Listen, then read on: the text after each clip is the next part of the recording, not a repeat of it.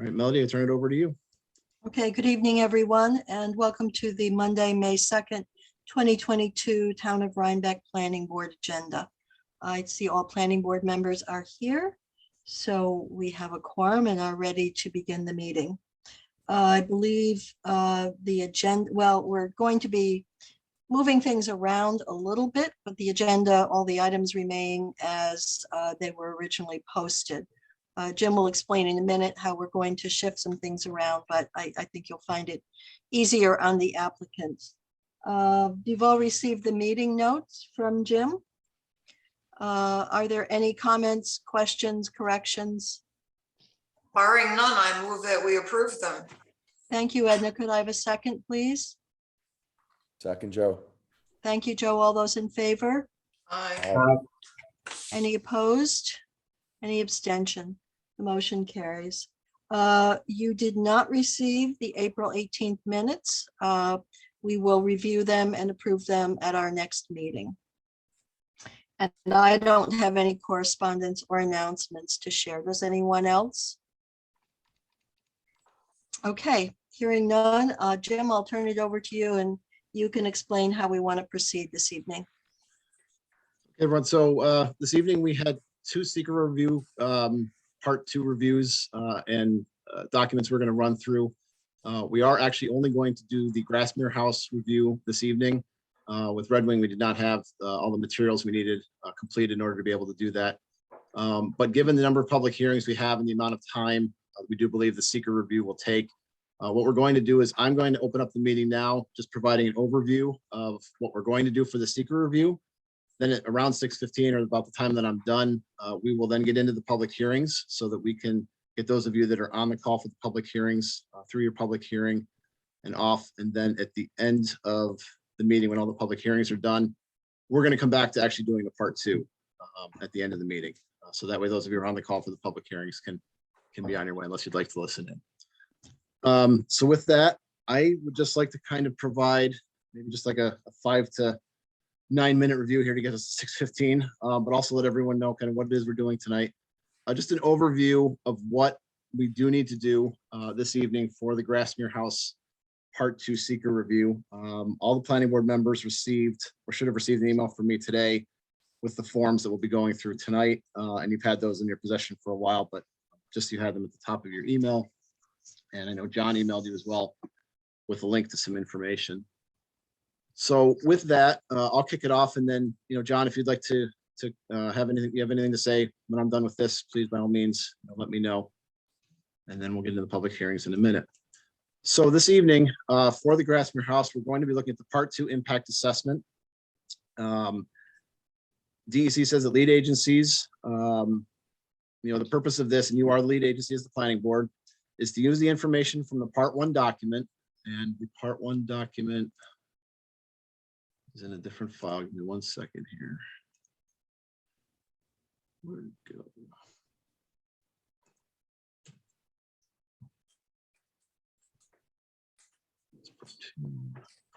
Okay, so I have to share screens here. The Part 1 document was a document that was put together by the applicant, by Grassmere House, essentially explaining what they believe to be the case for all the environmental elements related to everything we have for seeker. And they did fill out and provide us with an updated version of this just a couple weeks ago that has more information than we had originally. So utilizing this document, the Part 1, later this evening, we are going to go through Part 2. And yes, that means we are going to talk through every single one of these lines under every single category that is on the form. So we're going to be discussing impact on land, impact on geological features, impact on surface water, impact on groundwater, the impact on flooding, the impact on air, impact on plants and animals, impact on agricultural resources, impact on aesthetic resources, impact on historic and archaeological resources, impact on open space and recreation, critical environmental areas, energy, noise, odor, and light, and impact on human health. Consistency with the community plans and consistency with community character. Each of these lines, as you see, have relevant Part 1 questions, E3E, E3F, E3G, those relate back to the part one form that was submitted. So if you have it printed out or you have it, available, you can take a look at that as we go through this. I think my plan is to put the actual form up online, and as we go through, I'll check the boxes. But I can certainly read off the material that's been submitted to us for the purposes of going through this in a little bit. So with that, I think, Jim, the only thing I Yep. would add is just to say that what is being examined here is just the differences between the last iteration of the plan and the new site plan that's been submitted. okay. Thank you, John. The forms that we're using and the questions included in part two are designed to help you, the reviewing agency, the planning board, identify what, if any, impacts may occur as a result of the project, or as John just said, resulting in this project versus the former project. It's also to use to decide whether those impacts will have no impact, small impact, moderate, or large impact. With that, I did want to go through really quickly kind of what that means. When we're talking, and this again is all from the New York State DEC, we're utilizing their definitions and how they look at things. When we're talking about something in scale, we're talking about both the size and intensity of the project. If we're talking about the context, we're talking about the conditions on the project site as it relates to adjacent parcels, the neighborhood, or the community as a whole. If we're talking about measuring impacts, we're talking about its magnitude. That depends on the overall size, setting, and severity.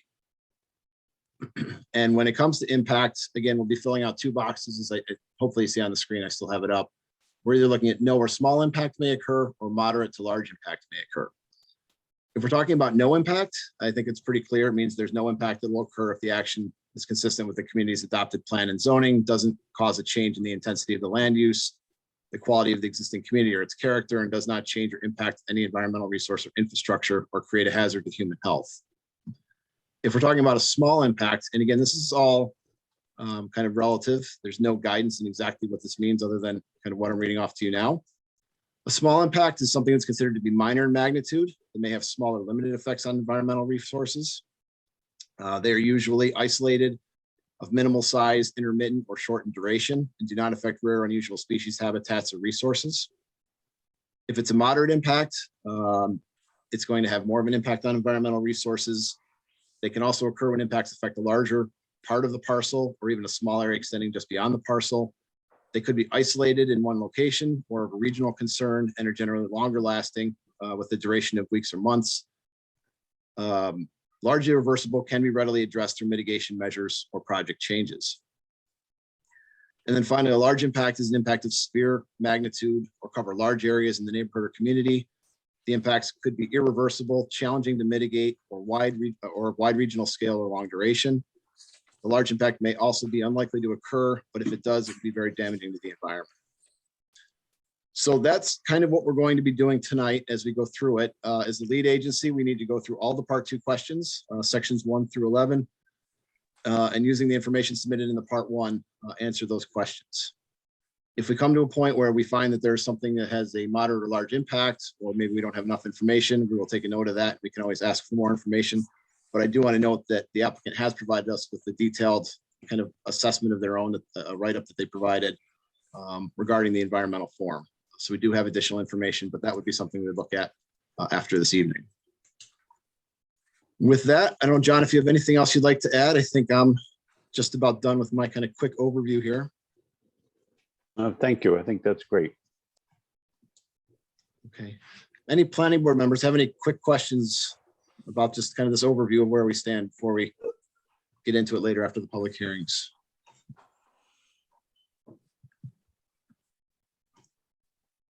All right.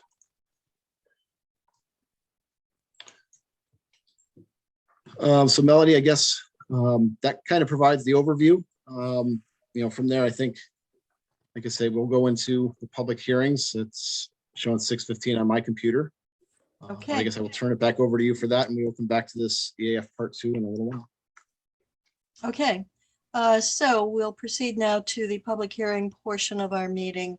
First up is Michael Gregory, 245 Route 308, for a bedroom addition site plan review. And I see Michael is here. Hello. So Michael, good evening. Would you like briefly to present to the members of the planning board and the public what you're wanting to do here? Sure. Can you hear me? Yeah, well, you're a little soft, but I can hear you. Okay, great. Well, we're planning on a bedroom addition on the north side of the house, in the back of the house. It is approximately 15 by 15 feet, 1 story. We will be redirecting our pathway from our parking area around the building and replanting the garden. I don't know exactly what else to say about it. It's a pretty simple project. It's going to allow us to have a downstairs bedroom, which my wife and I are both getting older, and that's a 1862 house, so steep stairway, and we're looking forward to having a place downstairs to sleep. Okay, thank you. That's- Jim, any comments you want to add?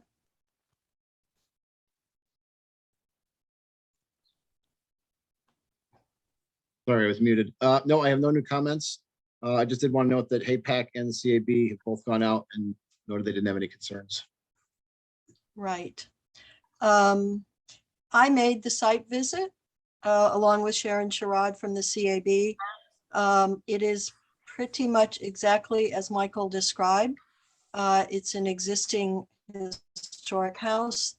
The addition on the back is going to have very little impact on that house. It won't be seen from Route 308. It will be seen from the immediately adjacent neighbor. These two houses were once related to one another, hence their closeness on the property. We have received a letter from the neighbor who enthusiastically supports this addition, sees no issues with it. The only disruption in the property at all will be the removal of some gardens that are already in place that will have to be relocated. But this is a very small, very sensitively designed and very appropriate addition, in my opinion.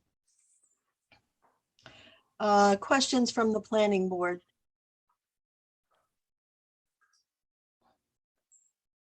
Any comments from the planning board? Melody, do we need to see any kind of designs for the landscape changes? I know in some cases, some areas we do. I don't think so. These are very modest garden beds surrounding a path. There's nothing major about it. It really is sort of the relocation of things like some peony plants and other small things like that. So it's not changing the landscape to any extent whatsoever.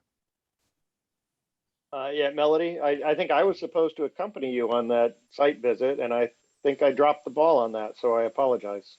That's okay. We'll punish you later. We'll later in the evening, if we have new applications, we'll just give you 5 or something like that. No mind. Don't worry about it. All right, sorry about that. Any other comments from planning board members? Is this a 1-story addition? Yes, it is. And I believe, if I'm correct, Michael, it's about a 15 by 15 foot addition. Is that correct? That's correct, yes. And it reaches up, I think the highest point is a little over 10 feet at the top, where it meets the house. So, Other comments? All right, Jim, is there anyone from the public here wishing to comment? So please unmute your line or raise your hand.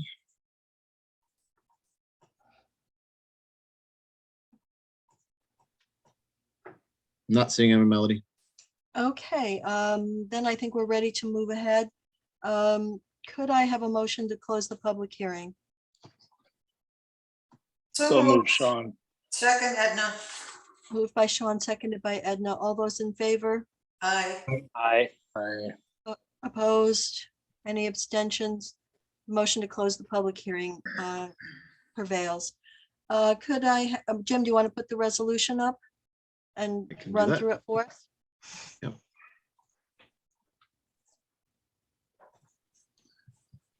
Okay, so tonight we have an approval resolution from Michael Gregory for the bedroom addition at 245 Route 308, reaffirming the action as type 2 under seeker based on all of the information submitted, the reports from planning board members, CAB and APAC.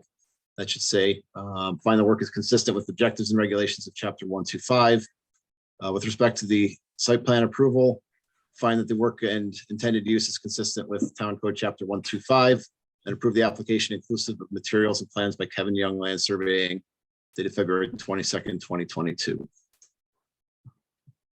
Could I have a motion to accept the draft approval resolution? So move, Edna.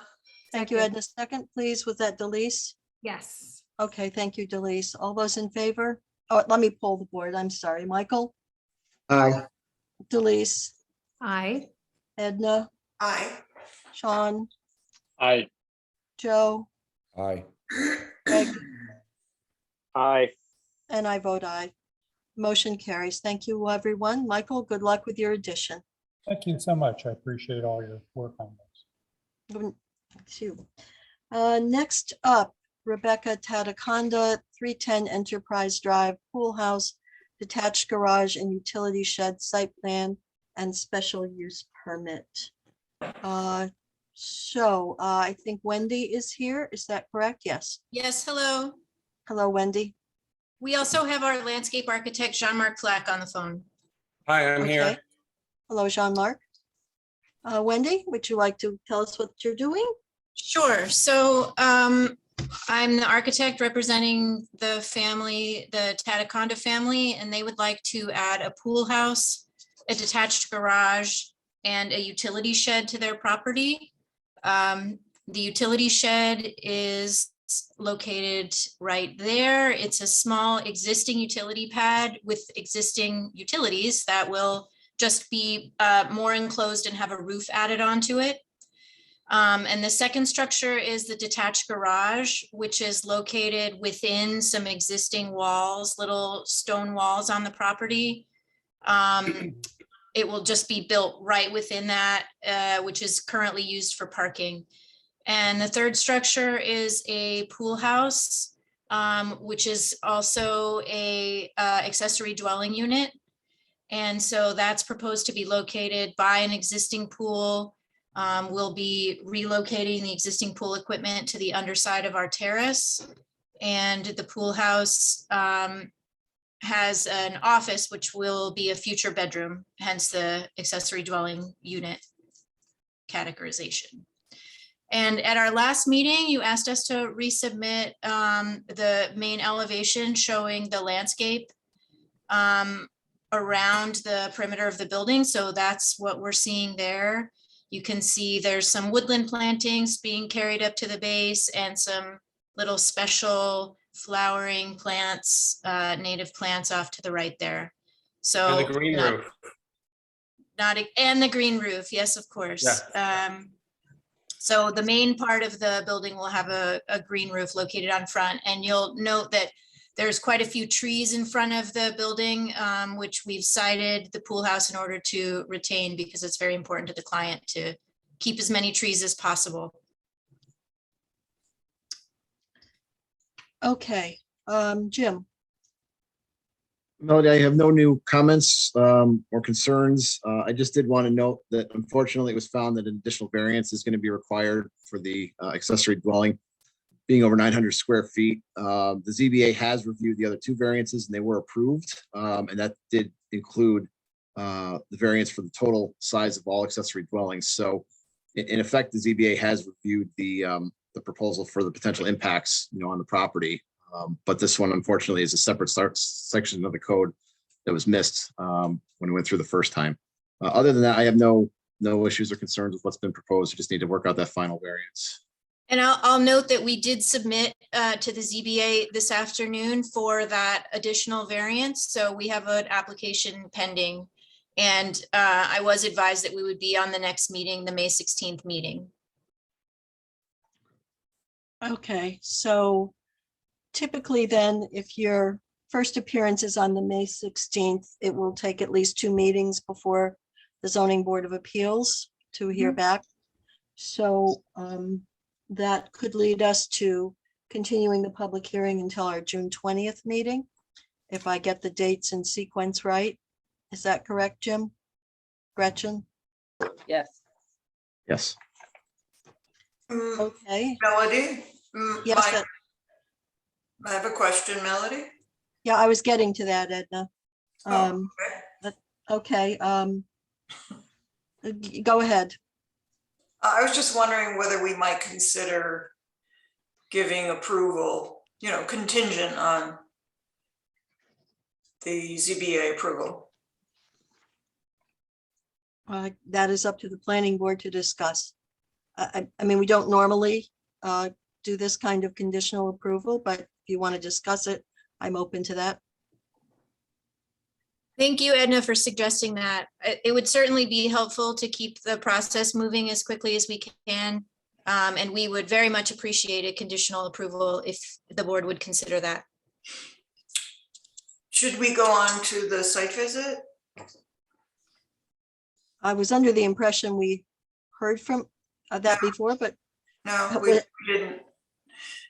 Joe and I went out. I thought that that was when you discovered the, I'm sorry,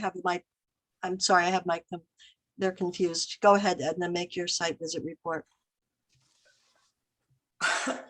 Joe, would you like to comment? Sure. Just a couple things to note. Wendy already brought them up, but as far as the placement of the pool house, they're taking into consideration these trees that are between the pool right now and what is their garden, and taking a lot of putting a lot of thought into actually making sure that they keep these trees in place, because there are very nice trees by the pool.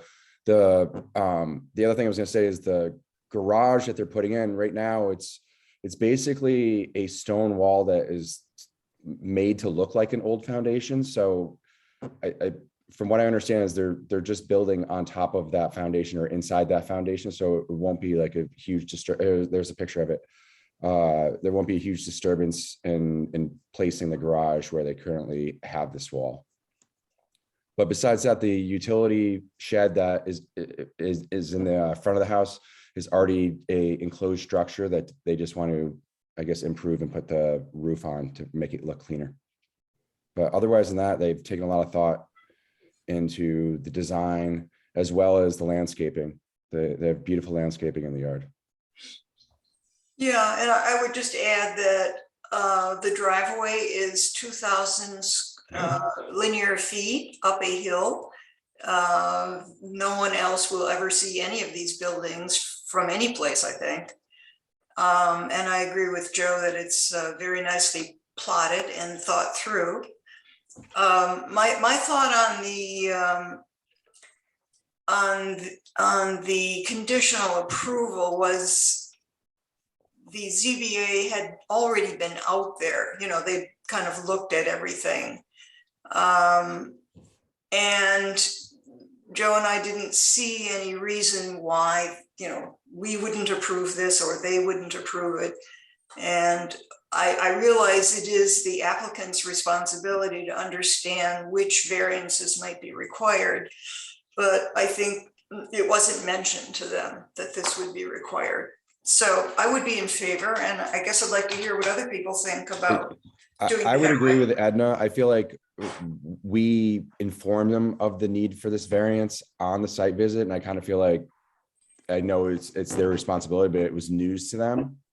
I would be in favor of giving a conditional approval on this. I would just like to say that it was me who missed the variance. The applicant has been totally forthcoming on everything up there. I was up on the property prior to the applications going in.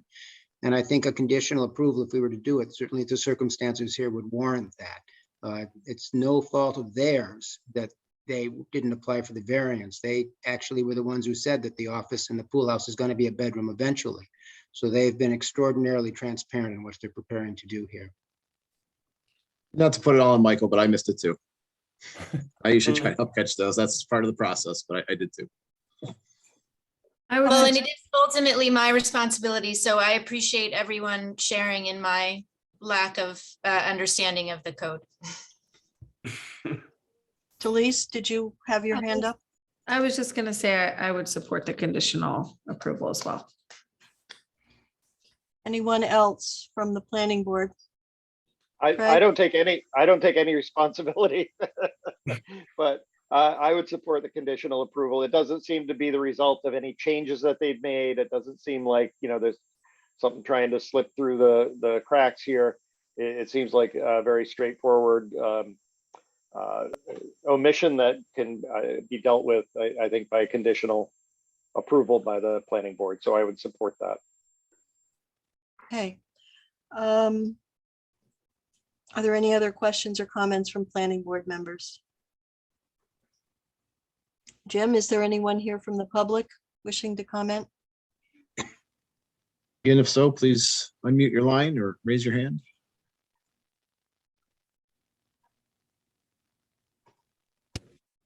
Okay. Don't see anyone, Melody. Okay, then could I entertain a motion to close the public hearing, please? So moved. Moved by Michael, second by Craig. All those in favor? Aye. Aye. Opposed? Abstentions? Hearing none, the motion to close the public hearing passes. Jim, do you want to put up a resolution, and have you been able to, can you tweak it to get us to the point of a conditional approval? Yeah, so, what we'll have, planning board will have before them is a conditional approval, a conditional approval resolution for Tataconda for the construction of the pool house, detached garage, and utility shed at 310 Enterprise Road. We'll reaffirm the action as type 2 under seeker. We'll accept the reports from planning board members, PayPac, even though they didn't need to submit a report, but it was submitted to them anyway, and CAB. We'll find that the application for special use permit to authorize construction of the guest house is consistent with the general standards. And with respect to the application for site plan approval, find it to be consistent with the standards, subject to and conditioned upon getting a variance from the ZBA for the accessory structure size. And I'll write that up appropriately when I put the final one together. Could I have a motion to approve the conditional approval? So moved, Michael. Second, Edna. Thank you, Edna. I'll pull the board.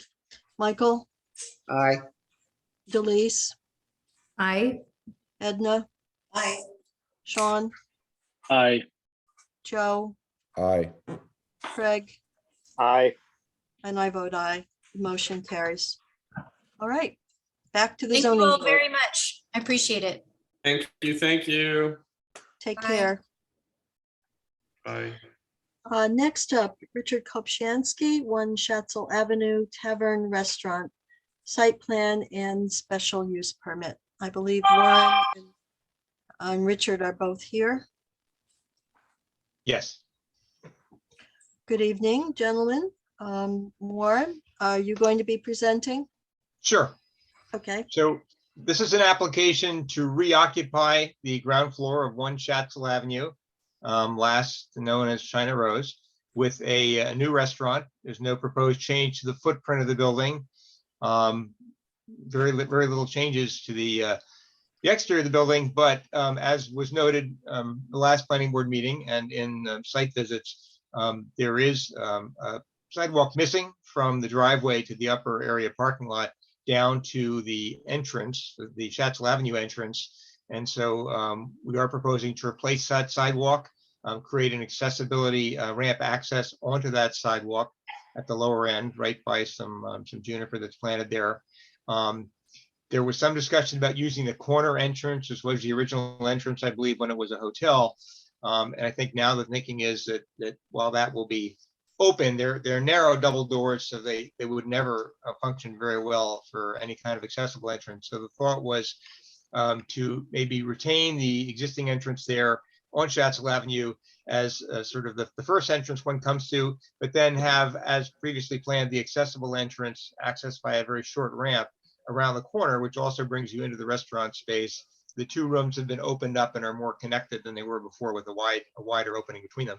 So it's really sort of one large dining area. And that will also provide on that outdoor terrace, seasonal outdoor dining, as was the case when it was last occupied by a restaurant. So the changes in the site plan really are calling out the sidewalk installation. We'll have to substantially reinforce the retaining wall that's along there adjacent to the basically a hill that descends from the upper parking area down to the sidewalk. There's a large overgrown plant, I dare say, that's sort of pushing the wall out and needs to be retained. But that's kind of why the sidewalk's missing, and so it'll go back. There will be a sign. I saw a rendering of it today. It will go in place of the existing sign, which is actually under the canvas awning at the entrance on Chatsel. So the only way you can actually see it is if you actually go to the door, stand under that awning and read the sign. But anyway, that will be subject of a sign permit application that will be filed subsequently with the zoning officer. And Richard, if you or your restaurateur want to add anything to that before we take questions, or go ahead, please. Yeah, can you hear me? Yes. Yes. But I can't, you cannot start your video because the host has disabled it. Jim? We turn off all videos when the meeting starts, Richard, that's all. So I turned you Oh, off. I see. So Uh, I don't have to be on? Okay, fine. Well, you should be able to get on now. I just turned it back. I'm okay. There we go. There you are. There I am. So, yeah, so I think Warren hit it. I think we're just turning it back to what it was. We're reactivating or reestablishing something that's, probably it was a bar restaurant for 120 years, except with little breaks in between here and there. And we're just going to, it's going to be new and improved and do whatever we have to do to do the right thing. Thank you, Richard. Anyone else from your team or? I don't know if Christopher Dorsey is on. I'm is that here. name- If you can hear me, I'm here. No, I heard and agree, and yeah, looking forward to getting it back open. Okay, Jim, comments? So, the last meeting, I spoke quite a bit at length, I guess I'd say, about the parking situation. Wanted to make sure everyone is aware of, just kind of what's going to happen and how things are going to play out. We received a lot of letters of support from the residents, and I think the vast majority of them, if not all of them, said that they weren't concerned about parking. So just want to put that out there. We have, we've mentioned it, we've discussed it, and it doesn't seem to be a concern. I do applaud Richard for putting in the sidewalk, where he's proposed to do it. I would love to see it extend all the way down, to the Amtrak station. So you had it all the way through. I do understand, kind of why you're doing what you're doing. And it does come down from the majority, where I think the majority of people will be coming from, since technically no one will be able to park in the Amtrak lot to access the restaurant anyway, from what I understand. So you have provided that access that I think would be the primary one anyway. Just two quick things. So, Warren, you said you'll submit a separate sign permit, so that's good. We'll take care of that. And that's off the table. It's not an issue for tonight.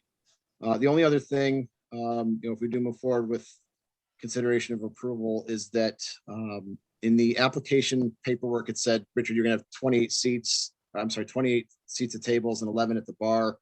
The letter that we received from the county said 28 seats at tables and 9 at the bar. So there'll just be a note in the approval resolution saying that the seating has to be consistent with what the county's approved, which would always be the case. But otherwise, Melody, I have no concerns about the project. Okay, Just- I'm sorry, someone, Can I just add one thing? I could probably go back to, yes, you're probably right. I made a mistake in quoting because I don't keep all the numbers in my head. I'm not trying to get 2 extra seats at the bar. But I probably could, and I might go back to the health department because, as you all know, I took out a kitchen and a full bathroom upstairs. So I would probably be allowed to put a couple more seats in, but that's neither here nor there. You put in the record what was given to you, and that's fine. Right, it's just stating you have to be consistent with the county health department, Absolutely. which, like I Yep. say, you would be, No, no. you would be anyway. Just documenting Yep. that for the record. Yep. Thank you. That's okay, it. I believe there were a site visit made. Yeah, and we have some photos, Jim, that I sent you. Yes. Give me one second.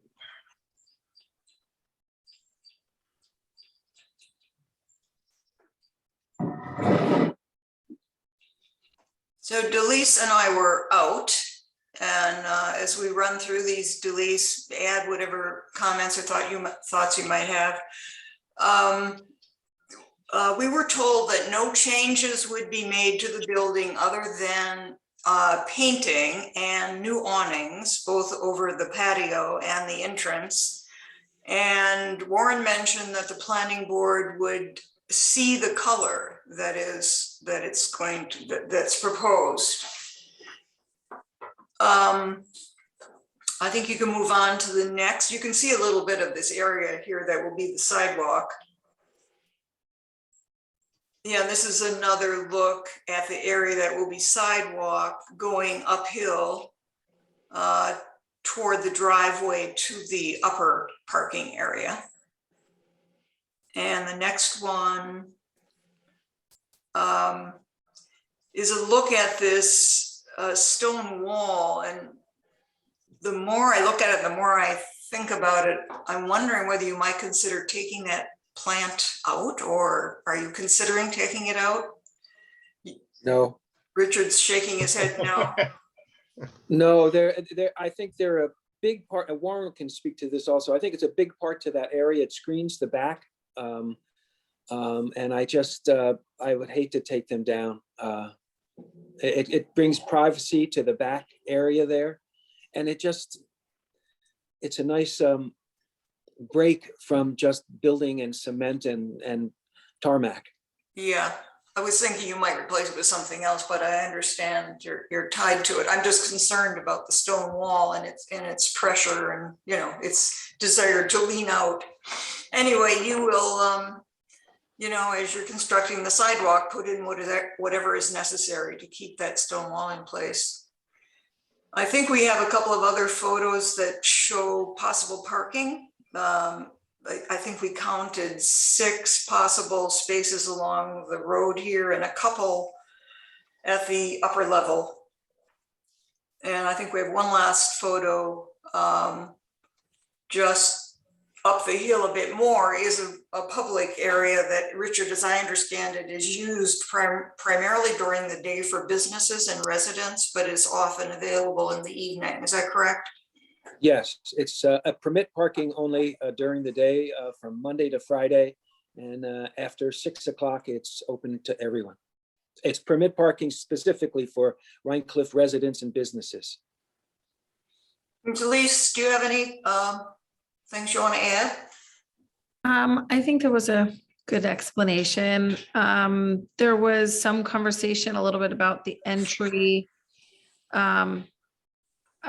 So I made one maybe suggestion, whether it's through plantings or something to sort of direct traffic, because it's through one of the patios that seems to be the primary entrance, given that the previous entrance has a step when you walk in or two. So other than, you know, through flower pots and various ways of making that intuitive, and certainly the sidewalk, which definitely needs to happen. I mean, I think it's great. And I think there was some really great and thoughtful work done. And Richard and Warren, when will we see paint and what the awning will look like, or awnings? I could drop the I could drop the paint chips off to Gretchen tomorrow. I mean, it wouldn't do any good showing them on screen because that's not true color. So I can drop them off to Gretchen tomorrow. And Christopher, can you talk about the awning? Sure, the awning is going to stay the same as far as the structure goes. And the fabric is a cream color with a black and gold thin stripe. And I can have a sample of that for you tomorrow as well, Richard, if you want to drop it off together. I'll wait until I pick that up. And is that okay, Gretchen? We'll drop it off with you? Yes, that's fine. Great. Are we suggesting we just need that as part of the file, or are we suggesting that we hold up approval based on information on the color? Well, it was Warren who pointed out that typically the planning board would see the color that is proposed for the building as well as the awnings. I guess I expected to see it tonight. I'm sorry. I apologize. I dropped the ball on that. I thought, because I asked the question while we were on the site visit, could this actually not take place because of the color? I mean, can you, and then Warren called up, Warren mentioned that there was a house, a pink house in Rhinebeck once. And I said, I remember that house. So I can guarantee it's not going to be pink. But, you know, I wouldn't. But what color is proposed? What is proposed is what's happening with many buildings in the area right now. I think Art of Building brought it here maybe 4 or 5 years ago. It's a dark color. It could be a shade of black and black on black, or, you know, a gray with a black trim. That's basically what it is. It's gray with a black trim. All that dental work along the top, all the dental work along over each window, that would probably be black with a basic overall dark gray. Now the awning will be a whiter color with just streaks of black going through it, and Gretchen will have the pieces of that tomorrow. So there's no surprise here. I mean, it's not chartreuse or lime green or pink. I mean, some people may like the building to be that color, but it's not going to be that color.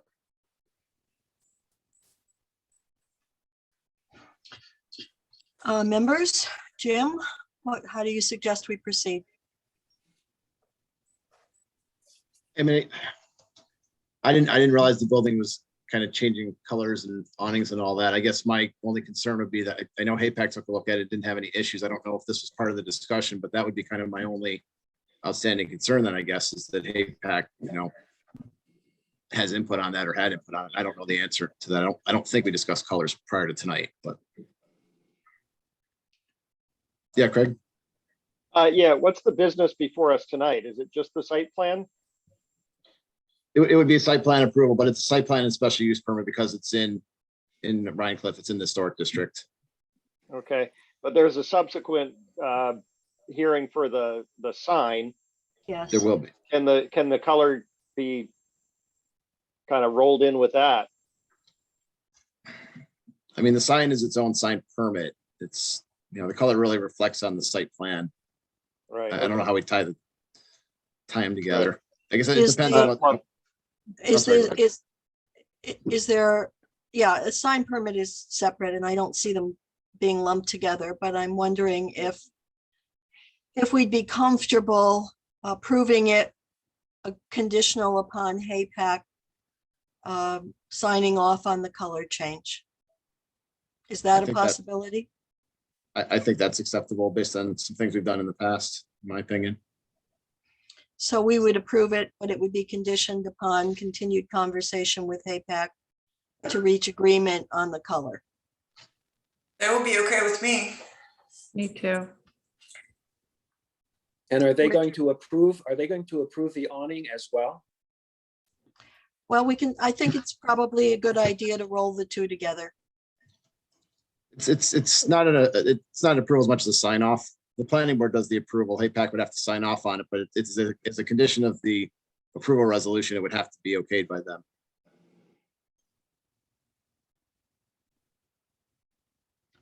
Warren and Richard, do you take any issue to this approach? Do I? Yeah.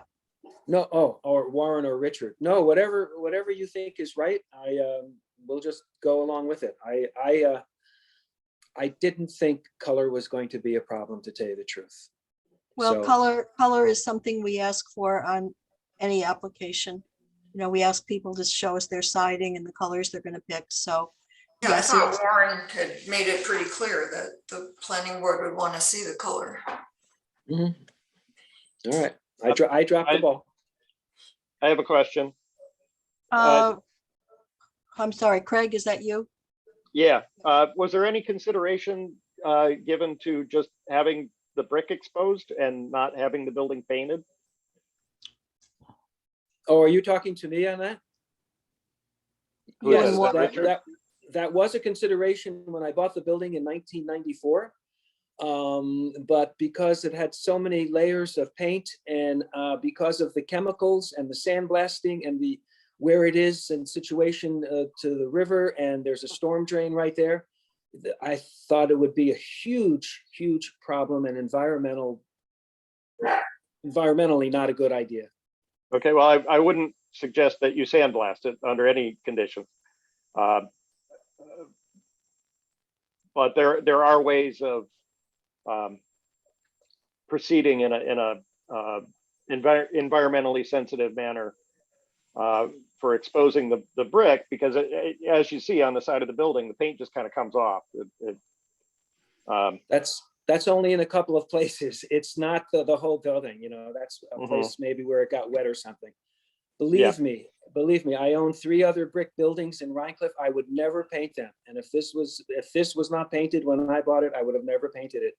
But I think because it was painted many years, I just had to go with it. But I appreciate the suggestion. I'm totally with you. I would just like to comment, you know, that the color that it is, even though the brick is not exposed, it does read somewhat as a brick color. And for me, coming from the perspective of historic preservation, the change to the color palette that you've shared with us tonight would appear to me to be quite dramatic and not consistent with how I would want to read the building historically. So that's just my personal comment on it. I agree with that. That's very well said. I was trying to figure out why I was having a problem with black and gray and gold and white and. Well, That's it.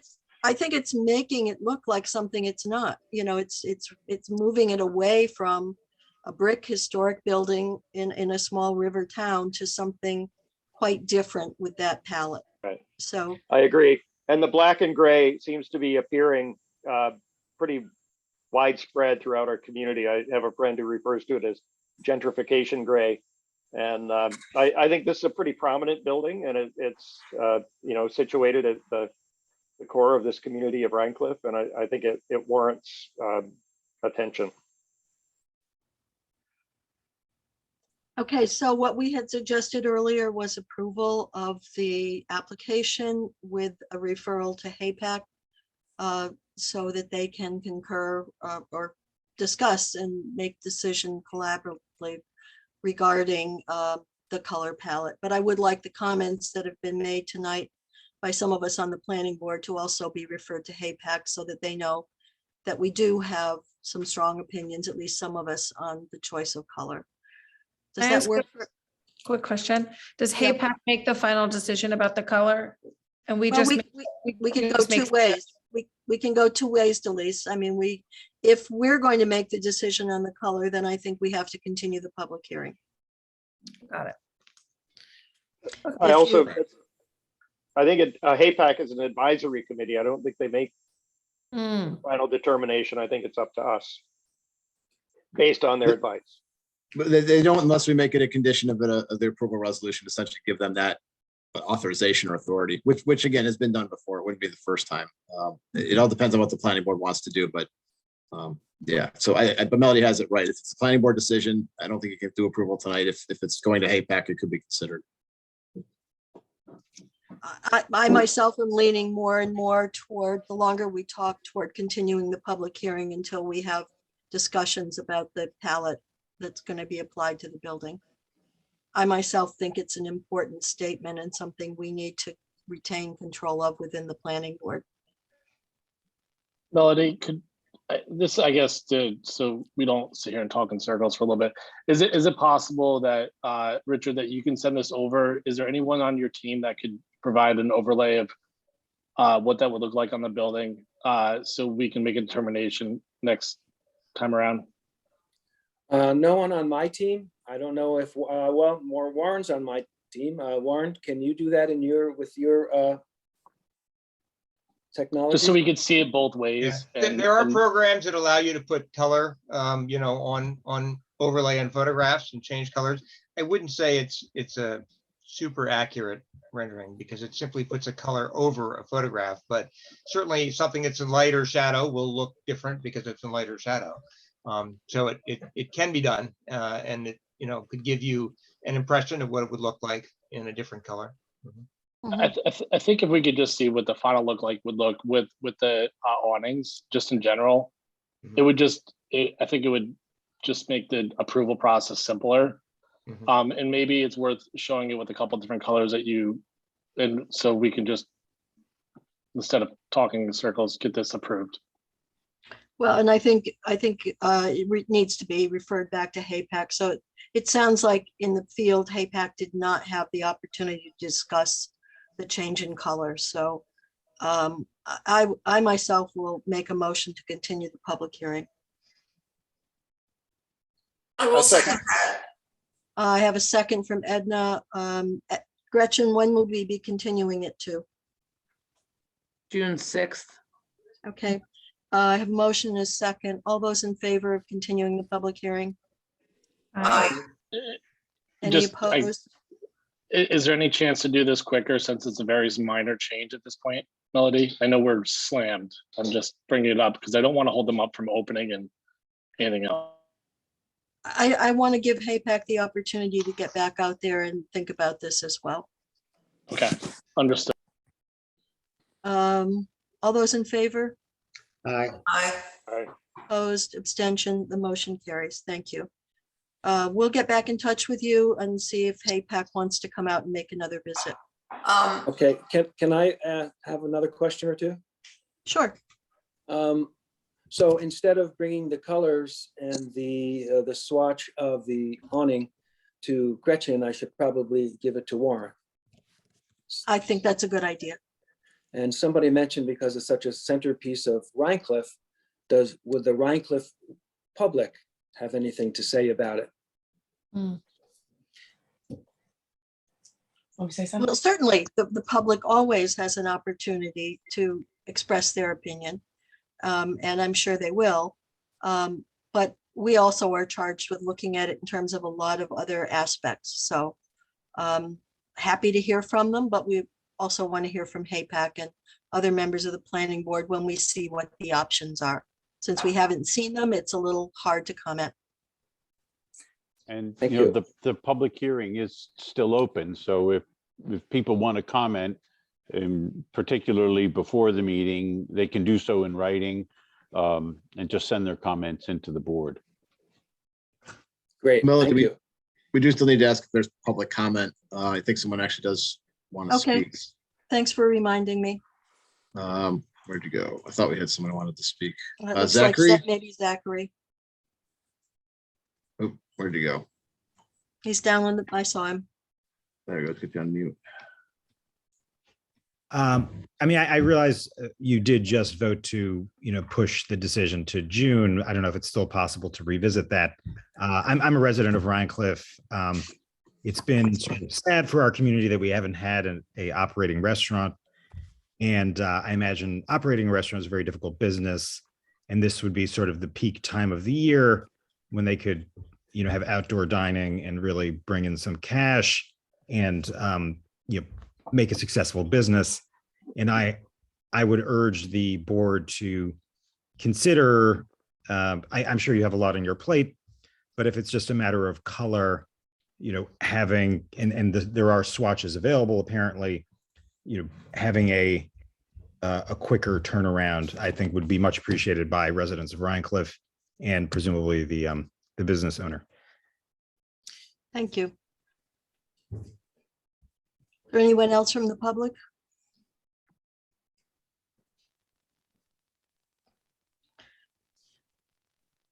All right. I appreciate the comment, but I think the motion, unless there is sufficient reason to revisit it, I think the motion carries. I just want to say one thing. I do feel a little torn, to be honest. I feel like paint is something that, as a local business owner who really relies heavily on the prime season, I think the community really wants it. I wonder if there is a way for for a solution. And also I would just note, Richard has done quite a few buildings in Rhine Cliff, and it's part of the beautiful mosaic and the historic nature that exists there. So I do have tremendous faith in his consideration for it to be something that really supports the community and the history there. I agree we need some approval, but is there a way, can it be painted in the fall and they can open? Is there a way that we can find a solution to really support the community there?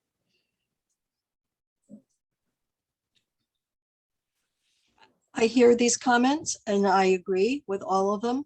I also know we have a responsibility to protect the resources in the landmark district.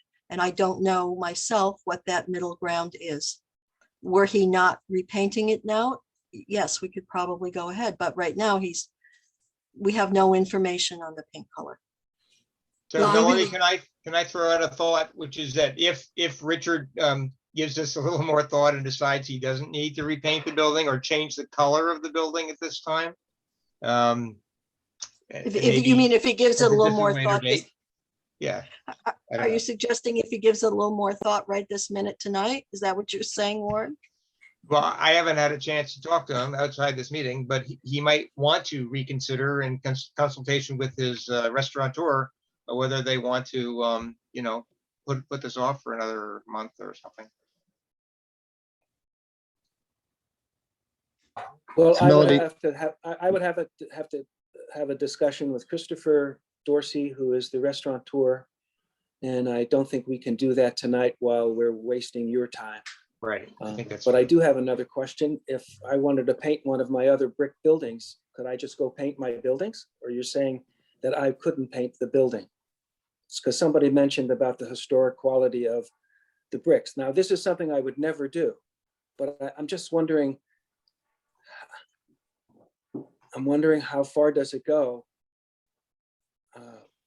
with the decisions like this, which are matters of taste. And yes, there are historical colors. We all know that, Williamsburg is I guess that's the place I'm talking about, but we are not there. So I'm just wondering, how far does it go? It's an interesting thought. It's a question. I'm not being argumentative. I'm just want to know.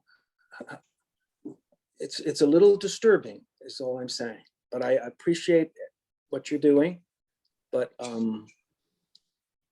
there's a lot of money going into the building, a lot of taxes being paid on it. I am, the colors of my other buildings, I've been complimented hundreds of times.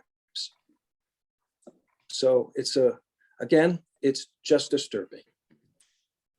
Jim, I think you had a comment.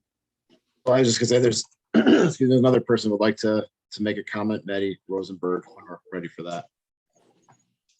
Sure. Okay. I don't know, Maddie, if you're, where are you? Unmute me or whatever it is. Yep. one does. You're unmuted. Great. I was just going to second Zach's motion or idea, not motion. If there was any way to expedite, I appreciate that you're concerned with the colors as someone who lives in Rhine Cliff, and I certainly don't take issue with that. Just because of the nature of the business, if it delayed it through June, if there was any method for which that could be expedited, I would just think that would be good for everybody. That was my comment. Thank you, Maddie. John, do you have some comments you could offer? I'm not sure how to move forward with this. Well, I think that, one possible solution, which may not be very appetizing, is the possibility of a special meeting in between now and the meeting in June, where this could be taken up. So that's one possible way of shortening the timeline. But other than that, I don't have anything creative to suggest. If this is something that the board is concerned about, I think it is, I think the board should retain the control over it until you have more information. John, I'm just throwing this out, not to put you on the spot. Could the planning board tonight do an approval with the building as is, not to be repainted in a different color? And make it a what's the word? I just lost the word. Make it a contingency or a requirement of the approval resolution that should Richard want to paint the building, he'd have to come back for another site plan approval.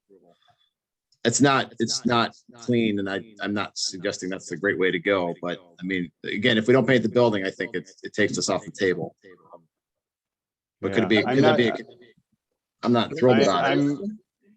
I'm not sure, I can't answer that question because I'm not sure that the board has the authority to do that. Yeah, that's what I was thinking. Okay. And Jim, could I make a I don't, suggestion, please? I don't think we want to open without a fresh look. It's just, it's run down and it needs a fresh look. So I appreciate that, Jim, but I don't think we would consider that. Yeah. Jim, Is could I there make a any suggestion ability? here? Pardon? Melody, could I make a suggestion here? Sure, We've Michael. often looked upon historic structures, alterations, things of that sort. And we've often taken the position that if something is easily reversible, it doesn't necessarily destroy the historic character integrity of the structure. Literally, paint is easily changed. It's not like they're changing fenestration doors, architecture, anything like that. I personally am not aware of anything in the zoning law that would permit me to go out and cite someone for a paint violation. I don't think we have that in our code anywhere. And I think this is an instance where I think we recognize that Richard has always done good work in Rhinecliff. I think that's something to take into consideration. But I think the fact that painting is easily reversible, it's not permanent, it doesn't change the structure in any way, shape, or form, that's something I think that we could, in this instance, say it's not something that we need to hold up this particular application for. Thank you, The Michael. only thing I want to throw out there, Melody, just coordinating the question here for a second, we could move off the track system potentially and look at this one in 2 weeks. I know we don't typically do that, but I think we're close to the end on this one, so we could consider that. It's not like we're in the middle of the discussion. I like that idea a lot. All right, could we have a motion to, I don't remember now who motioned and seconded the resolution that was previously made. If Gretchen can recall that, I would ask those folks to move to amend the motion to set the meeting for the May 16th board meeting. Does that make sense? I think I seconded, or no, Melody, I think you made the motion and Edna seconded that motion. yeah. All right, so I would move to amend the motion to set the date for the May 16th meeting. And I'll second that. All those in favor? Aye. Aye. Opposed, abstentions? Okay, just a reminder that we still want this reviewed by HAPAC and their comments back. I would say, Michael, I certainly agree with what you said earlier, and everything you said is true. However, I do want us to be aware of how that substantive a change in color might affect the overall community within the historic district. So I understand that. although it's reversible, it could have an impact for quite a long period of time and change the character. I totally agree with everybody's comments as to the quality of Richard's work and his commitment to Rhinecliff, the need for this, but I also want us to know that we have to be protecting that landmark resource as well.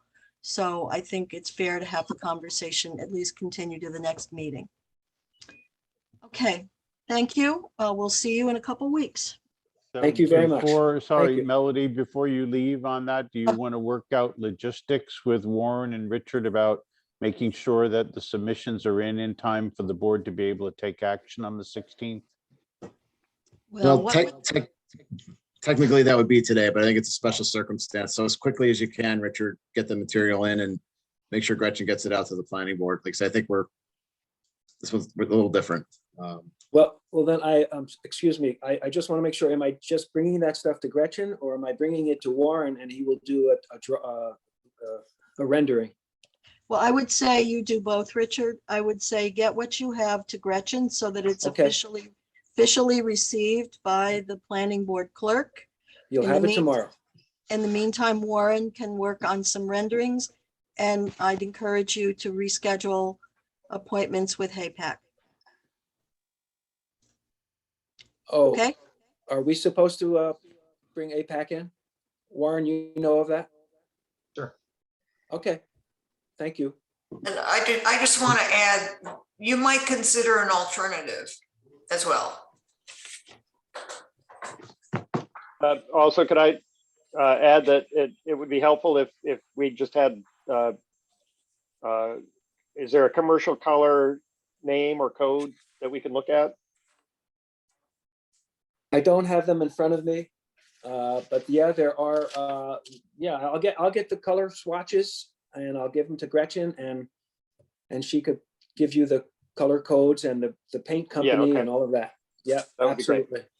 And I would piggyback on Edna's suggestion that you might consider some options so that both HAPAC and the planning board can look at a couple of choices.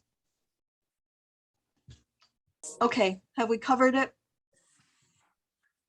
Thank you, everyone, for your Thank you. patience and your attention. Next up, Heinz Wildercliff LLC, 524 Mill Road, site plan and special use permit garage building.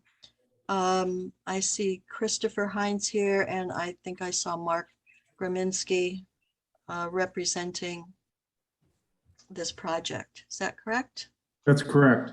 Hi, good evening. Good evening.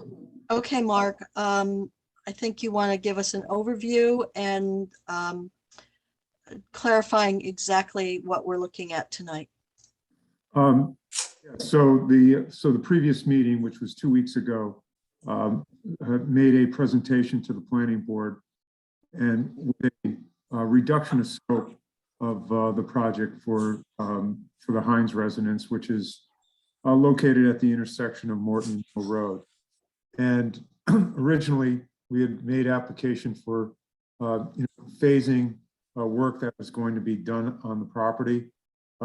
Specifically some landscape additions to the property, landscape additions and improvements to the property, along with potentially a pool house that was going to be associated, with that was associated with the previous site plan. Those two items, and I had previously sent them in a submission document that had phasing associated with the project. And so at the last planning board meeting, those two phases were eliminated. As I just mentioned, the additional landscaping and also improvements, structural improvements including the pool house. And then, so it was simply, the application was simplified to the new garage that's being proposed to be connected, having a breezeway connection to the existing barn on the property, and also to finalize the improvements that have been proposed on the west side of that barn. And then just speaking to the improvements on the west side of the barn, those have gone through some changes and an evolution to what the planning board is seeing at this time. And so just to, as I said before, the garage is, we've had discussion about that for multiple meetings, and it also required application to the town of Rhinebeck Zoning Board of Appeals, due to its proximity to the front yard relative to the principal residence, and that area variance has been granted by the ZBA. So, and then it also we've had discussion and have shown renderings with regard to that breezeway connection to the barn and the garage. And then finally, as I just mentioned, the west side of the barn, the elevation, I mentioned there were some changes. Initially there was an exterior fireplace that was proposed, that has been removed. And then some skylights are now shown on that western roof, along with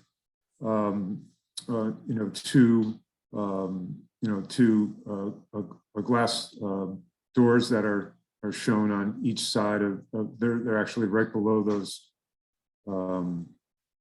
skylights, and then there's also another window that's shown. And then finally, the one change that has occurred is that a previous application has shown a modification on that west elevation in the location of the stable. And so that has been eliminated. And so there's an existing window that's located in the stable area that will remain. So that change to that stable window has been eliminated, and the existing window will remain as it is. And so I think that summarizes what is in front of the planning board this evening for consideration. I also note that one of the tasks that was that I was assigned with at the conclusion of the meeting 2 weeks ago was to coordinate final review with HAPAC, and I believe that has also occurred, and a letter has been prepared and sent to the planning board. Thank you, Mark. You're So welcome. long and short of that is we are only looking at the garage addition, right? No, I thought that it would be the garage addition and also finalization of the exterior of the west side of the barn. Okay. Jim, does that close out the original approval resolution? Well, it doesn't close it out. I mean, the garage placement would take care of that last remaining issue of HAPAC, working with the applicant to come up with the decision on how to handle the garage. So the garage, yes, that would close it out, but the previous approved resolution still stands for the other changes that would have been made that aren't in this one. And there were some, like the landscaping and other things Mark mentioned. Okay. So this one, I thought was just the garage, but Mark, it's the garage and it's the windows we're looking at here on this sketch down on the west side of the barn that you're looking for tonight. That's correct. Pardon me. My understanding is that the French doors to either side of the previously proposed fireplace had been approved under the previous resolution, and that what we're proposing to do is remove that previously proposed fireplace, outdoor fireplace, and replace it with one additional window. So that's really the one thing that we're asking for in terms of modification. This one in the middle here, right, Mark? Yep. Yes. Yeah. Okay. Just want to be clear. Okay. Yeah. Okay. Jim, do you have any additional comments? No, I didn't catch that the window was part of that, but nonetheless, it doesn't change any of my comments. The variance has been approved, as Mark said, for the garage. I don't have any planning issues with anything that has been proposed. So really just discussion for the planning board on the garage location proposal and the window. Okay. There was a site visit on the garage quite some time ago, but I don't know of any additional information that's come in since then. Questions or comments from planning board members? It's good to me. Other planning board members?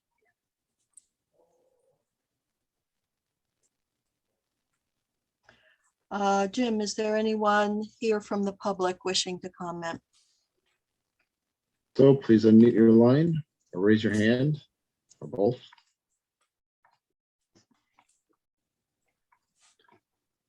Melody, I'm not seeing anyone. If there's nothing, could I have a motion to close the public hearing? So moved, Edna. Thank you, Edna. Second, Craig. All those in favor? Aye. Any opposed? Any abstention? Motion to close the public hearing passes. Jim, could we have the motion of approval, draft approval?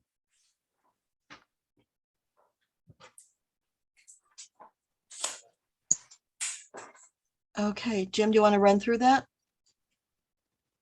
Sorry, I was on mute. The draft approval resolution for the planning board's consideration would be for site plan special use permit for construction of the garage and addition of the window and removal of the fireplace from the previous plans at 524 Mill Road. So I'll make that minor modification. We are reaffirming the actions type 2 under seeker based upon review of the submitted information from planning board members, CAB, WAC, and HAPAC. That should say so all that in. Find the work is consistent with the objectives and regulations of chapter 125.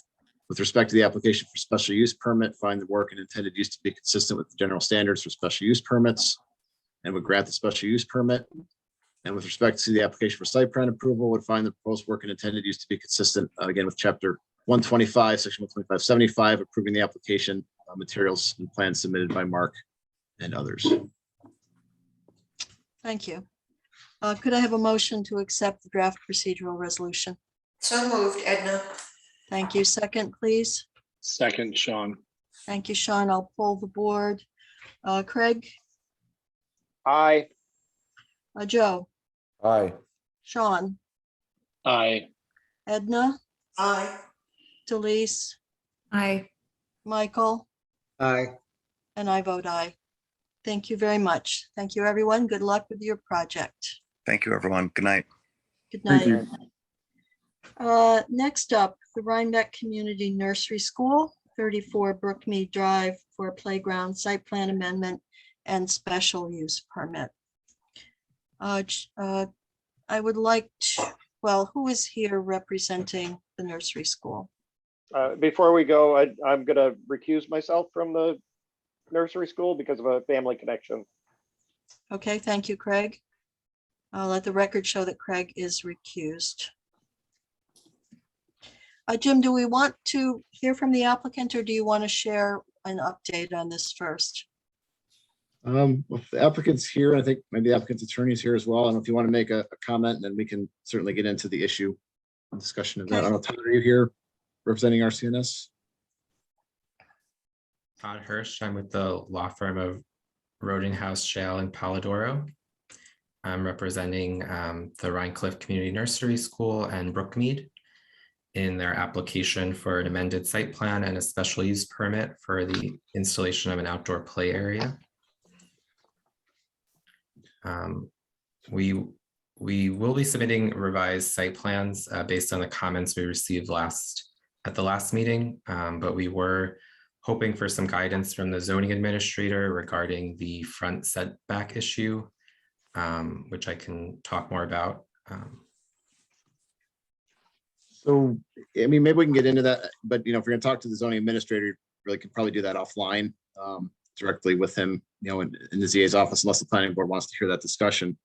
I do know, Michael, you can, help me out if I'm wrong here, but there's an issue that was identified related to some unauthorized uses taking place on the property, not directly related to the nursery school, but related to Brookmead. And it was my understanding that until that issue is resolved to some level, that this project as proposed right now cannot move forward, at least with the planning board. Michael, did I get that right? Yeah, that is correct. Yes, they're under notice of violation for you have a use or uses on the property which they have no permit for, and which, in addition to the fact that they're not allowed in the RC5 zoning district. And our zoning law prohibits the planning board for taking up applications which for projects on properties that have a notice of violation, active notice of violation, before the violation is cleared up. And in this case, it is not cleared up. Right, so we won't be taking, I'm sorry, Melody, just say we won't be taking any action tonight. I do think, I know we have a question, Todd, about the front, the potential variance. But if you want to talk with the ZA, that could probably be done offline, I think. But Melody, I'll turn over to you.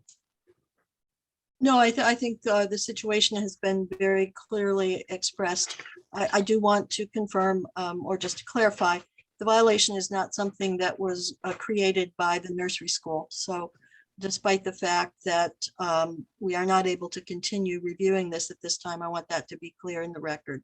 This is something that is outside the purview of the nursery school itself. However, we are precluded for continuing to continue this at this point. So we're going to have to continue the public hearing. And since I know many things are um, being discussed.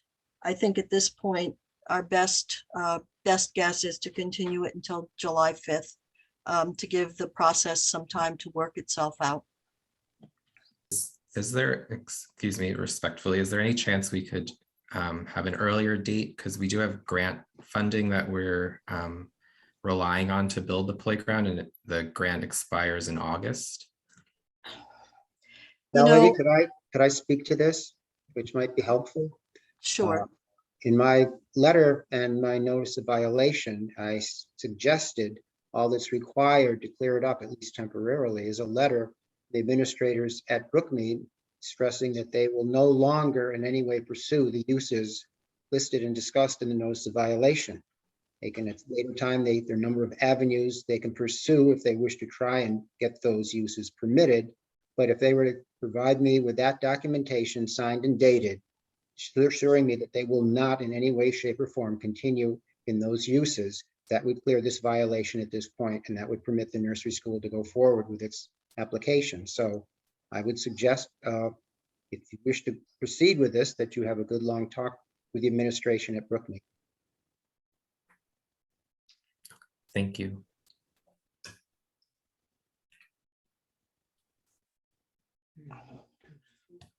So, where does that leave this then? If such a letter were provided, could this be put on an earlier date, or what?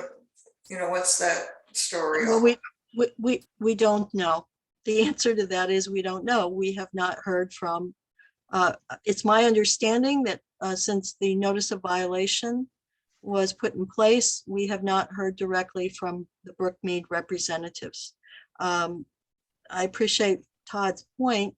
However, the nursery school is a tenant on the property. They are not the owner of the property. And I'm mindful of the fact that we're trying to expedite everything, but we're just stacked up here. And when people are not producing the information we need, I don't know how we keep shoving everybody in, shorter. I'm sympathetic, but I'm also personally exhausted by all of this. Everybody, the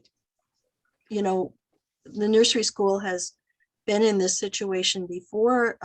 And unfortunately, we don't get representatives from Brookmead at the meetings to answer the question that you're legitimately asking, Edna. Excuse me, Melody. Yes. This is Rebecca from the nursery school. Brian Zeiden is here from Brookmead, and his lawyer is here as well. And he has assured me that they are in a position to write that letter to assure the planning board that there will be no continued events in that space. And so we will be able to get that letter. They will be able to get that letter to you ASAP, and we will be able to continue with our application. So we respectfully request that we get put on the June 6th meeting agenda. I thank you, Rebecca, for sharing that. And I appreciate it. I wish we'd had that information prior to being in the middle of the discussion. It would have helped. Prior to the meeting this evening. Yes. Okay. That would have been helpful. It would have helped us along if they'd had a conversation with the zoning administrator. Right. Planning board members, what's your pleasure? We are not able to take any action tonight, so we must continue it. I guess it's just a discussion of when you want to continue it to. And Melody, also want to see if is anyone from the public that wants to speak, since this is a public hearing. But yep, those two things. Yep. I certainly have sympathy for the nursery school, and yet I understand everybody's frustration on this. What do you think about continuing it to June? If that's the pleasure of the planning board, we can take that up when we have a resolution at the end. Jim's point is, I believe that there may be some members of the, well, let me just back up.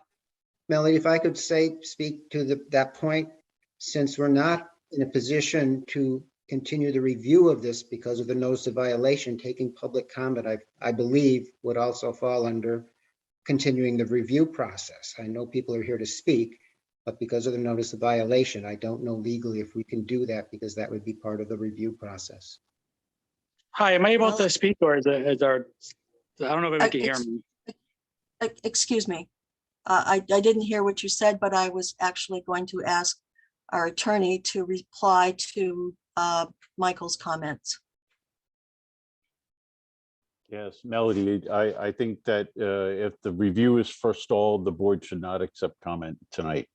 The public hearing can be continued over to when this is picked up again. Thank you, John. Is there an opportunity for representatives of Brookmead to speak? My sense is that this is something you should be addressing with the zoning administrator, but I will again defer to council. Do that. We sent him an email yesterday. Tried to set up a meeting with Michael today to discuss. Excuse me, very issues. Brian, I'd No, like this to is- get, This is Sean Kemp speaking. I'm sorry, represent Brookmead. John. I saw a copy of your email, Sean, and that was sent, I believe, on Sunday, That's correct.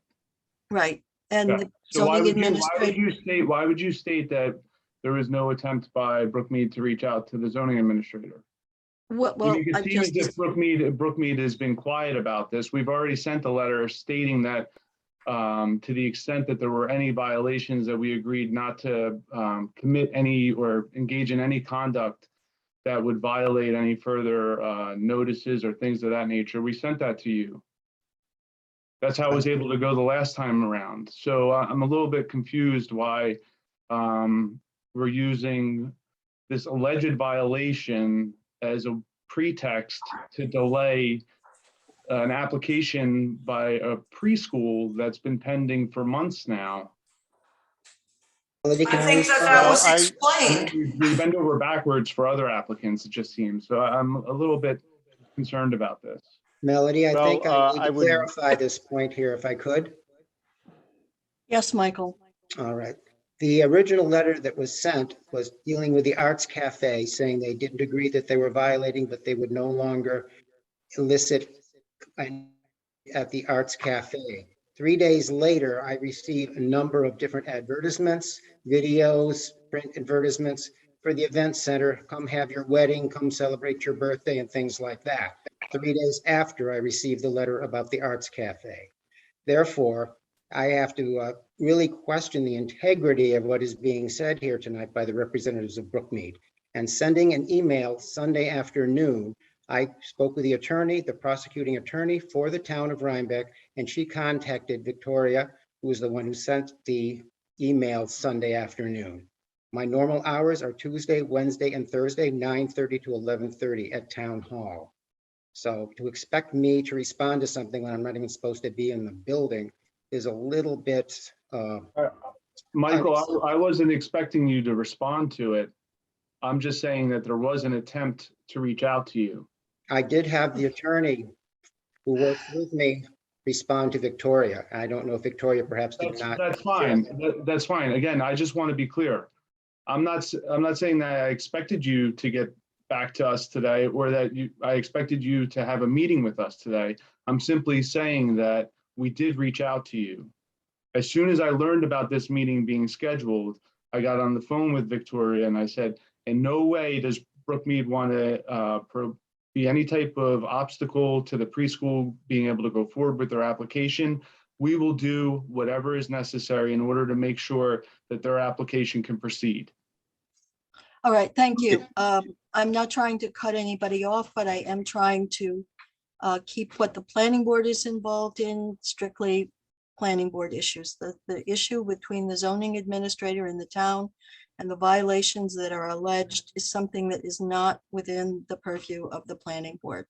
And so I believe, John, Jim, I think we are at the point of really just making a motion to continue the public hearing.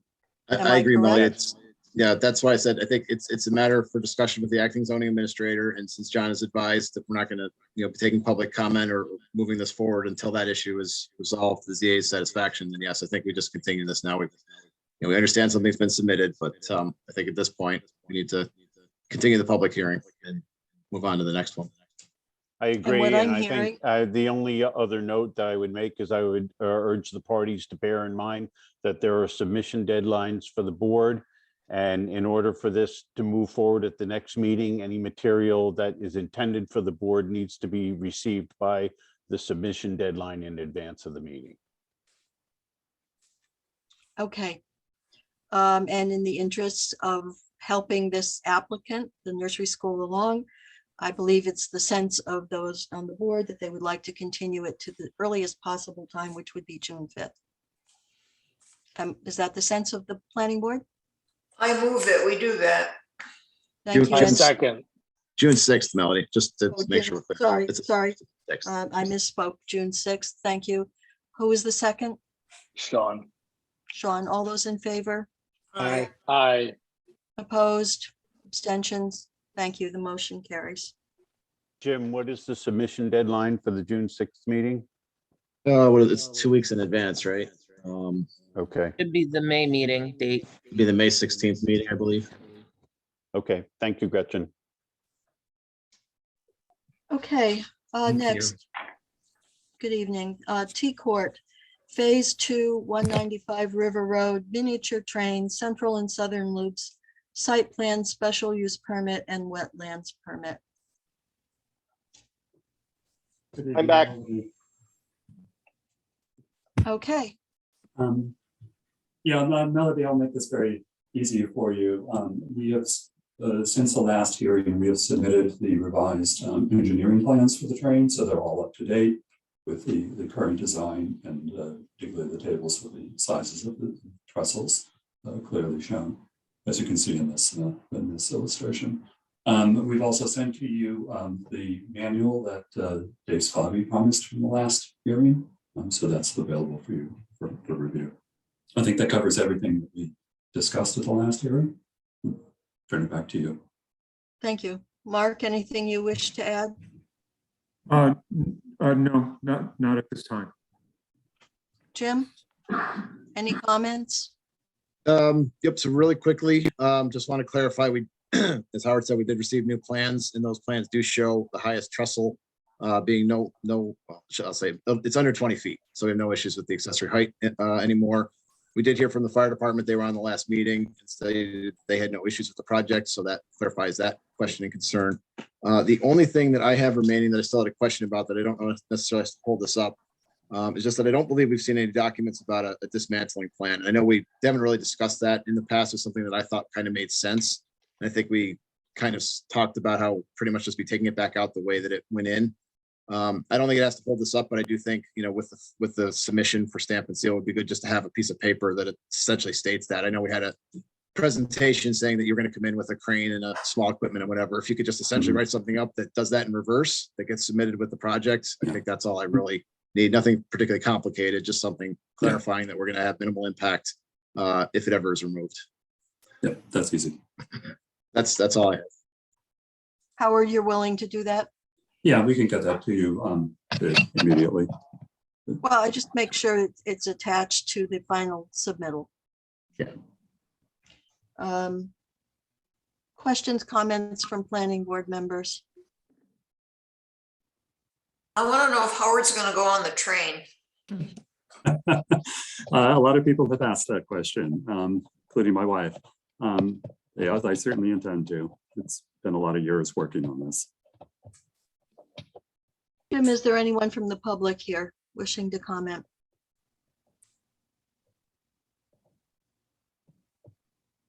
Not seeing anyone, Melanie. Okay. Could I have a motion to close the public hearing? So moved, Edna. Thank you, Edna. Second, please. Second. Thank you, Craig. All those in favor of closing the public hearing? Aye. Aye. Opposed? Abstentions? The motion to close the public hearing carries. May I have, Jim, the motion up of the approval?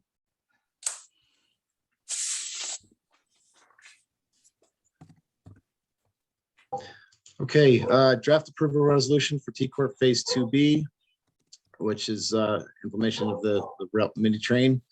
reaffirming the action is type 2 under seeker, accepting the submitted information reports from planning board member site visits, CABWAC, and again, I will add an HAPAC. With respect to this special use permit, authorizing work, find the proposed work is consistent with the general standards for special use permits.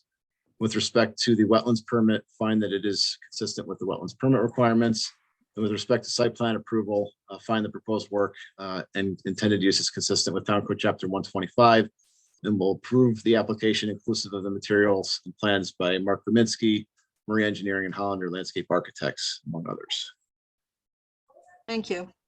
Could I have a motion to approve the resolution? So moved, Edna. Thank you, Edna. Second, please. Second, Joe. I think it was Joe. Was that right? Yes. Thank you, Joe. I will poll the board. Michael, Aye. Delise, Aye. Craig, Aye. Edna, Aye. Sean, Aye. Joe, Aye. and I vote aye. Go forth and build a train. Thank you very much, Melody. All right, take care, everyone. Next up, Thomas, Thank you. you're welcome. Thomas Daniels, 8 Slate Dock Road, improvements to the property, site plan and special use permit. Good evening, it's Robert Murray. Can you hear me? Yes. Great. Donna and Tom Daniels are with us as well. And we are back with what I hope is a quick explanation of what we recently submitted and where we think we're at. So again, 8 Slate Dock Road, we are proposing to take down the small old cottage that is there and to build a new house. The new house required 3 variances. I should say new house with garage. The 3 variances were the size of the house exceeded the 2,300 permissible in the Rhine Cliff Overlay District. Our proposed house is 2,512 square feet, so it's 9% larger. Secondly, we're putting our garage in what is technically per code called the front yard. And lastly, the accessory structure exceeds 20 feet. It is 23 feet, 8 inches. I think the list of requests after discussion included by yourself, actually, Melody, some landscaping. So we provided most recently a plan showing some planting along the property line between 8 Slate Dock and 4 Slate Dock. Otherwise, I thought the combined and multiple visits from CAB last August and planning board last year, but planning board and zoning board again last month in March, actually, we're pretty successful. We received feedback in both parties and incorporated the minor changes that were presented to you last month and tonight. So I think we're looking forward to maybe some reaction from the planning board and some good faith. Maybe we'd love to know that we've satisfied your questions and need for information. Thank you, Robert. And what is your status with the Zoning Board of Appeals? The Zoning Board of Appeals loves us, except that I would say I made a typo on one of the applications. In fact, it's the building. I could look for it right here. I sent it back to them. 23'8" was typed as 23'6". And they said this is unacceptable. It needs to be consistent and exact. So they could not close the public hearing or resolve it, but they otherwise I feel would have. So we're looking forward to that at the next zoning board meeting. Okay, so that's been continued. Right. Okay. Jim, do you have comments? Just a couple kind of follow-ups. One is that, I want to make sure that all of the engineers' comments have been addressed. The CPL's comments, I should say, have been addressed. I don't know if we have a kind of a final sign-off letter on that. We need to look into that. But given that we're still looking for the ZBA to address the variances. I don't anticipate approval tonight. One specific issue, I still don't think, I don't know, Robert, if you've discussed or maybe I just missed it, is that, you know, CPL and myself both talked about the issue that the driveway grades are in excess of 6%. And I know we talked about this before. There are specific requirements in the code that area, you know, needs to either be paved or improved. I think you had talked about that being a potential, but I don't think we came to kind of any consensus or specific of what you plan to do for the driveway on those steep slope areas.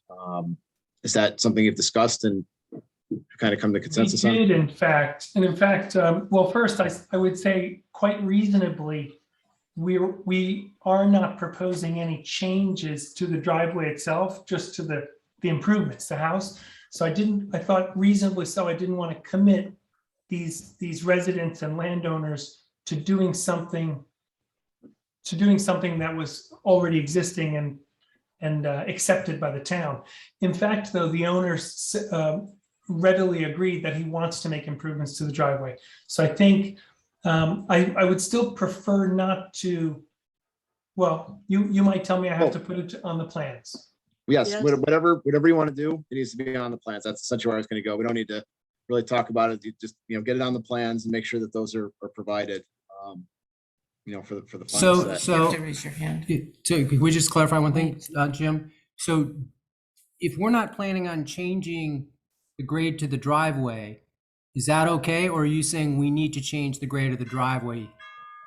I'm just saying it needs to be consistent with what the code states. So take a look at the code. If it's a steeper slope, there are just requirements that go with that, whether it's paving or another type of surface material. You know, have Robert take a look at it and you guys can decide what you want to do. I don't think it necessarily dictates you have to change the grade. And I know it's a tough site, but on steeper grades, there are requirements for certain materials to make sure it doesn't wash out and things like that. And, you know, we just had another application, I think last time or the time before that, where same thing, you know, someone's putting in a house and said, why do I have to improve the driveway that's 1,500 yards away at the state road? Well, that's the code. That's the requirement. So just take a look at the code and make sure you're meeting that requirement, put it on the plans, and that'll suffice as long as we're consistent with the code requirement. Okay, thank you. I'm not dictating what you need to do. Just make sure it works with the code requirement. Got it. No, thank you. I think actually the Daniels will very much enjoy improvements to the driveway. Yeah. And then, you know, the other two comments I had, I think, two other comments, Melly, just one, Robert, make sure all the numbers are the same between the planning board and the ZBA. You just, you know, let us know that ZBA change was there. So just make sure that's all consistent. And then regarding a number of the new sheets that you provided to us, including the steep slopes plan, I just didn't see any of the stamp and seal boxes and the typical information that's on there like you had submitted the first time around, kind of with your typical borders on them, things like that. So those all are going to need all the typical stamp and seal boxes, you know, your information on it, you know, edit dates and revision dates, things like that. Make sure those are all in proper form when they're submitted, when they're submitted for stamp and seal. I can take care of that on the next, I can take care of that next. Just a note though, the town's engineer, CPL, has been somewhat unresponsive.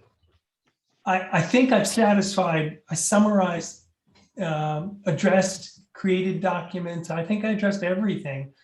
They were originally, sorry. I was gonna say, I could check in with them and kind of see where things stand. Thank you. The letter I got invited me to contact them directly, but I haven't received a response. I mean, I'm happy to, I would just hate to get comments another month from now that are negative or asking for more information. Yeah, I'll catch up with CPL and see where things stand and make sure that we get that connection made. Thank you. Yep. Planning board members? Could we see the landscape plan? That You're was gonna ask them. I'm looking for it.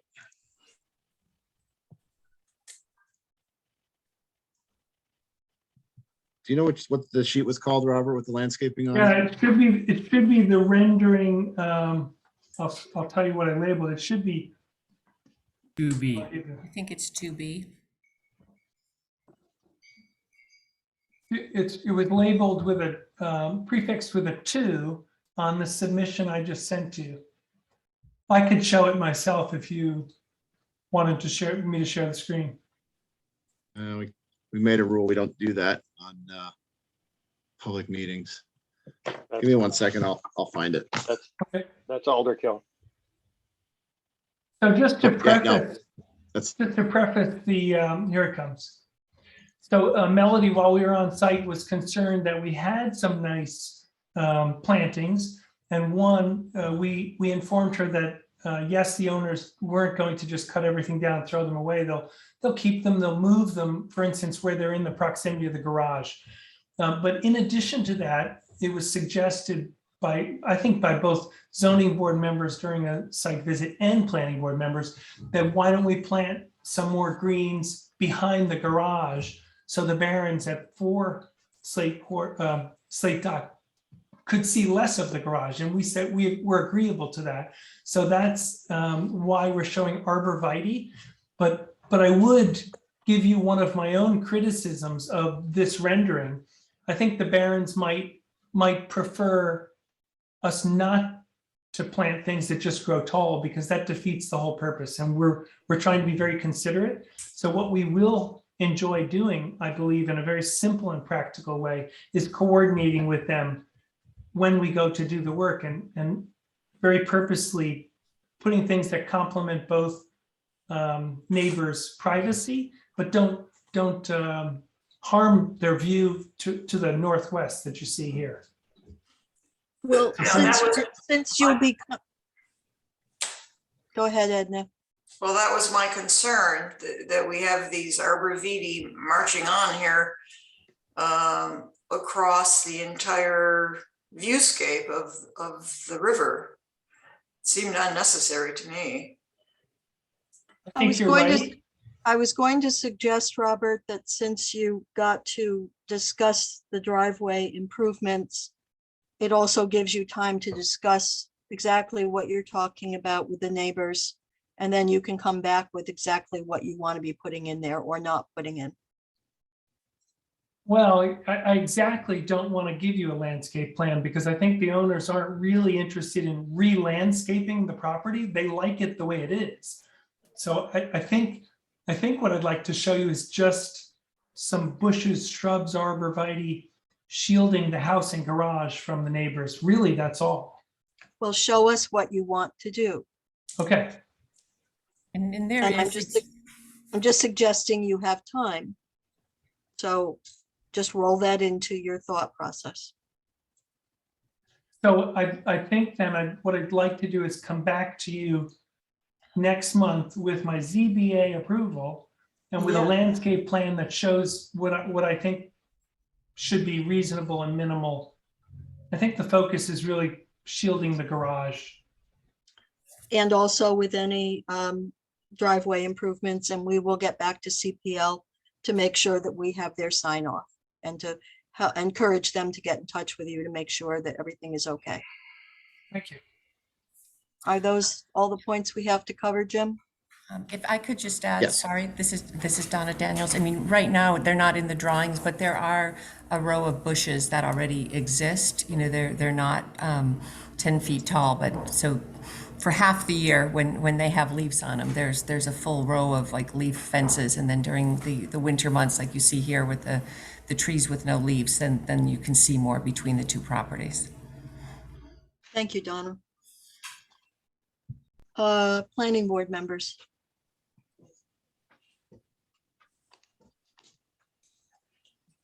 So we're going to essentially see a different way that the garage and perhaps also the house are going to be screened without screening out the river view.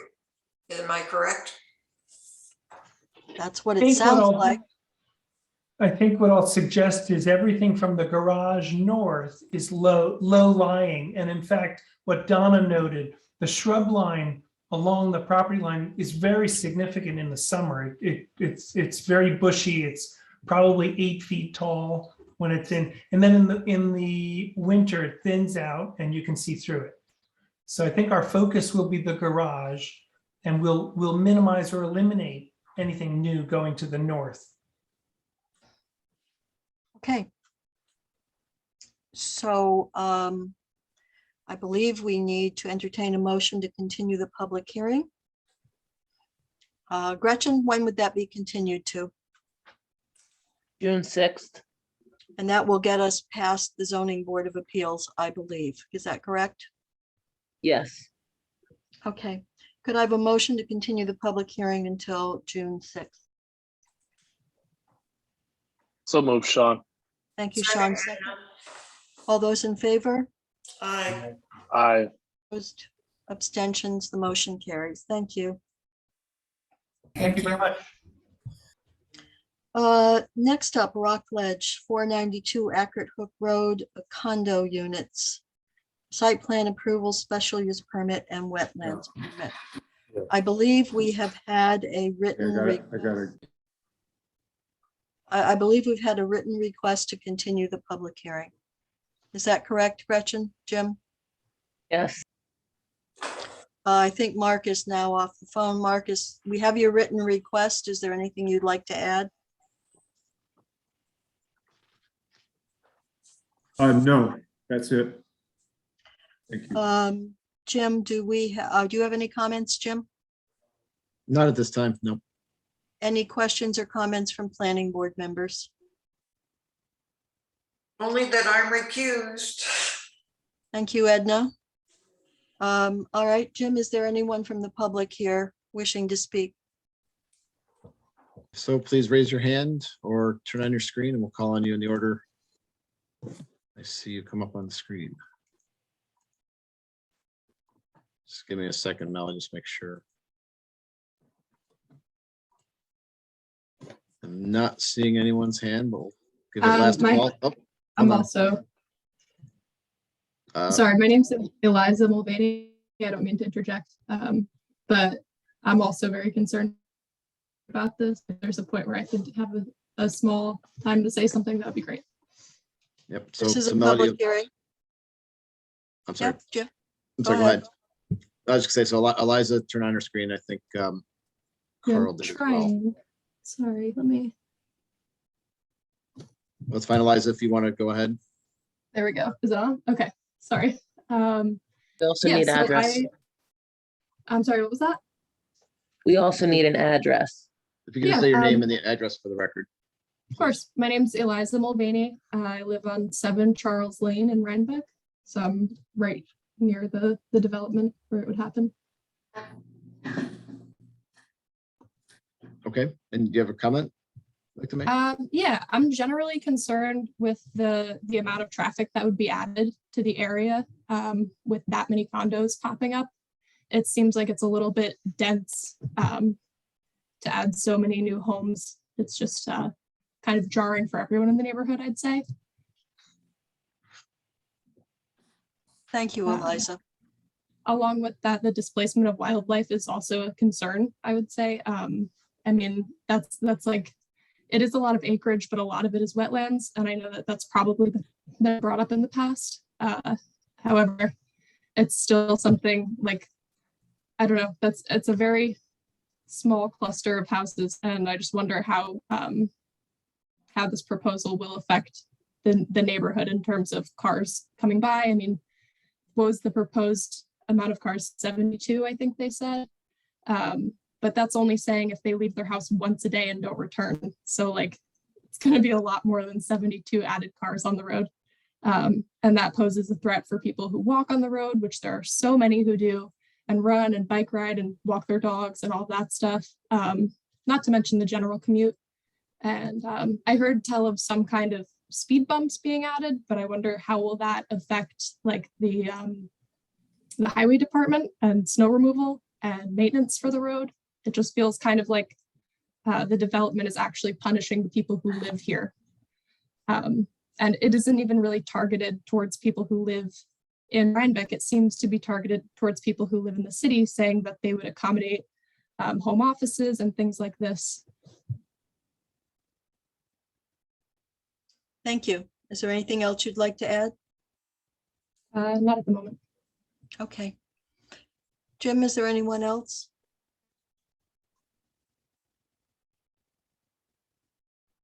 Seamus? Hi, yeah, Seamus Hetty, 491 Primrose Hill Road. I'd like to just second the concerns about environmental impact and traffic impact.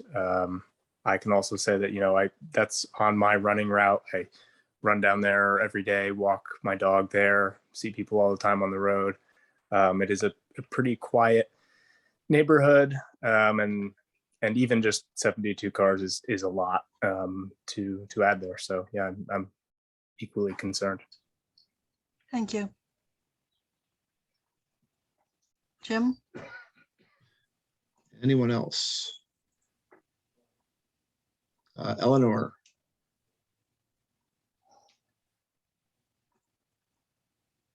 Yeah, I just want to say that it just seems like an awful lot of variances are given out on wetlands.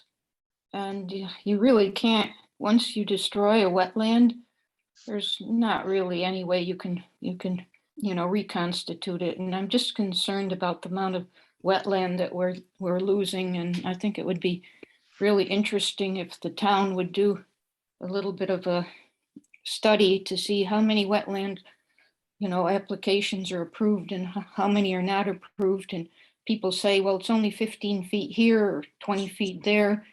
But that's a lot and it adds up because we're not that big of a township.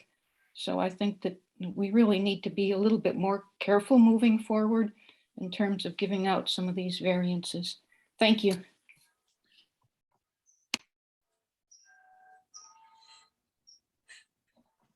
Jim? All right, let's see. I'm not seeing anyone else. Can I just make one or two comments, Melody? That's all right, just to the comments that were made. One is that the regarding wetlands, we aren't giving out variances for wetlands. There are permits for wetlands, and I just think based on my 3 years at the town, they've mostly been wetlands related to the buffer area, not intrusions into the wetlands. There've been very few of those that I've seen in 3 years. I also would just like to make sure everyone on the call is aware that Dutchess County just came out with a housing needs study. You can find it on their website, and it's been put out there publicly. It's a really interesting read. Everyone should take a look at it. It talks about the need for both lower income housing for lower income needs, as well as the need for actually higher income housing to help satisfy that need in Dutchess County, because there's downward pressure from people buying higher end housing that are buying the lower end houses and then pushing out the people who would then otherwise buy those cheaper houses and cheaper properties all throughout Dutchess County, not just in Rhinebeck. So just want to put it out there that the county planning department has released that housing study. And I think it's a good thing to take a look at, given what's going on in the town and Dutchess County.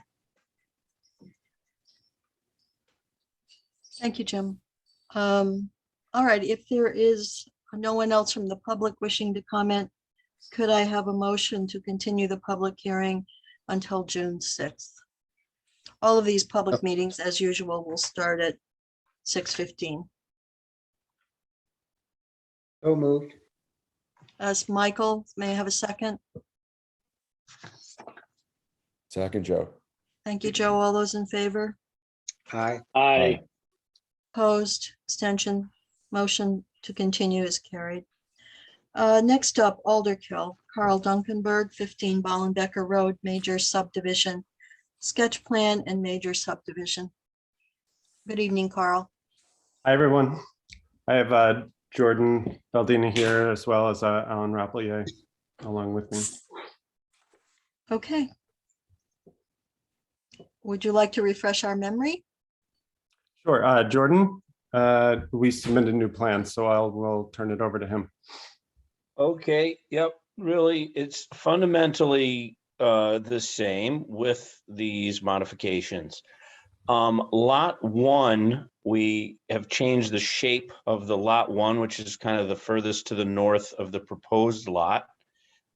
Just a little bit, because the wetland flags kind of curled around the top, if you will, went along the northern boundary of it. And so we pulled that in deference. We didn't have to for the property boundary, but it's seemed a kind of a natural recognition of a wetland boundary. We pulled that boundary in to the north, and therefore it bumps out a little bit to the east. So that's the notable property modification to the shape of one of these proposed lots, same size lots.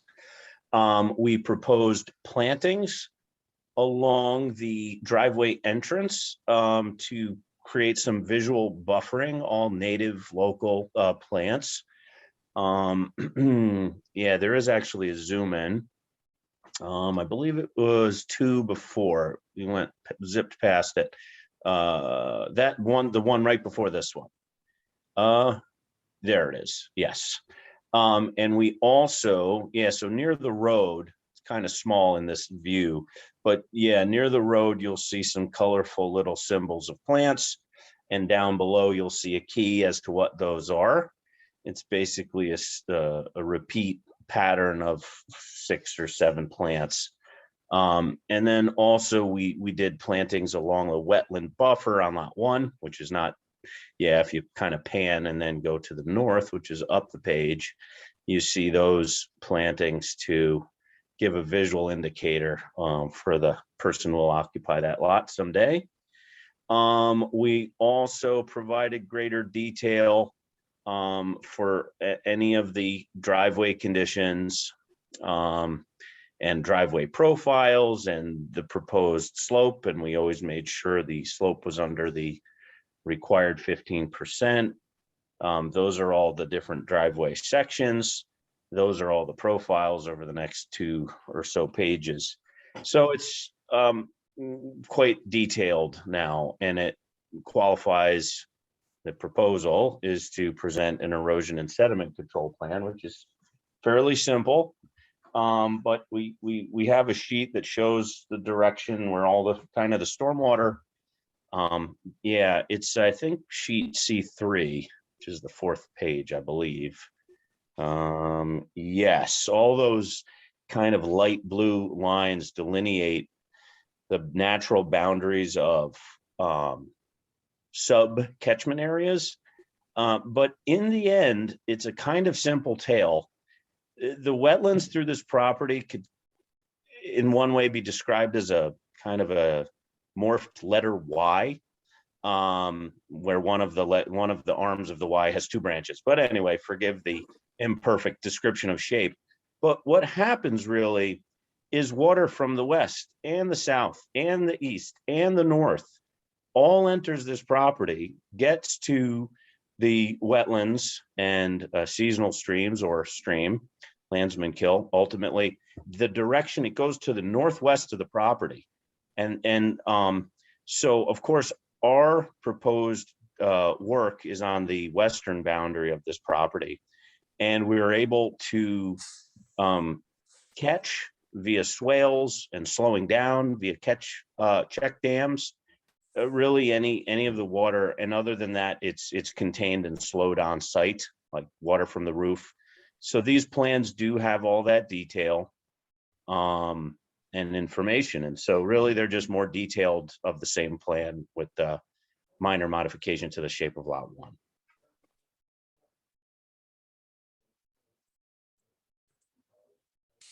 Okay.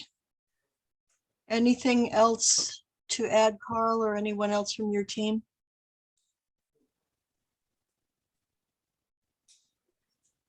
Carl, you're muted. I said I don't believe so. Jordan, do you have anything else you want to add up top? Oh, no, just that we met all the bullet points of the DEC and their wetland permit application. They should have replied already. I'm not chiding them, of course, but they're by their own words, they were going to have responded, but they haven't, but they will any day is my point.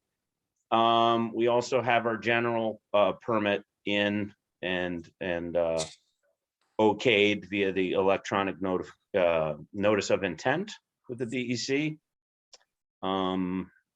We have our wetland validation maps that have been updated to the DEC. So we've basically given the DEC everything that they have asked for. Okay. Jim. So I had a couple comments on a few things, but mainly what it all comes back to is that I think most of this is kind of contingent upon the DEC approval and getting that DEC approval. Without that, this doesn't go very far, at least the way it's proposed today. So it's all contingent on that. Jordan said that the new driveway details are in there for each of the driveways. Still need to make sure, DEC with their permit to the extent needed. And then Bob Wyant and the town engineering consultant are all okay with those. Just get those boxes checked. Dutchess County Health Department for water septic. And then, the planning board going through, the 4 steps of the conservation subdivision regulations and making secret determination. But again, we can't really do most of that or really any of it till we know the DEC has kind of approved that permit, because everything to the access to the lots is contingent upon that. Really can't even go through the 4-step process until we know we can get to the lots. Okay. Have we forwarded any changes to CPL for their review? I think they would have been informed of this. I haven't received anything from them, but I again will check in with CPL on this application as well. See where we stand there. Planning board members, comments, questions?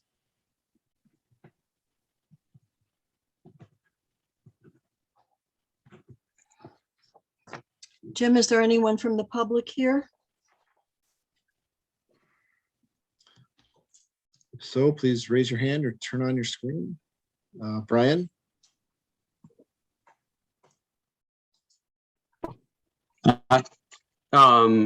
Just a question about that new plan with the water. Just visually looking at the driveway going to lot 4 with the grade, like if you match the grading up to the water flow, it's a pretty steep hill that drains down towards our property, and some of those areas, while all pointing to the Landsman Kill, kind of disregard the wetland to the north of the driveway, like the flag lot driveway. Where that flag lot comes onto the main property, there's a stream there flowing into the wetland.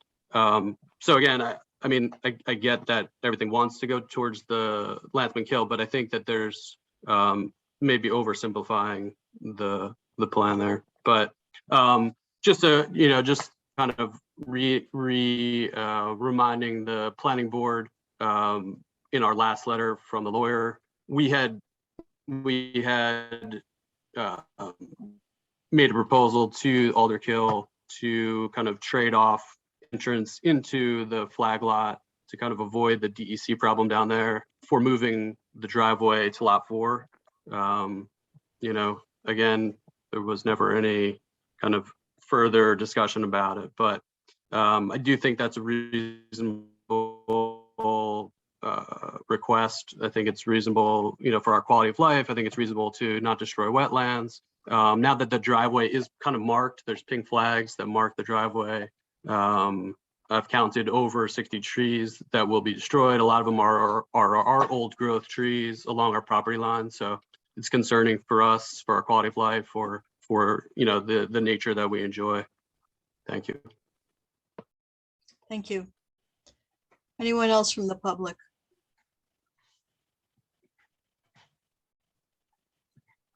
So Jim, Joe? Joe Ely, yes. Hi there, Joe Wheely on Buttonwood Lane. Yes, I would also just encourage all the planning board members to come out and look at where the proposed driveway is running through the swamp area there, and the scale of the trees and size of the trees that this is going to need to take down, as well as how far into the swamp the concrete block retaining wall is going to extend, and what that'll look like, because it's pretty dramatic cut onto the Buttonwood Lane here. So would appreciate everybody on the planning board looking at this before you vote on it, please. Thank you, Joe. Anyone else? All right. I think we'll be, as we know, we're awaiting DEC. Jim, when do you suggest we continue this to? Are we likely to hear from DEC soon, or? We are. Jordan seems to think so. I know. Yeah, I don't know. I really don't have a recommendation. They said a couple days, literally, they said that, so we'll see. When would you like to continue the public hearing to? Gretchen, how many do we already have on June 6th? Hang on, let's see.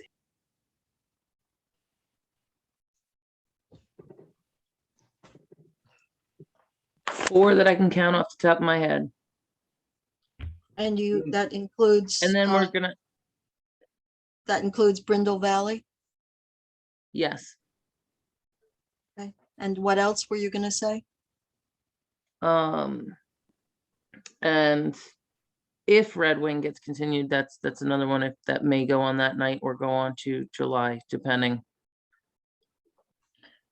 Right. So I'm just throwing that out there as, that would be another possibility. And do you know yet how many new applications we'll be entertaining on the 6th?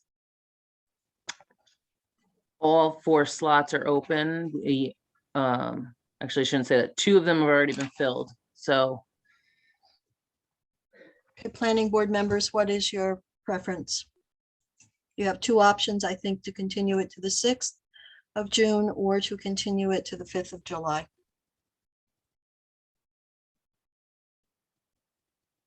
I'd say go to the 6th. That's Edna. I'd second that to the 6th Well, that's the 6th of June. of June. All right, you want to consider that a motion in a second? Yes. Yes. All those in favor? Aye. Any opposed? Any abstentions? Okay, thank you, everyone. Last up, before we get to the real order of business tonight, is the Red Wing.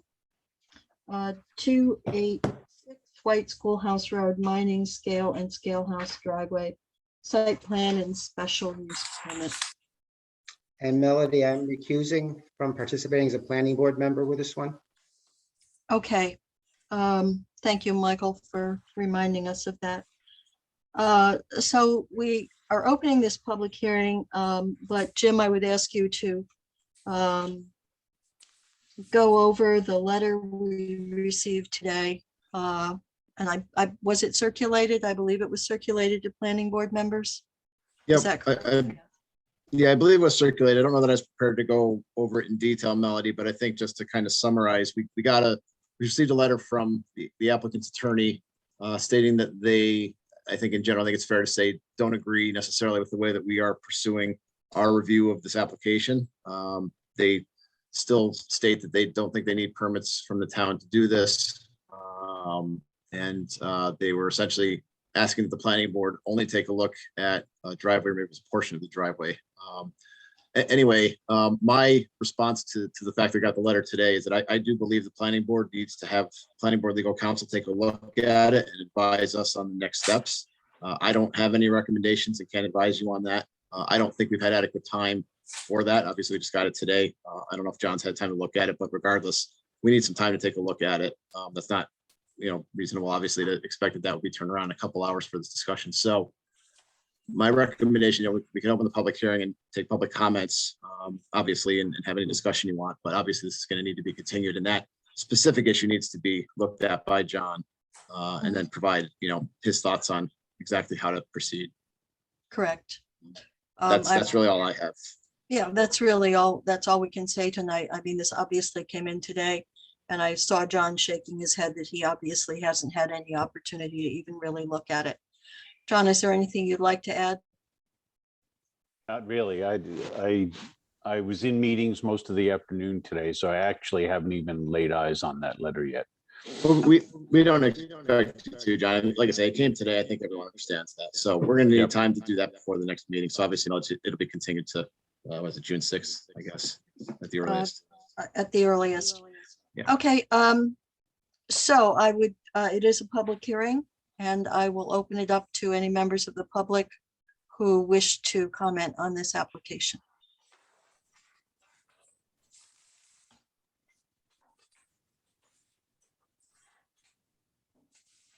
If you'd like to speak, just please raise your hand and let us know.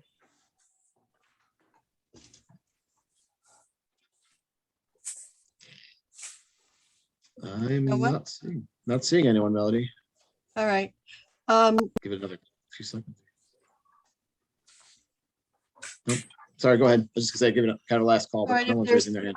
if there's no one here to, from the public to ask any questions, I guess we're at the point of continuing. John, do you feel that continuing it to June 6th is sufficient time No, to be able? I'd like it No, I would like it continued to the July meeting, please.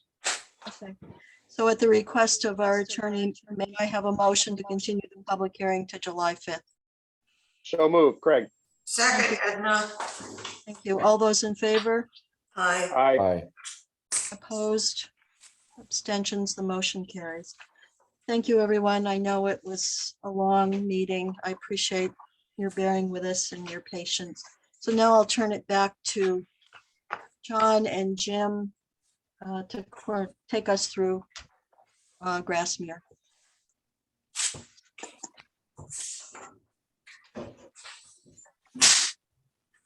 Everyone want to jump right into this, or do you want a couple minutes? This might take a little bit. Does everyone want like a quick 2-minute break or something, or are we good to go? We're good to go. Okay. Okay. All right. Point Oh, of go ahead, order, Craig. do we need to adjourn the public meeting or? No, our meeting's still going. We just rearranged agenda items, so we're still going. And we And have this the- this is still part of the public meeting. Absolutely. Yep. I see. Sorry So- to interrupt. Is there any way to make the font a little bit bigger so that we can read it? Yep, I will be when I get to the next element that we're reviewing tonight. Thank you. Yep. So I think hopefully everyone has a copy of the part 1 in front of them. And if not, I guess I'm going to be doing a lot of reading tonight. So hopefully you don't get tired of hearing my voice. What we need to do, as we mentioned about 2.5 hours ago, is we need to go through this part 2 line by line, answering these questions. And really it is for you as planning board members to let me know kind of what you think, whether or not we're looking at no or small impact or moderate to large impact for each of these elements.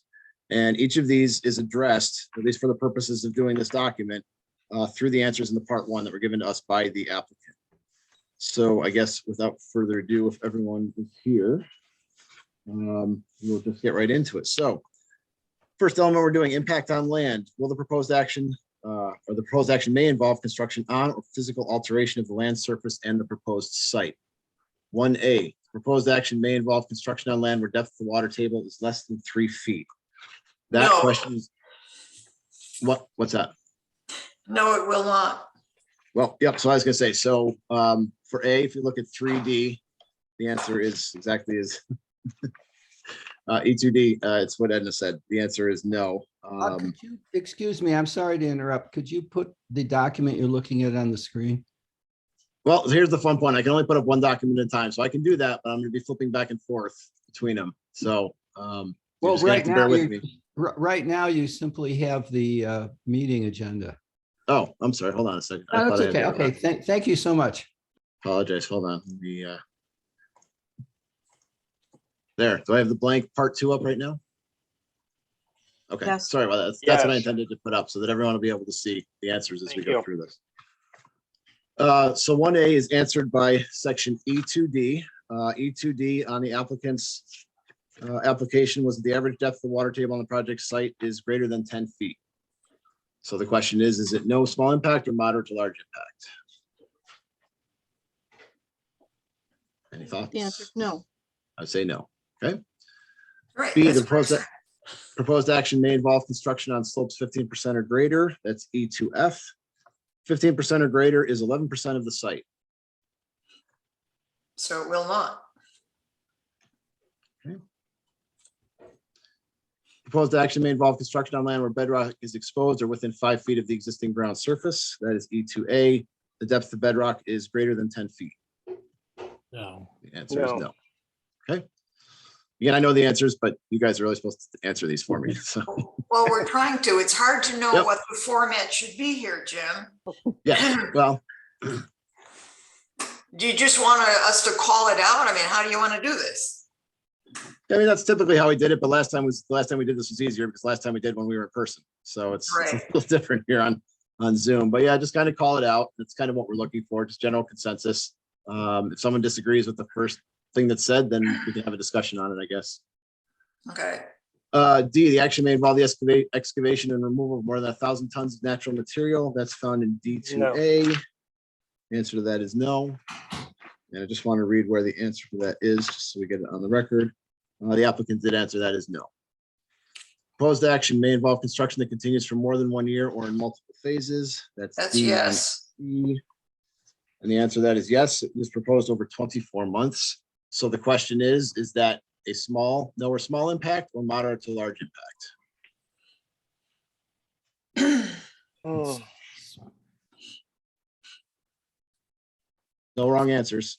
So it's really, you're talking about the length of time here, not any aspect Correct. of, yeah, I would think if it were blocking roadways, you know, if it was a type of construction project that was particularly intrusive, that may indicate a moderate to large impact. Am I right in that? I Yeah, would agree with that. Certainly that could be part of it. Absolutely. And it seems like they're a little more self-contained than that, so that would be a small impact. I agree with that. I think that's fair. Anyone else? Sounds good. Not hearing any dissent, so we'll go with that. All right, proposed action may result in increased erosion, whether from physical disturbance or vegetation removal. D2E talks about how they will be disturbing more than 1 acre and create stormwater runoff either from new point sources or non-point sources. They are looking at creating impervious surface how much was it? Of 9.7 acres over a 250 acre site. There will be stormwater discharge from the site and on the site. On-site stormwater treatment practices with treated outflow to the existing on-site streams and wetlands will be utilized. Stormwater runoff will not flow to adjacent properties, and the proposed plan will minimize impervious surfaces, use pervious materials, and collect or reuse stormwater. I think it's no or small. I agree. Okay. And then the proposed action is or may be located within a coastal erosion hazard area. I did take a look into this. The hazard area is within 1,000 feet of a coastal management program. The only coastal management program, I believe, if it is there, and I think it is the Hudson River. So we are well outside that. So no. That'd be no. Any other impacts in your opinion on impact on land? Oh.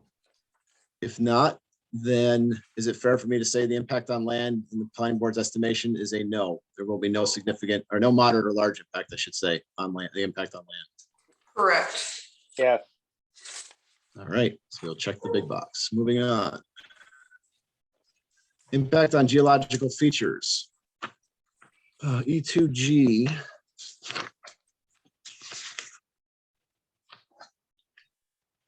Says that there are no geologic features on the project site, no unique geologic features on the project site.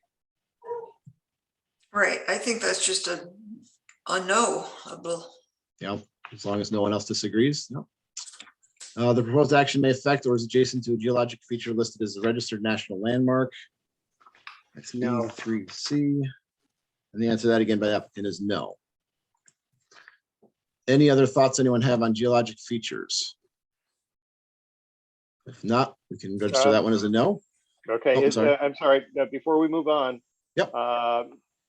Is there a separate provision for view sheds and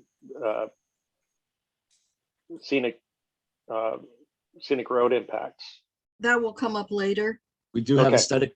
aesthetic resources. Yeah, okay. And historic and archaeological resources that we will get to. This Oh, is as long strictly, this is strictly geologic. Okay, Correct. all right. All right, so we'll go with no on this one unless I hear otherwise. Go for All it. right. Moving right along. Impact on surface water. Proposed action may create a new water body. Actually, that is true, I believe, right, for the wastewater project?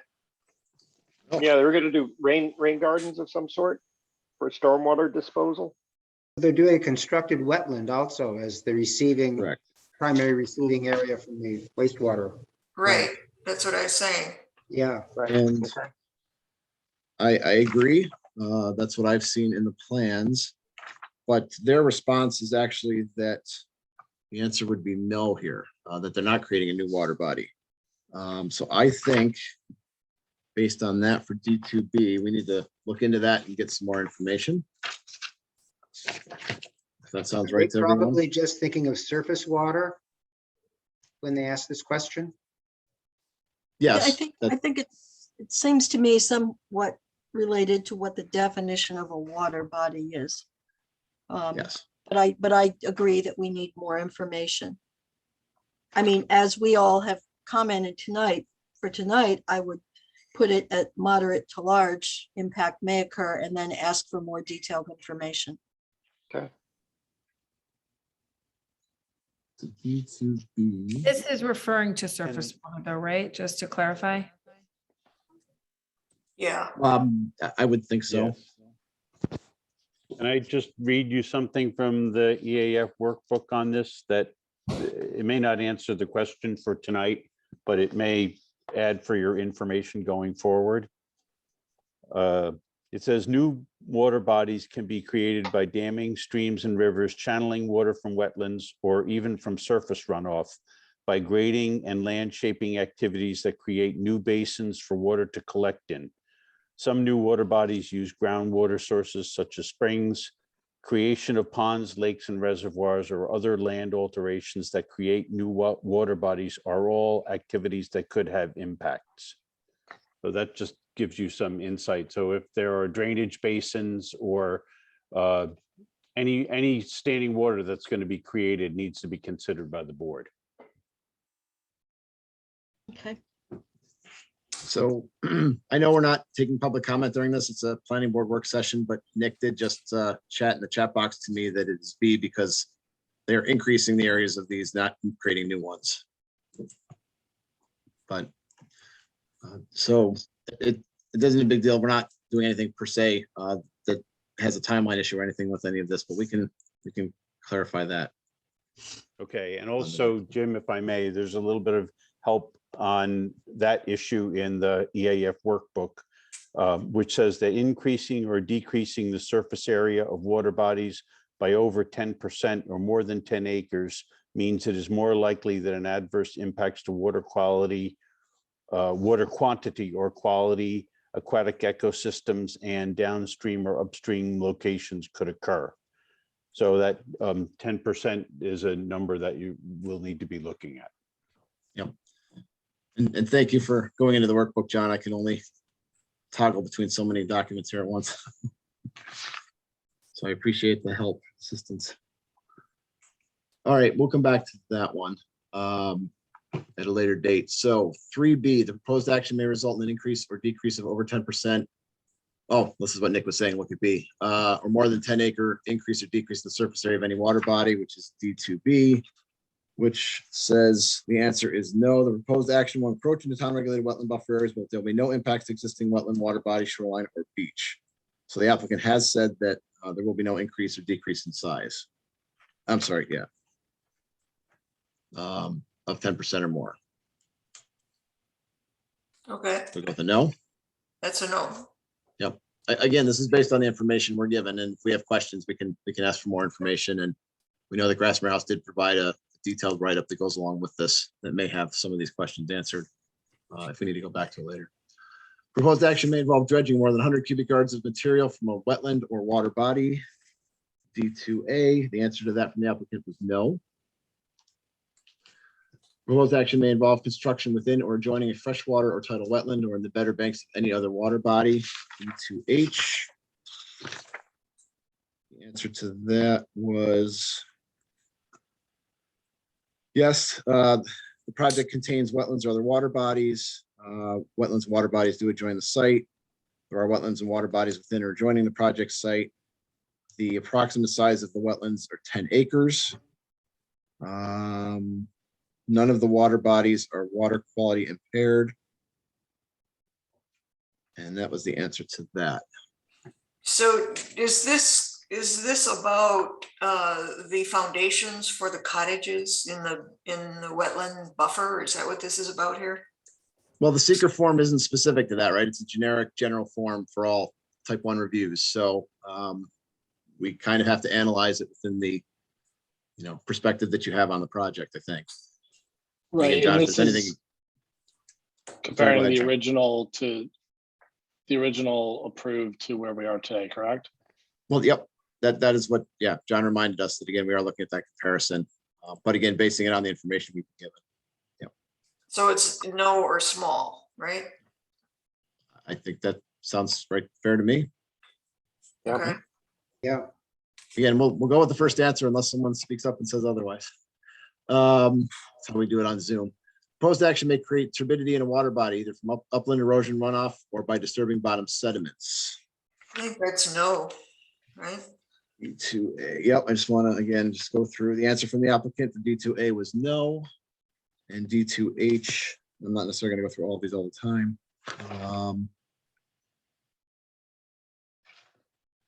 D2H was no as well. So I think the answer to that would be no. Where are you? Are you in F? Yes. We're on E. No, we're still on E. Just went through E. Okay. Saying the answer to that one is no. Good. The proposed action may include construction of one or more intakes for withdrawal of water from surface water. D2C, That's no. the answer to that is no. That's correct. The proposed action may include construction of one or more outfalls for discharge of wastewater to surface water. D2D, the answer to that is yes. It is a commercial type of development. I think that's where we need more information to know. Wait, no, I'm sorry. D2D, wrong one. D2D. Okay, I'm sorry. The answer is yes. The anticipated, I was on the wrong one. Anticipated liquid waste generation per day is 45,000 gallons. It will be dealt with in a typical residential, commercial, sanitary waste manner. And the proposed action is not using any public wastewater treatment facilities.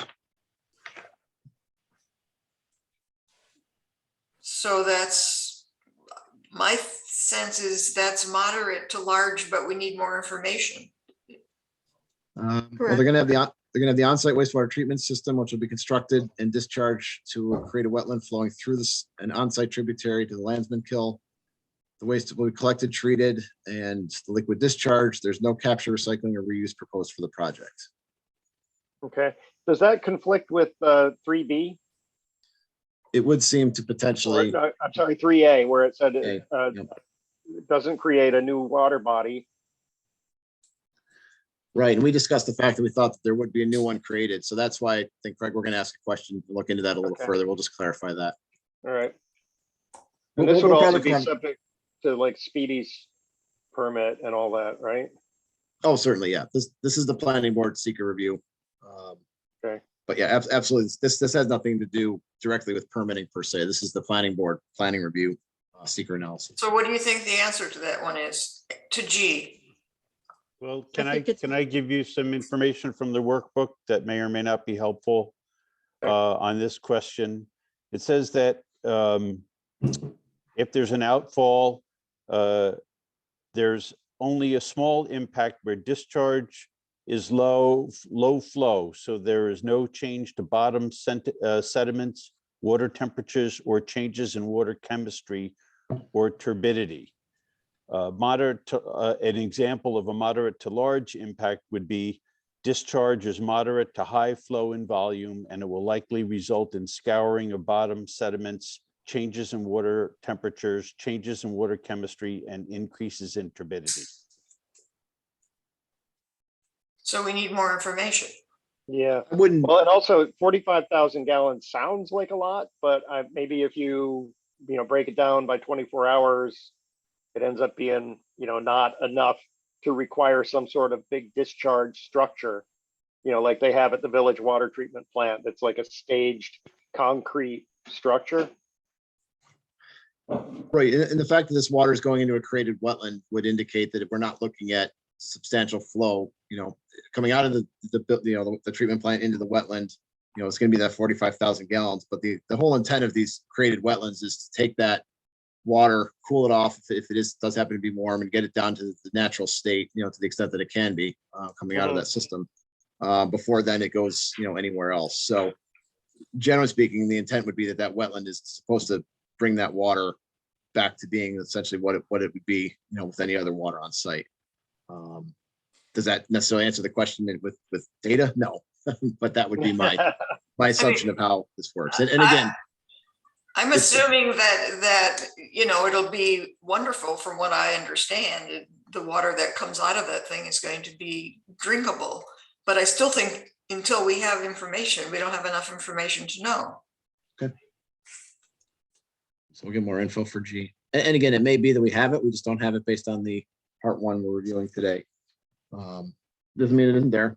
And if it isn't, we can certainly get it. So we will work on that. All right, moving on to H. Proposed action may cause soil erosion or otherwise create a source of stormwater discharge that may lead to siltation or other degradation of receiving water bodies. I think we already covered that one with G above. We just need a little more information to be sure. Does that sound right? Yeah. I believe the same would then also hold for I. Right. All right, J, proposed action may involve the application of pesticides or herbicides in or around a water body. Let's see, D2Q.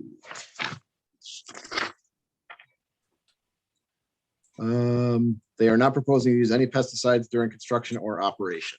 So the answer to that would be no. No. No. Proposed action may require the construction of new or expansion of existing wastewater treatment facilities. Well, we know the answer to that is yes. I don't know, John, if you have any guidance in the workbook on D1A or D2, but let's see what we have here. I'm looking. D1A just talks about the fact that it's the type of use, the commercial hospitality lodging.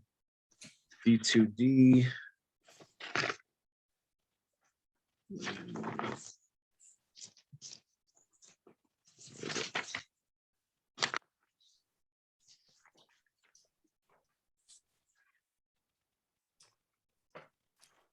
Again, it's talking about the generation of liquid wastes. So the answer to this is yes. The question is whether or not you consider it to be small impact or moderate to large. And so I think you need more information. Just goes along with the whole wastewater Yeah, situation.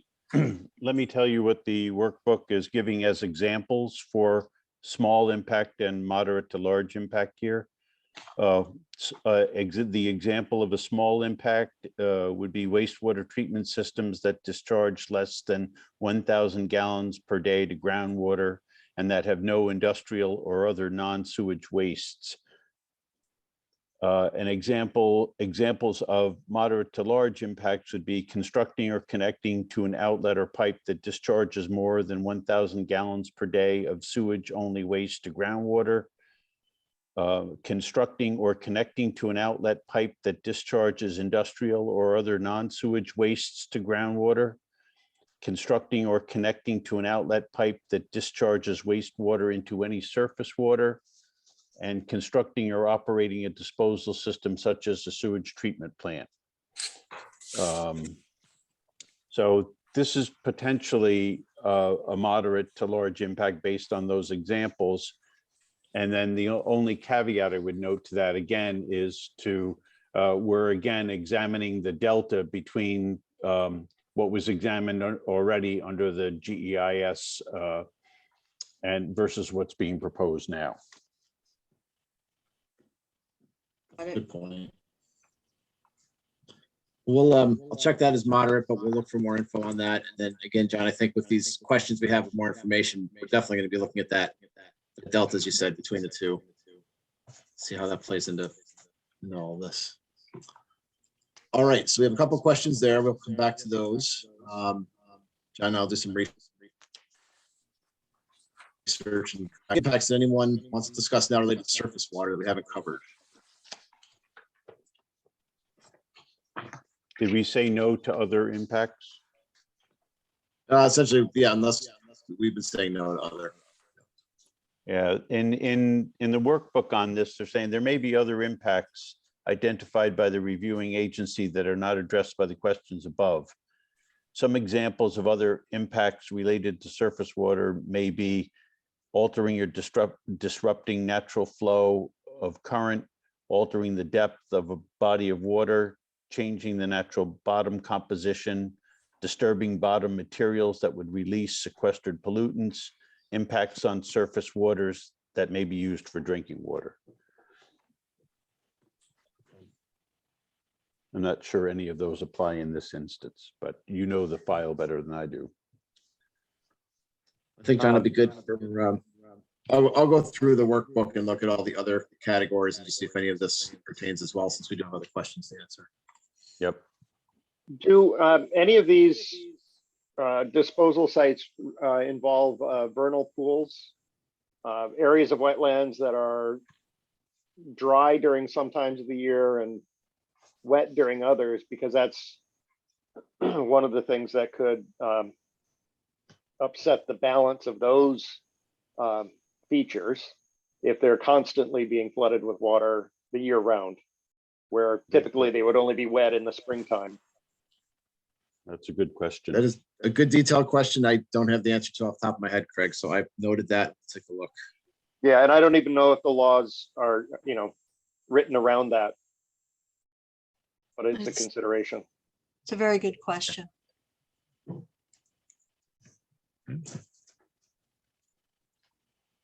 All right. If there are any others, we'll move on to groundwater. Proposed action may result in new or additional use of groundwater or may have the potential to introduce contaminants to groundwater or an aquifer. I actually believe, unless I'm mistaken, everything they're using is village water, Yeah. right? In which case, I think we can just say no to this one right off the top, unless anyone else has an issue. I don't think we have to go through these. I agree. I agree. Right. Is that true for non-drinking water, Jim? There might be a well or two that's being used for irrigation. Yeah. I mean, that's something to check on, because I know it's sometimes those numbers can be Let me see. significant. That would be 4A. D2C. Let me take a quick look here. That's a good point.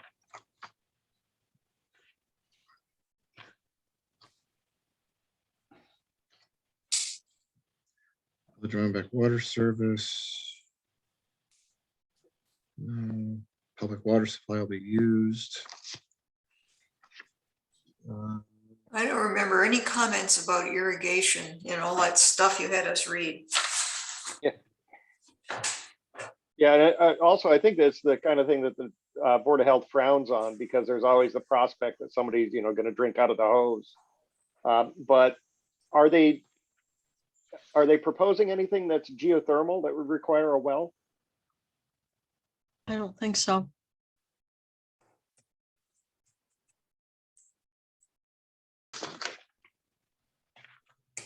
I would say at this point, just given my quick review of a couple things here, why don't we go with no? I will double check to see if there are any wells, as John suggested. And then we can revisit this, because we do need to revisit some of these anyway. It's not that we're finishing this tonight, but we can come back to it. Jim, if they were using wells for irrigation, wouldn't they have to basically duplicate the entire plumbing system on the site so as not to mix potable water with the well water for irrigation? So I don't think we've seen any such dual infrastructure system in any of the plans that we've received that would suggest they're doing that. No, I don't think we have, Michael. That's why I said no right off the top, but I do want to double check. It's a good question. And again, since we're not going to complete this in full tonight, I've got time to double check, just make sure we're getting it right. This is not apples to apples, but there was some verbiage in the documents you sent over about using existing water on the property for fire maintenance and for the That's right. yeah. So I don't know if that's also would be used for irrigation. I didn't see anything about irrigation in any of the stuff you sent over though. No. Yeah, like I know I believe they have public water already. They're just increasing the size of the pipe. So again, we'll get clarification on that. Let me double check that. But again, since we'll be coming back to this, we can do that next time. All right. Impact on flooding. Proposed action may result in development in a designated floodway.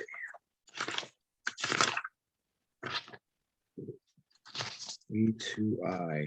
It is not in a designated floodway according to the paperwork we have. So no or small impact. Proposed action may result in development within a 100-year floodplain. It is not within a 100-year floodplain according to the paperwork. Therefore, it would not be within a 500-year floodplain because that would be outside the 100-year. The proposed action may result in or require modification of existing drainage patterns. That. The case. Sorry, I'm just flipping around my paperwork here. D3. The answer to that by the applicant. Will the proposed action cause or result in the alteration of, increase, decrease in size of, or encroachment into any existing wetland, water body, shoreline, beach, or adjacent area? The answer is no. Proposed action will encroach into town regulated wetland buffer areas, but no impacts to existing wetland, water body, shoreline, or beach. And then D2E. Will the proposed action disturb more than 1 acre and create stormwater runoff either from new point sources or non-point sources? The answer was yes. We went through this earlier. 9.7 acres of impervious surface will be there on a 250-acre parcel with existing stormwater discharge from the site, on site, none of which will go to adjacent properties. And they are using other elements for like impervious pavements. So will the action result in or require modification of existing drainage patterns? That's a maybe a little difficult to I think answer it's, from what we have. Go ahead. I'd say it's on the small impact. It's less than 5% of the entire property. I mean, I think the answer is yes, but It's small. it's small. Also, compared to the earlier proposals, which had a great deal more structures, buildings, lodging units, it's probably less than what was originally proposed and approved under the original seeker finding, given what they're Correct. proposing now. Yeah, I agree. Just for everyone's knowledge, Nick did put in the chat again, there's no irrigation, no geothermal, just so you're aware. But again, we'll check those boxes on the next one. But there is Proposed action may- fire. But as Joe pointed out, they did say that they plan to use on-site water for fire prevention. Yeah, we'll get that clarified. Again, we're gonna come back to a couple of these later on, so I'm not concerned about not addressing that exactly today. Proposed action may change floodwater flows that contribute to flooding. There are no flooding issues on this property. If there's a dam located on the site, is the dam in need of repair or upgrade? I don't think there is one. Actually, there are, Jim, there are a couple of Is those two ponds that exist along where some of the cabins are being built now. Those were created. Okay, the answer in the documentation was no. But you think there's some there, so we will double check. Years ago, we went through quite a bit with Mr. Mensch because he had just had someone come in with a bulldozer and just make a dam to make another pond or two there. And we had to have an engineer go in and find out exactly what he used to see if they were Right. even safe. And that was what, 10, 15 years ago, something like that? Yeah. We'll take a look at F and we'll get that clarified. Can, Jim, can I just tell you, there's a piece in the workbook in Absolutely. terms of moderate to large impact. If a dam is present or proposed that is classified as a hazard class B or C, or if it is currently a class A, but parts of the project will be built downstream from the dam such that its hazard class could be raised and the dam will have to be upgraded, there would be a moderate to large impact. So we may have to look at the grading for the dam that Michael's discussing. Yep. Confirm they're there and then look at the details. Jim, I just one quick question. If we answer no for 1, 2, 3, 4, 5 out of 6 items, 7 items, is it still no up above? Well, we're supposed to go through each of these individually unless we know right up front, there's no issue like we think there is with water. But again, this is a document for the planning board to address based on what you think you see in the documentation, excuse me, and your knowledge of the project. So right now, again, because I think we have a few others we need to check on, I don't think it hurts anything to just double check letter F here and go back through it. If this is the only one, we wanted to clear this up tonight, then maybe we dig in a little deeper, but we're gonna need to take another shot at a couple of these. And again, I don't think it's gonna slow anything down in terms of the process. But go ahead. I just want to add that the DEC tells us that these questions are not designed to be exhaustive. If there are other impacts that you know about, that's what the other impacts category is for. Then, they're relying on the planning board to use its own initiative to be able to issue spot. So, and these are not, it's not really a balancing test as a result. So any moderate to large impact that gets identified potentially needs to be addressed on part 3 of the EAF. And I'm confident we'll be able to answer these questions. It's just that a few of these, I think we just need to dig a little deeper. And we'll get to that. That's not uncommon. Right, absolutely. Any other questions on flooding? Nope. Yeah, and 5F will be straightforward. Either there are or aren't dams, and we'll get the details on the condition of those if they're there. All right. I don't know, John, if you want to review other impacts for flooding, if we'll just move on since flooding isn't really an issue on the property per se. I think we can probably move on to impacts on air. I agree. Okay. Impacts on air. Proposed action may include the state regulated air emission source.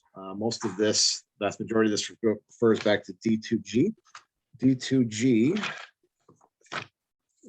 states, will any air emission sources named in DF2 above require state air registration, air facility permit, or Federal Clean Air Act Title IV or Title V permit? The answer from the applicant is no. So not requiring that for D2G answers pretty much everything under D2G here. These numbers are no's. Right. Question here about methane D2H. The answer to that is no. D2F and G. Proposed action may require state air registration or produce emissions intents. 5. D2F, D2G. Just double check that. So for this one, where we're talking about may produce emissions rates, total contaminants may exceed 5 pounds an hour, or include heat source capable of producing more than 10 million BTUs per hour. D2F. Yeah, D2F says, does the proposed action include or will it use on-site one or more sources of air emissions, including fuel, combustion, waste incineration, or other processes or operations? The answer was yes. The typical sources, the mobile source is typical automotive traffic to support guests. The stationary source would be on-site generators for construction and typical construction emissions. So the question would then be, does it produce emissions at a rate totaling what is required under this? And we don't have an absolute number. So I'm just looking, it's not answered in there either. Maybe I just need to get a little more information on this one. On C.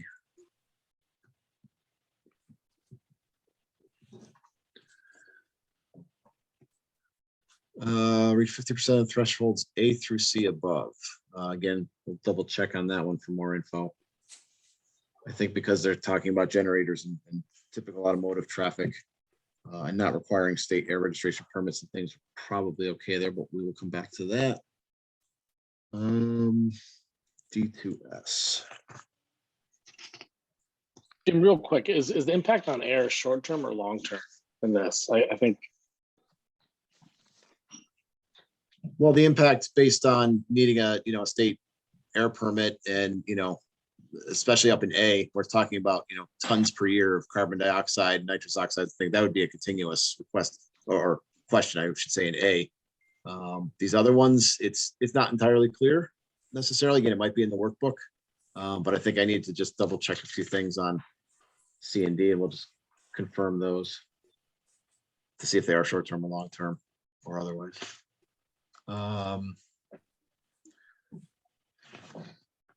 D2S, does the proposed action include construction or modification of solid waste management facility? The answer is no. I don't know if that anticipated disposal type measure. I'll double check on E as well. I think we're okay on that one. So I think we need a little more information. I just need to confirm a little information on C, D, and E to be sure that we can check those boxes. And that's all based on automobiles and maybe gas generator, propane generators? Well, based on the information we're provided for letter C, that's what we were provided is being, answering the questions here. We didn't really have details under D2G or D2S that I think absolutely explain what's going on here in E. But again, as John said, it's not always an absolute. Sometimes it's a little fuzzy. This is, again, is a general form intended to cover all sorts of type 1 projects, which is why I say I don't have the exact answer, but probably okay, given the information we've been provided. But again, since we're going to be coming back to this, just let me double check, and I'll have hopefully some answers for the next time we go through this. And the next time we go through this won't take as long, because we'll leave a handful of these to go through, hopefully. Any questions on impacts on air? All right. Getting there. Impact on plants. Proposed action may result in the loss of flora or fauna. The action may cause a reduction in the population or loss of individuals of any threatened or endangered species as listed by New York State or the federal government that use the site or are found on, over, or near the site. That is an E2O.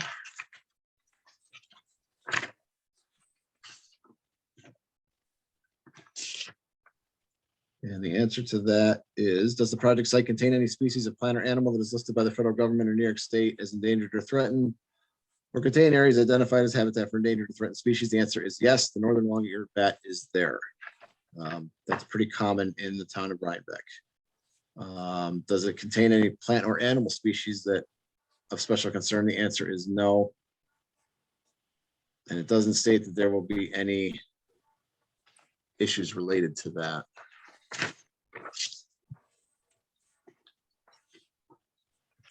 So it does have, I'm sorry, go ahead, Edna. I was just wondering then, therefore, what that seems ambiguous. So based on my knowledge, and John can help me out here a little bit, you've done some of this, the northern long-eared bat has requirements. Developers have to deal with it with its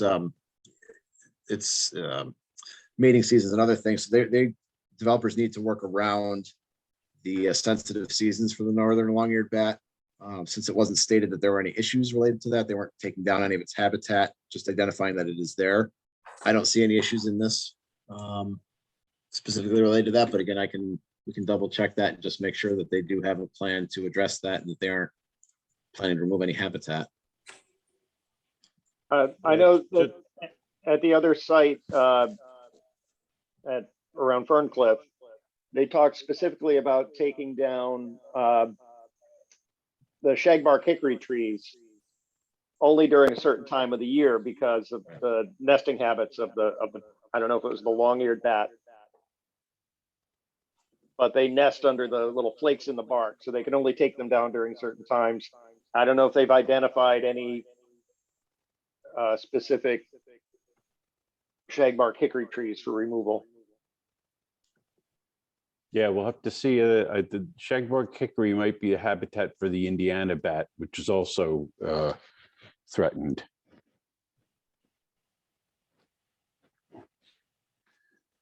I know the applicants identified the trees they do plan to remove, so that information should be pretty easy to identify.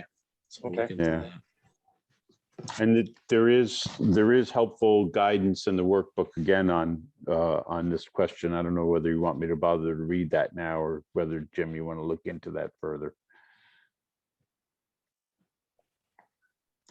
I think, John, just based on the remaining questions on here, and where, yeah, I guess, why don't you go through it? I think for the next two, C and D, we're gonna have to get more info. I think A through D kind of all tie together.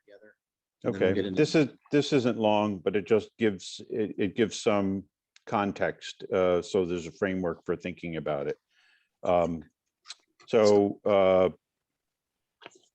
The examples that are given for small impacts are the following circumstances. Rare or threatened species are found near or on adjacent parcels, but there's no habitat to be found on the project site. Rare or threatened species or their habitats are found on the site, but construction or operation activities will avoid impairment of their habitats and not impair the animal's ability to use the site. Rare and threatened species or their habitats are found on the site. Some construction or operation activities will remove or impair a small portion of the habitat, but mitigation is planned to create or permanently protect remaining or other critical areas for those species. Species are found traveling through or flying over the project site, and the activities are such that these travel patterns will not be disrupted. Important travel corridors are identified, and all natural vegetation is protected to allow wildlife travel. And then the following circumstances are cited as examples of moderate to large impacts. Large portions of habitats known to be used by threatened and endangered species will be removed, including the removal of vegetation, cutting dead trees down, grading cliffs, or fragmenting large areas of potential habitats to create islands of remaining habitat. Fencing or walls will be constructed around the property, limiting wildlife access to the site, even though the habitat may remain. And specific features of importance to the threatened or endangered species will be destroyed, such as grasslands, dead trees, riffle and pool areas in the stream, removal of all underbrush, or removal of prime nesting trees or winter habitats. Thanks, John. So I will just clarify A through D, have more information for everyone next time. So I think that information is readily available in some more detailed documentation. Or if not, we'll get it. Moving on then to E, proposed action may diminish the capacity of a registered national natural landmark to support the biological community it was established to protect. The answer to that is no, based on the applicant's information. There is no national natural landmark on the property. The next one, the proposed action may result in the removal of or ground disturbance in any portion of a designated significant natural community. The answer to that, again, from the applicant's documentation, is no. Proposed action may substantially interfere with nesting, breeding, foraging, or overwintering habitat for the predominant species that occupy the project site. The answer to that is that the site predominantly has typical woodland creatures and typical meadowland flora and fauna. I'll look into that one as well, just to clarify. Letter H, the proposed action requires the conversion of more than 10 acres of forest, grassland, or other regionally or locally important habitat. Pretty sure I know the answer for that, but let's just double check.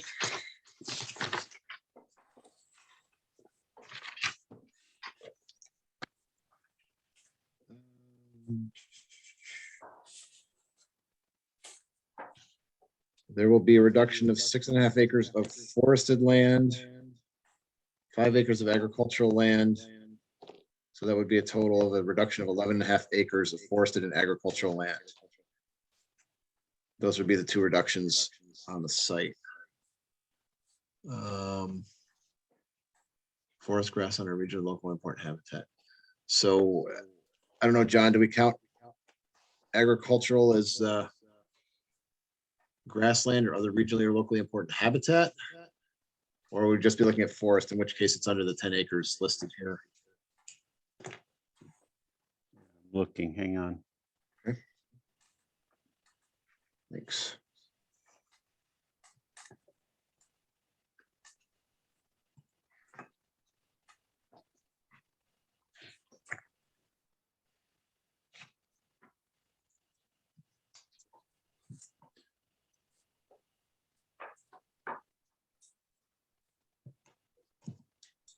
Okay, so what they're the examples that the workbook's providing here for small impacts, the circumstances that are provided are if a very small portion of a very large site is disrupted and converted to another land use.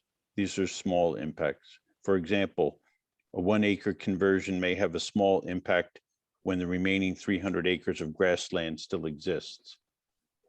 If 1 to 10 acres are disrupted and converted, impacts may be small if there are similar remaining lands that are of significant size, or it is a highly disturbed site to begin with. The loss does not fragment significant habitats. The new land use is not growth inducing, so that over time, more of the habitat will not be lost to subsequent development. And some land will be converted, but the remaining land is still intact and significant size and of significant size, and the applicant will place a conservation easement on the remainder of the land to protect it. And then the following examples are provided for moderate to large impacts. A very large proportion or the entire site is disrupted and converted to another land use. More than 10 acres are disturbed and converted. The loss creates a fragmented habitat. The loss removes small but critical areas such as vernal pools and their surrounding uplands that are required for amphibian breeding. Critical vegetation known for creating important fish breeding sites will be removed, and critical features known to be important to species will be removed. Sounds like a small impact. I was going to lean that way, Edna, but open to comments from others. I think small is the proper description. Okay. All right.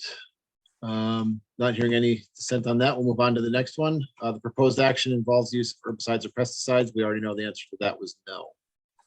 So we can answer that one. Any other thoughts from anyone on impact on plants and animals? I have 5 areas I'm just going to get some additional information on, but I do believe that that's available. All right. Moving on, impact on agricultural resources, number 8. The proposed action may impact agricultural resources. Number 1, the action may impact soil classified within soil group 1 through 4 of the New York State Land Classification System. I can tell you, I did look this up this morning, and there is one soil group that is within the group 1 through 4 land classification system. It is the Haven soil, and let me see if we have the number on.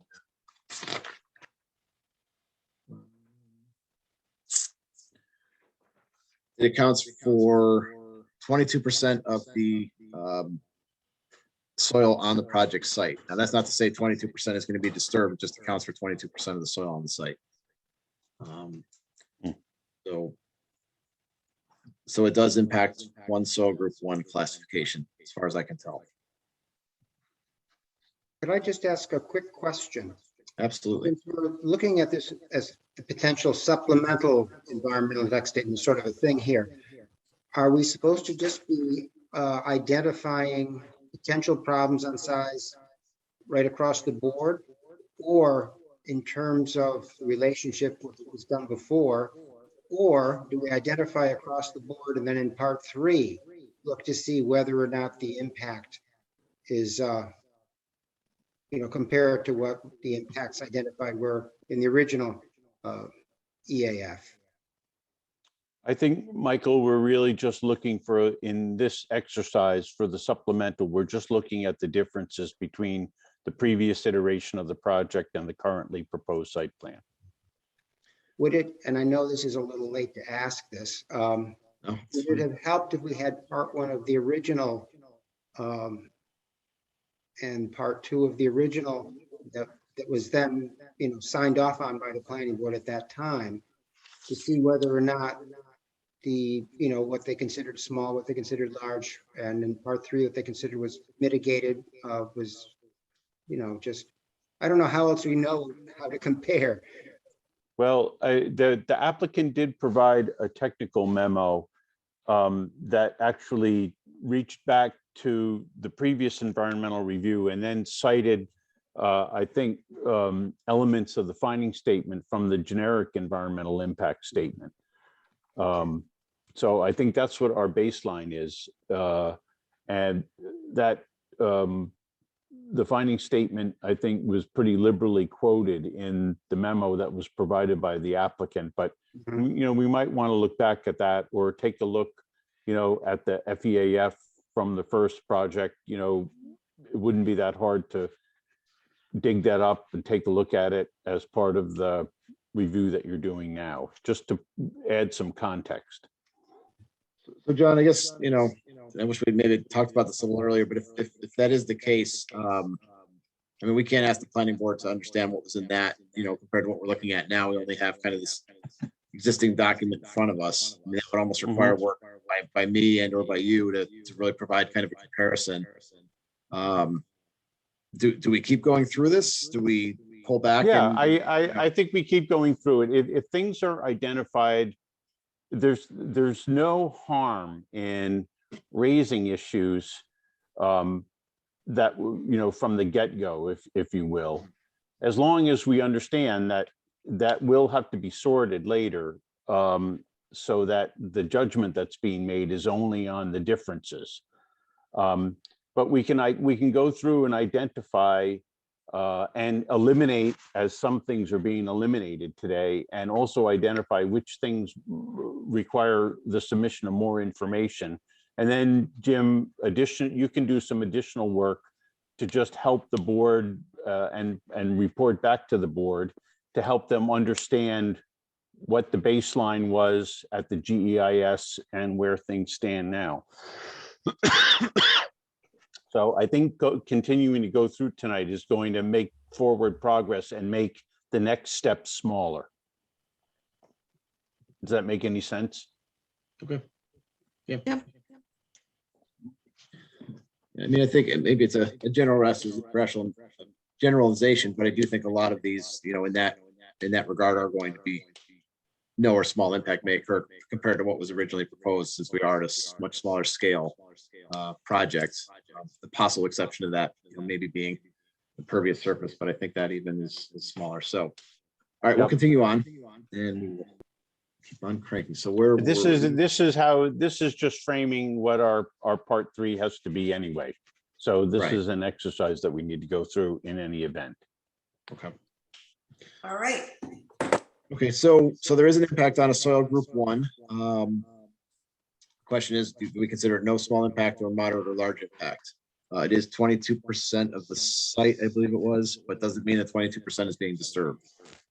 Right, so we don't know that. Yeah. We need more information. All right. Yeah, it'd be good to know where that soil occurs in the site, and if it's even within the areas that they're going to be excavating or filling. Okay, I'll get some more info. Proposed action may sever, cross, or otherwise limit access to agricultural land. We know that we are looking at a subdivision here of 250 acres at the north end. It is going to remaining land, I believe, is going to remain agricultural or under its current use. We're looking at this from E1A and E1B. They do acknowledge that the land is agricultural, existing farmland. It says, I should say, that existing farmland that is surrounded by wooded areas. Adjacent properties include farmland and some houses, suburban residential areas, some commercial properties are to the northeast. And while there are 96 acres currently of agricultural land, it will go down to 91 after project completion for a change of loss of 5 acres. So that'd be small impact.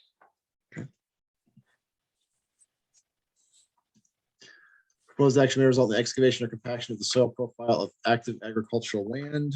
3B.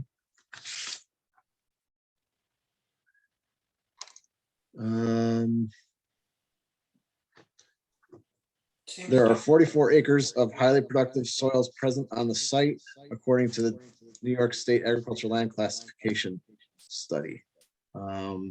That's all that it tells me for this. So But it's not active agricultural land, is it? Yes. It is. Yeah.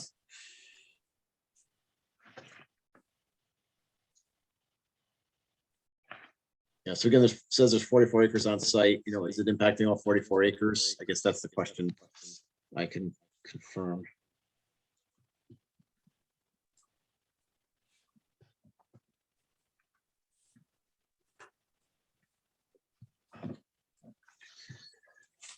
Proposed action may irreversibly convert ag land to non-agricultural uses, either more than 2.5 acres if located in an ag district, or more than 10 if not within an ag district. So E1B, Seems yes, right? I believe so. E3A. Just looking to see if I have a number in here specifically. Yes, it is a designated ag district. Ag district 20, but it doesn't tell me exactly how many acres are coming out of, well, yeah, it does tell us, right? It's a loss of 5 acres. It's the same number. So it is more than 2.5 acres in an ag district.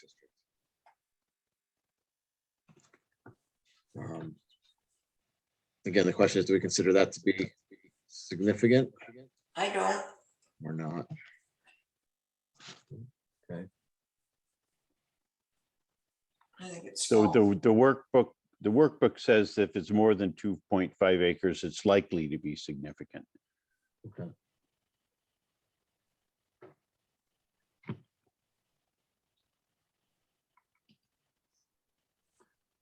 So we'll check moderate to large for now, and we'll maybe revisit that one because we will have to. Anything that's moderate or large, we'll have to look into in detail anyway. Proposed action may disrupt or prevent installation of an ag land management system. Any thoughts on that? The same kind of answers as we had for the last one. We know there are agricultural lands and we're losing 5 acres of ag lands on the site. But it's not going to disrupt installation of an agricultural land management system. Okay. I think it's no. All right. The proposed action may result directly or indirectly in increased development potential or pressure on farmland.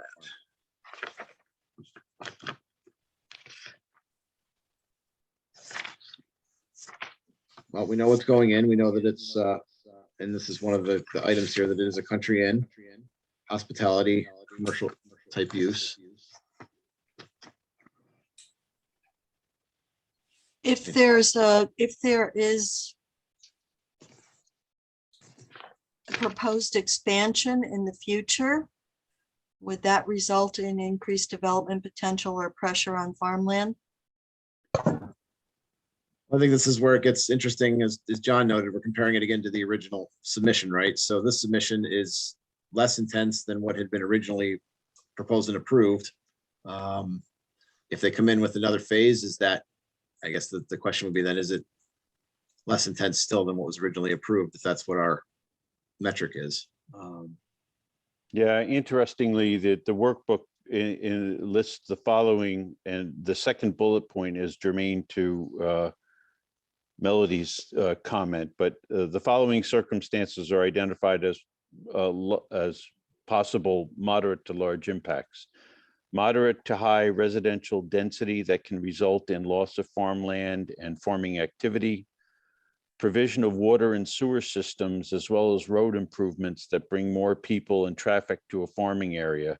These are growth inducing and will likely negatively impact farms over time. Large commercial employers bring in large structures, intense uses, and traffic that could adversely affect farms. And land conversions that increase the price of land may make it harder for farmers to maintain their land due to increased taxes and make it harder to buy new land to expand operations.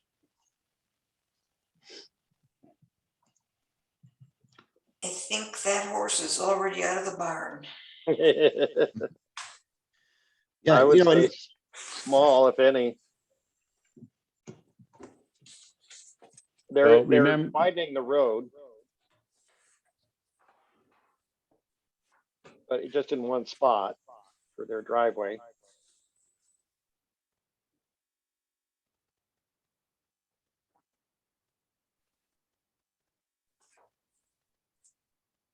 I mean, remember too, that the point of identifying moderate to large impacts is the first step toward figuring out mitigation. Right. So seeker requires that the potential adverse impacts be mitigated to the maximum extent practicable. So whatever the impact is on the site, then if the impact's moderate to large and you determine on part 3 that that's significant, then the equation shifts to figuring out, well, how can that impact be mitigated?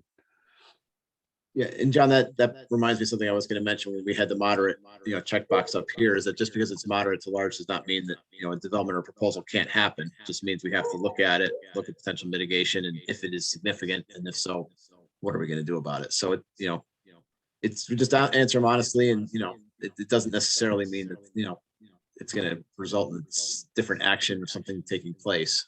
It just means we need to look into it a little further. Yeah, and also even a step before that is just because impacts are moderate to large, on part 3, we figure out that whether they're significant, because sometimes there are impacts that are moderate to large that are not significant because of a variety of factors, some of which can include mitigation that's already been proposed by the applicant or, variety of other circumstances. But it's just that moderate to large designations, setting a scale is just the first step in a continuum.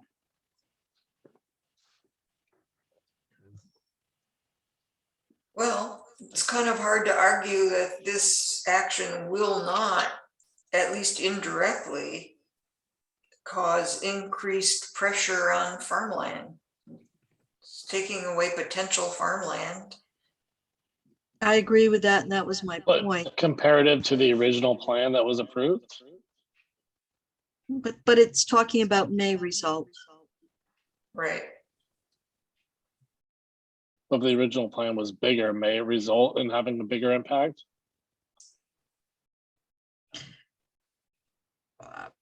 I'm only guessing that the original answer would have been yes as well, moderate to large as well. I don't have it in front of me, so I don't know. Shall we It go with sounds like moderate to large? it sounds like this one should be flagged for Jim to take a look at. Absolutely. Okay. Do that. And then G, not consistent with adopted farmland protection plan. We don't have one in the town, so that would be an answer of no. I don't think the county has one either. And Would a county, well, I'll talk to you about that later, John. We don't have to go down there. Okay. We got enough to talk about. We'll move on. yeah, it says municipal anyway in the question. Yeah, that's gonna be my question. Okay. All right. Any questions on that one? Should we move on to number 9? Yes.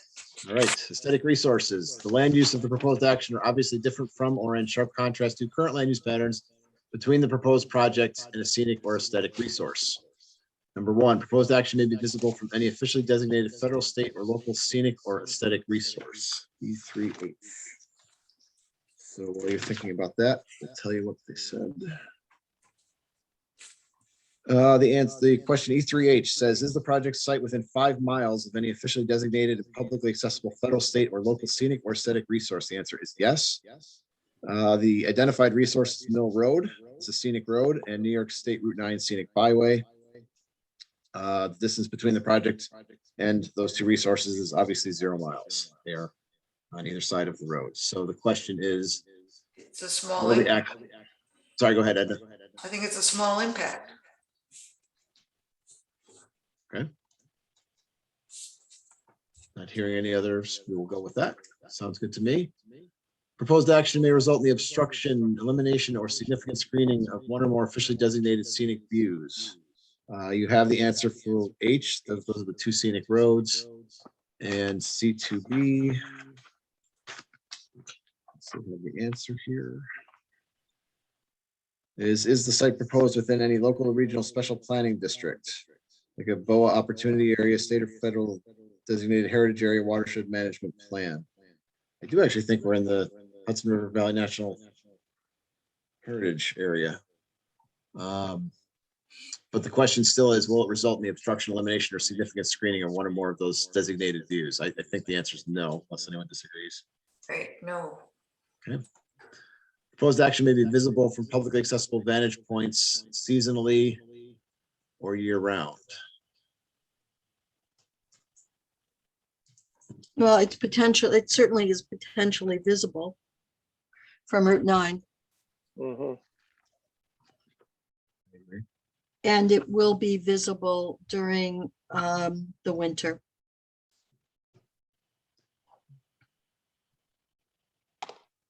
So is that do we look at that as a small impact or moderate to large impact? I think the answer to that is related to the screening.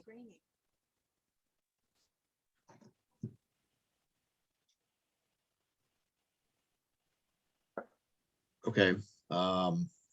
I think we might feel differently about it also when they start clearing and putting in the South Drive access.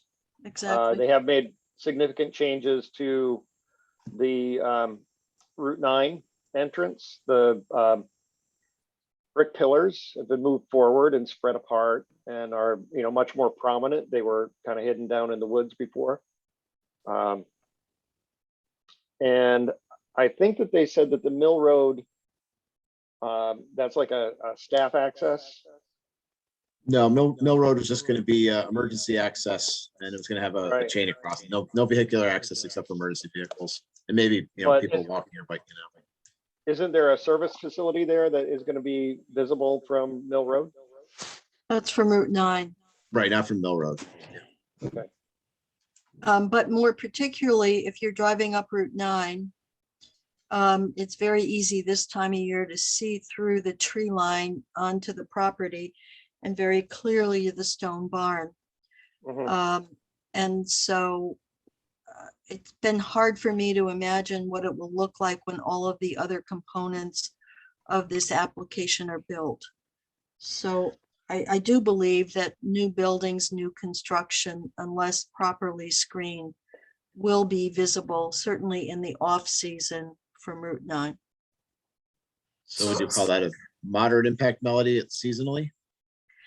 I would consider it a moderate impact seasonally. I agree. Yeah, I agree. I've never seen the stone barns from Route 9. That's I was impressive, Melody. gonna say the same thing. I was gonna say, I've Right. never seen the stone barns. The only place I could see it is actually towards like Dawes Lane, but it's private land. I'm Well, actually, if you're coming up Route 9, as I do almost daily, I know exactly where to look and I can look right through to the stone barn. Wow. I come off Acker Hook and I never see it, but I Is it- will have my eyes peeled. You wouldn't from Ackerd Hook. You would south of Ackerd Hook. As you're coming into town, it's just after the 4-lane ends. And there's an embankment. Do you guys know the stone gate that they're talking about restoring at the south? Right. Yeah. There's Yep. like there's a huge stone embankment there. And as that embankment tapers down, if you look, this time of year, you can clearly see the barn, and there are big plastic wrapped hay bales Yeah, exactly. Big stacked up white behind bales. it. Yep. And now that I've actually been to the site, I see it all the time. is this right by Midnight Lane? I'm just looking at a map as we're talking. No, it's south of Midnight Lane. It's south of Midnight. Okay, I'm gonna try to take notice to it. All So would right. it be fair to say then we're looking at a moderate seasonal impact, but a no or small impact year round? Yes. I guess that makes sense. Yeah. Okay. The situation or activity in which viewers are engaged while viewing the proposed action is routine travel by residents, including travel to and from work or recreational or tourism-based activities. Well, I actually think it's both, Both. Yeah. because the whole point of the development is tourism-based activities. So there's everybody that travels up and down Route 9, as well as those people coming into Rhinebeck, not just for this resort, but for others in the village as well, in terms of a tourist destination. Yeah, and that's what I was gonna say, Melly. Route 9 is a major travel recreation corridor. Obviously, it's the major corridor. It's not that this is off, on a Right. back road. So, And I'm so saying, go I'm ahead. saying moderate to large, but with that, I'm saying this can all be mitigated, and that's what we'll get to. But I Mhm. think we have to acknowledge that there is an impact. So again, just reminding us that compared to the original plan, which was a larger, is it still moderate to large compared to the original plan? I guess I know we Yes. don't have the comparison. Well, I It- can go back to the original plan and say both plans have included development around the stone barn. So, which is what I think is the biggest visual impact coming up 9. You can see through there. So actually, any development around there, whether the original plan or in this one, would be visible from the Route 9, at least coming from the south. And also, it's And possible. Oh, Hmm? sorry, I just wanted to say to Sean's point that it may be that when Jim drills down on a few of these, you may come back and you may shift and change something that was identified as a moderate to large impact, maybe shift it to a small impact when we understand what the delta is between the previous iteration of the plan and the present plan. It's fair. And again, looking back at the plans themselves, right? Because I don't have the plans up on the screen. There are only so many things we can look at once while we're doing this. So, once we get back into it, it's, oh yeah, you know what, looking at that, this or that may, mitigate that element too. Right. So there'll be, another discussion or two just to kind of finalize this. Hopefully one. We'll get there. All right. So we will do moderate for D. Letter E, the proposed action may cause a diminishment of the public enjoyment and appreciation of the designated aesthetic resource. Potentially moderate to large, I think. Okay. Other comments on that? Based upon view shed from Route 9, And Mill Road, yeah.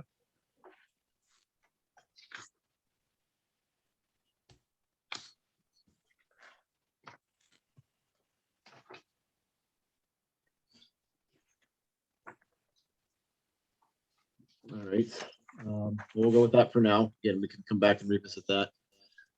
Are there similar projects within the following distance of the proposed project? Within a half mile, 3 miles, 3 to 5, or 5+ miles?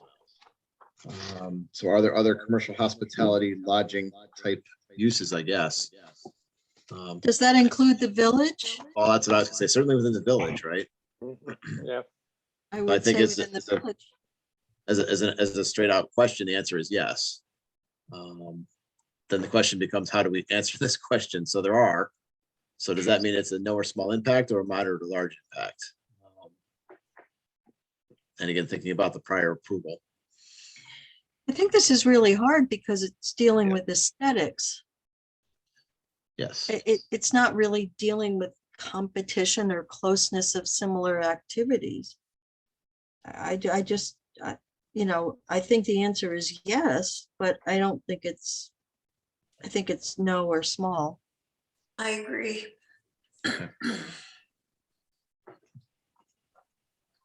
All right. Any other thoughts on aesthetic resources? And this one can be tough. There are a couple of these that can be tough to go through and answer. Anything else? All right. Getting there. Impact on historic archaeological resources. The proposed action may occur in or adjacent to a historic or archaeological resource. A, the proposed action may occur wholly or partially within or substantially contiguous to any buildings, archaeological site, or district which is listed in the National or State Register, been determined by the Commissioner of SHPO to be eligible for listing on the State Register of Historic Places. So E3E, which I know we've talked about before. On the Says, National Register. yes, yep, in here they do list the Steenberg Tavern, Grassmere itself, the Hudson River Historic District. The attributes on which the listing is based are the Manor House and Stone Barns, adjacent properties on Mill Road, including listing buildings in the Rhinebeck Cemetery. So the answer is yes. So how do we want to answer this in terms of impact? I think it's moderate to large, and I think the mitigations that they have in place, are necessary as far as the treatment of the historic property, the archaeological investigations they've done, that sort of thing. I agree. I agree.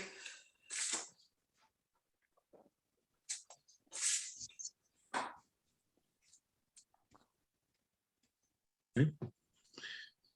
Proposed action may occur wholly or partially within or substantially contiguous to an area designated as sensitive for archaeological sites on the New York State Archaeological Site Inventory, E3F. The answer to that is yes, according to them. So I mean, obviously we've got, I'm not sure what the status of the Steenberg Tavern is. I don't know that one. And obviously of Grassmere itself, as well as some other properties. So do we consider the impact to be significant or, I'm sorry, moderate to large, I'm saying significant, moderate to large or small or no impact?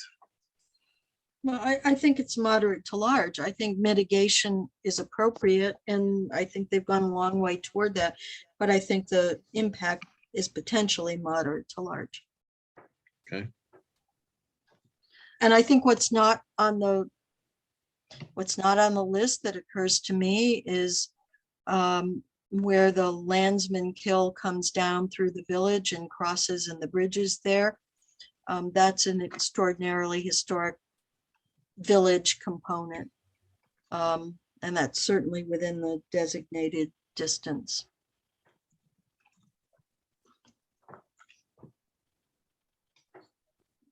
So put that in here and say that's moderate as well, I would assume. Yep. Based on the discussions, okay? If any of the above are answered, moderate to large impact may occur. Continue with the following questions to help support conclusions in part 3. Proposed action may result in the destruction or alteration of all or part of the site or property. I could go through this document, but I think we all know kind of what's going on in our head with the restoration of the manor house and the existing barns and the proposal for the new structures. You know, in looking at these last 3 questions, I think the answer to that for me is no or small impact, but because of the mitigations they've brought forward already. Mhm.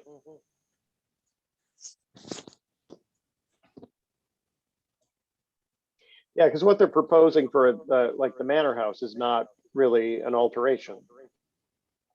Even though they're reconstructing the porch, they're doing it in kind and it's sympathetic and complementary to the property. I think we have to recognize and give them credit for working closely with SHPO.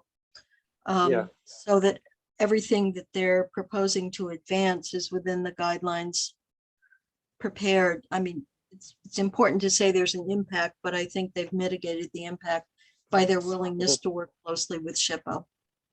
Yep. Very good. All right.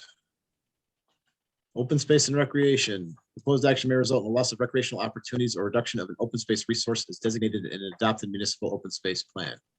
Well, we don't have an adopted open space plan in the town. We have a comp plan, but not an open space plan. Right. So delving right into the, sorry, Melody, what was that? Well, I think that's a no. For the whole thing? For all of 11? Yeah, I think so. I could see that. Anyone else have thoughts on that? I mean, this property's never been open to the public. Although there are lots of people who've gone there who shouldn't have gone there, but Yeah, I was going to say if graffiti is a recreational activity. well, that in hunting activities, but I don't see anything in 11 that would warrant anything other than a no. No or small impact. Everyone good with that? Sounds like it. Yeah. All right. Impact on critical environmental areas. We don't have one. Proposed action located. We don't have any in Rhinebeck, correct? So Correct. That's an easy one. Impact on transportation. Proposed action may result in a change to existing transportation systems. A, projected traffic increase may exceed capacity of the existing road network. So when we look at D2J, which I did earlier today. Actually, everything here is D2J. Right. It's not going to give us, it says will the proposed action result in substantial increase in traffic above present levels or generate substantial new demand for transportation facilities or services? The answer in part 1 was no. if you look at this specifically, you know, at each question, will projected traffic increase exceed capacity of the existing road network? Given that it's coming out, it's coming out partly on the 2-lane road, but partly on the 4-lane road, which is State Route 9 and the major north-south route. We can wait for DOT to chime in on it. Officially, I don't think they're going to exceed the capacity of the existing road network, given that it is a major state route, but I would leave that up to everyone here. And let me just run through these real quick and then we can go back to them. We are constructing less than 500 parking spaces now. They did reduce the number of parking spaces. I think we're at 365, 70, something like that, after the most recent reduction. Will the proposed action degrade existing transit access? There's one bus route that runs from Poughkeepsie up Route 9 to Red Hook, comes back down. This will not impede that as far as I can tell, other than obviously we have some new turning movements and some additional traffic, but it's not, I don't think would degrade the transit access based on the questions kind of being asked here. Will the proposed action degrade existing pedestrian or bike accommodations? There really aren't any out there right now. And will the, although I have to say Route 9 is a state bike route, but there isn't an accommodation per se. And will the proposed action alter the present pattern of movement of people or goods? So I just want to put out there those kind of thoughts on a couple of these, and I open it up to everyone for your thoughts on no or small impact or moderate to large, starting with A. Will we exceed the capacity of the existing road network? No. I All say right. no. Not hearing anything else. Proposed action may result in construction of paid parking area for 500 or more. We know that's not going to happen, so I think I can check that one. Does everyone agree with my thoughts on transit access? Will not degrade transit. Yeah. Agreed. Okay. Same for bike and pedestrian accommodations, since there really aren't any out there, even though it is a bike route. Yep. Okay. And will it alter the present pattern of movement of people or goods? No. All right. So we will check no on that. Any other thoughts on transportation? All right. Impact on energy. The proposed action may cause an increase in the use of any form of energy. Well, generally speaking, the answer to that is yes, because we're putting some new buildings on the site. Let's go through this one by one. Proposed action will require a new or an upgrade to an existing substation, D2K. I believe the answer to that was no. Let me just double check.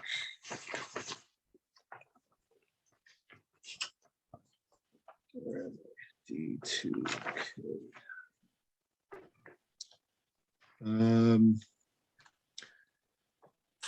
Okay, so the D2K says, will the proposed action for commercial industrial projects generate new or additional demand for energy? The answer is yes.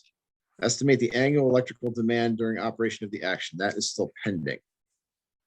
Anticipation sources or suppliers for electricity is the grid, and will it require a new or upgrade to an existing substation? The answer to that is no.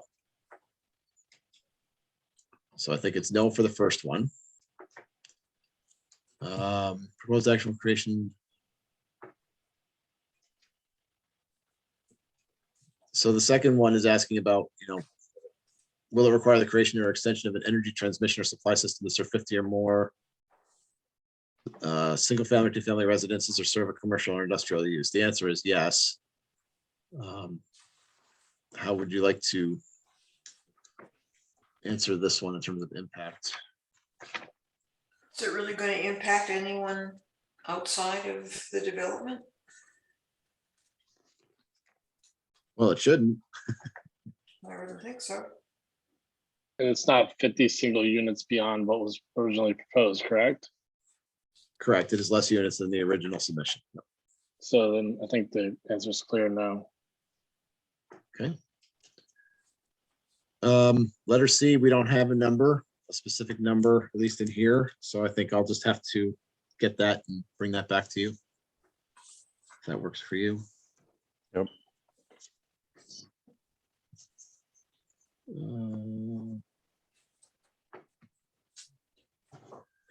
Proposed action may involve heating and or cooling of more than 100,000 square feet of building area when completed. This one I do believe they have in here. So this is D1G. I think it was under 100.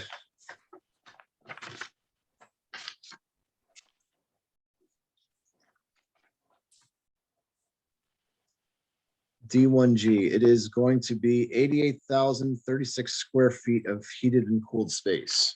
Okay, so that's So that no. is under 100, so we can answer that no. May I just ask, Jim, may I mhm. just ask one question, going back to the impact on transportation? I'm thinking Yep, absolutely. about parking in the village, and people are gonna wanna try the other restaurants, and it's night, and they may not wanna walk. I just see potential impacts on parking in the village. I can add that under here as other impact and see where we go with that if you'd like. Okay. Well, let me. They're gonna have a shuttle of some sort. I believe that They- was the They idea. have talked about it. I don't know that it's confirmed. It's a question we can follow up on. And if it's less people than what was originally proposed, is it less than or a small impact? It could be. That would be up for discussion amongst the board. Again, it's a group decision. What are you talking about, parking in the village?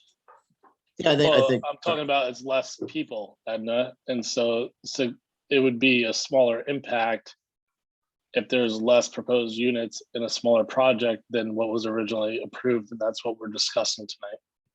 No, I think we need to look at it as to whether or not it's a moderate or large impact or small or no impact, because it could have been a large impact before, and even though they've scaled it down, it still might not meet the criteria of a small impact.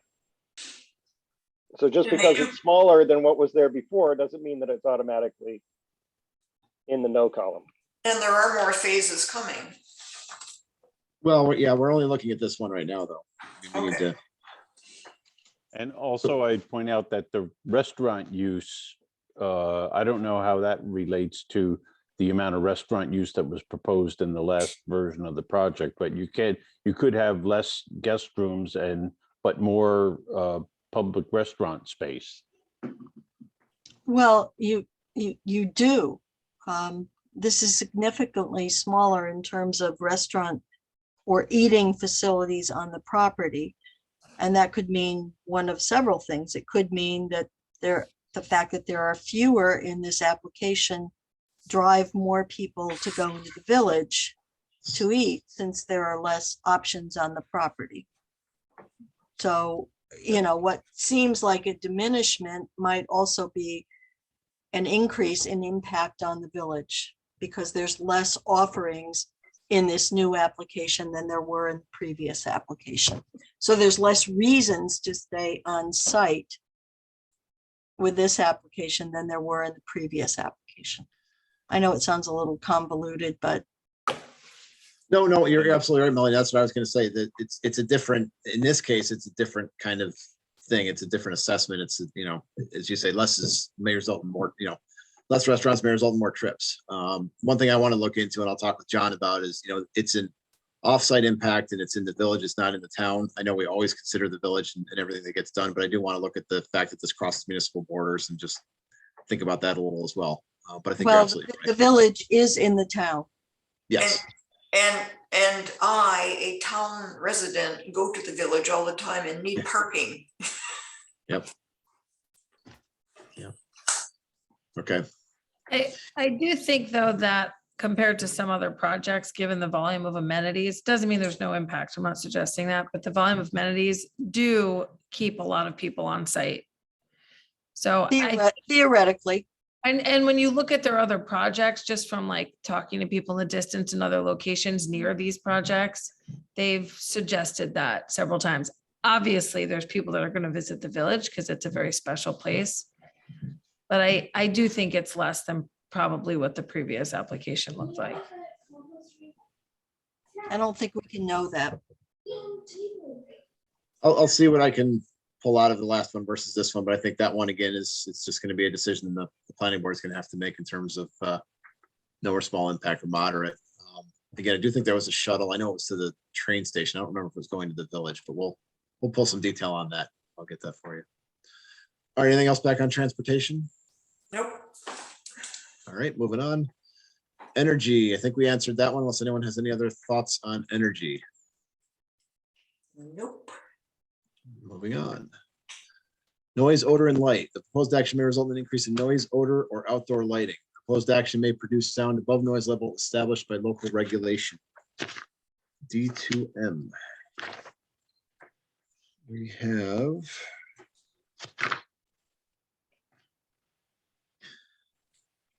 the applicant says, so the question states, will the proposed action produce noise that will exceed existing ambient noise levels during construction, operation, or both? The answer is yes. The details of that are that there will be typical construction noises. Will the proposed action remove existing natural barriers that could act as a noise barrier or screen? The answer is no. So the answer we have right now is it'll be typical noise construction. Is this only during construction? Well, this is asking about noise levels established by local regulation, and I think the answer is that based on what's written here, I think their answer is that yes, there will be noises exceeding ambient noise levels. It says during construction, operation, or both. Their answer is typical construction noises. So I think the assumption or what they intended to say is yes during construction, but they don't believe so during operation. So the assumption there is if they're having a huge wedding at the event center, there's no noise? Well, that could certainly be something we can discuss, absolutely. But is it above the local regulation? I know, Michael, you have some experience in the decibel level areas. I don't know if it goes as far as events, things like that, or. Well, there's still the noise regulations do apply regardless of the function. Things such as building and things like that, they have certain exemptions in the law because it's recognized as a necessary noise, but it's not a permanent part of what's going to happen on the property.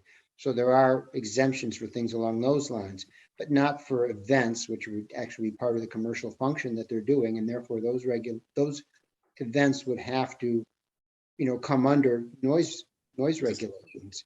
And one of the things we usually would discuss is amplified noise, be it inside or outside buildings. If it's inside, that's one thing. If it's outside, then it becomes an issue, and you do have to regulate, the level of noise that's generated by outdoor amplified, music, public address systems, things like that.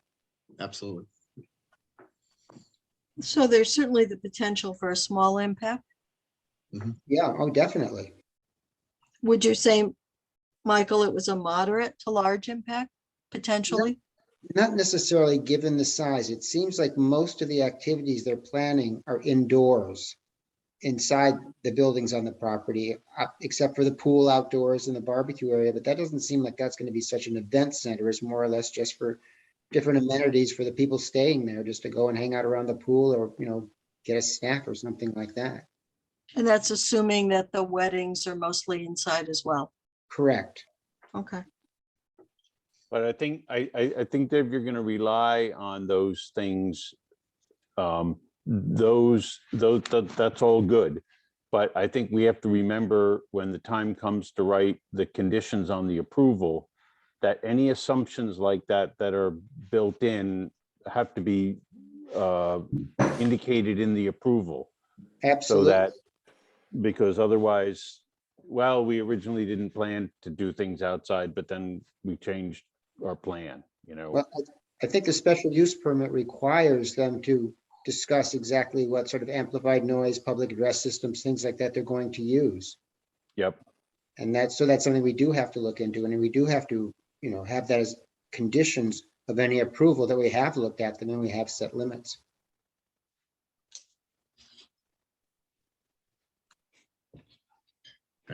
Yeah, I don't know how much events were discussed in the original iteration of the project, but that's probably one of the bigger impacts.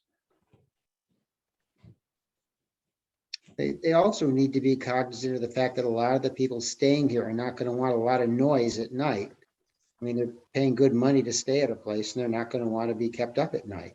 So in their own self-interest, It depends though, Michael, too, because I've been at a few places. I've stayed at some places where I thought that would be the case. And it turned out that I was the only person there that wasn't part of the wedding party, and they rented out the whole rest of the place, and nobody cared about it being quiet until they were ready to retire. So, Well, that can certainly happen. That's Yep. true. So the question is it no or small or moderate to large? It seems potentially moderate to large. I would agree. I have a question. Will we be wrapped up in 3 minutes and 41, 40, 39 seconds? I have a I would- security update that's gonna push on me in about that amount of time, so I Unfortunately, think I'm gonna no. have to- I All right, think I'm gonna not, have but to, Craig, if you have to leave, we'll understand. okay, it takes a while sometimes for these to load, and I'll try to get on with my phone. So Jim, if you could just watch for me, I'll try to get back in. Yep, as soon as you come back in, I'll 4 or let you know. 5 minutes. Okay, Thanks thank for you. giving Sorry, us a everyone. heads up. No That's problem. all right. We love Is it technology. worth, thanks, Jim. Is it worth requesting just more information about what kind of events they plan on having? To answer that question more appropriately? Well, that's That's why fair. we'll circle back to that. I think Jim will follow up on that. Okay, many of the other ones when we're circling back, we just didn't mark it as anything, so I'm marking that's the them reason down. for my question. Got it. I'm marking them Okay. down on here on paper. So I'm writing, I'm looking. It's Can I just ask one question as a form of comparison? When the Science Foundation does their event there, is there like, does that like meet the noise ordinances in place? Like, just as a comparison? Don't know. I'm not aware of any complaints. Yeah, Okay. that's really the only way you know if Yeah. it's kind of too loud, unless you sit out there with Yeah. the measurement tool. It's if someone complains and then you start looking into it. Yeah. But I'm not sure the Science Foundation is equivalent to a large 250 person wedding. No, It's but pretty probably close. have 200 people and music till 10:30. I mean, it's not the same, but right now the stone barns are all open, so there's definitely noise carry, That's true. you know, Yeah. and It just it's a depends big on event. whether they move to outside weddings or not. Yeah, we'll get some more detail and I'll see what I can find on that, or we'll ask for some more detail if needed. yeah, and we can talk about mitigation on this. I know, events are an issue up and down the valley. And in a lot of municipalities, they're requiring that the music, amplified music stay all indoors. And so there are things that can be done to mitigation measures that can be taken to really make inroads on this, but it's a good idea to highlight it as an issue to be looked at further in part 3. Yep. Okay, will the proposed action result in blasting within 1,500 feet of a residence, hospital, school, licensed daycare center, or nursing home? The answers in here would indicate no, although it's not specific to blasting, but I don't recall any discussion of blasting at all on the No. site. Okay, so I I think don't the know answer what to they that, blast. yeah, Well, if there's no blasting, the answer is no. right. If there is blasting, it is certainly within, I don't know, what's the 100, how many feet to the Astor home? I can't Probably more imagine there'd be blasting in that terrain with very few rock outcrops. No, I'm saying that if there's no blasting, the question clearly is no. But if there is, I was just questioning how close they are to the Astor home. I think I mean, given where the activity is proposed to take place, I think it should be quite a bit more than 1,500 feet. Okay, 580, 1,500. Yeah, I mean, it's maybe a third of a mile or so. I think it's more than that, but Okay. We'll look into the.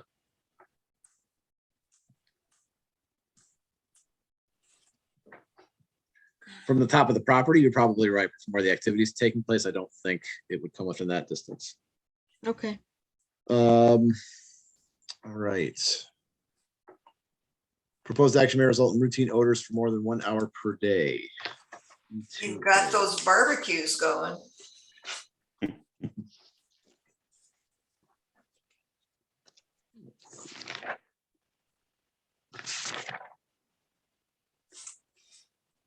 The answer in the paperwork is no, and I guess the thought about that, you know, is if they, even if they do have the barbecues going in, would it go off site to impact anyone other than the project itself? Think so. You do or don't think so, Melody? I don't think so. You don't think so? Okay. Yeah, I would agree. I think I'd agree with that. Let's see. Next, the proposed action may result in light shining onto adjacent properties. D2N. We're getting there. Almost done. Let's see.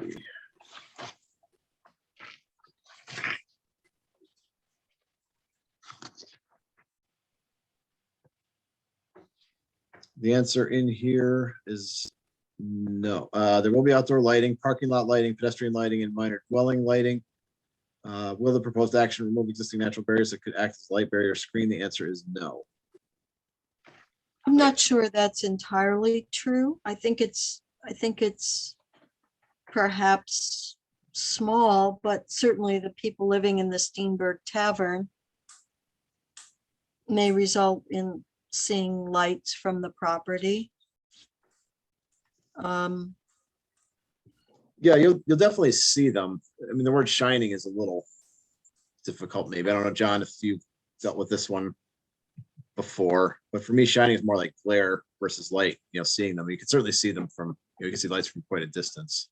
I would say if everything is operational down in the barn area at night and there's a lot of activity and events and barbecuing, there would have to be a glow in the sky. And I don't know that that's light shining, but, and it may be very low impact, but I think there will be light coming off the property in some way or form.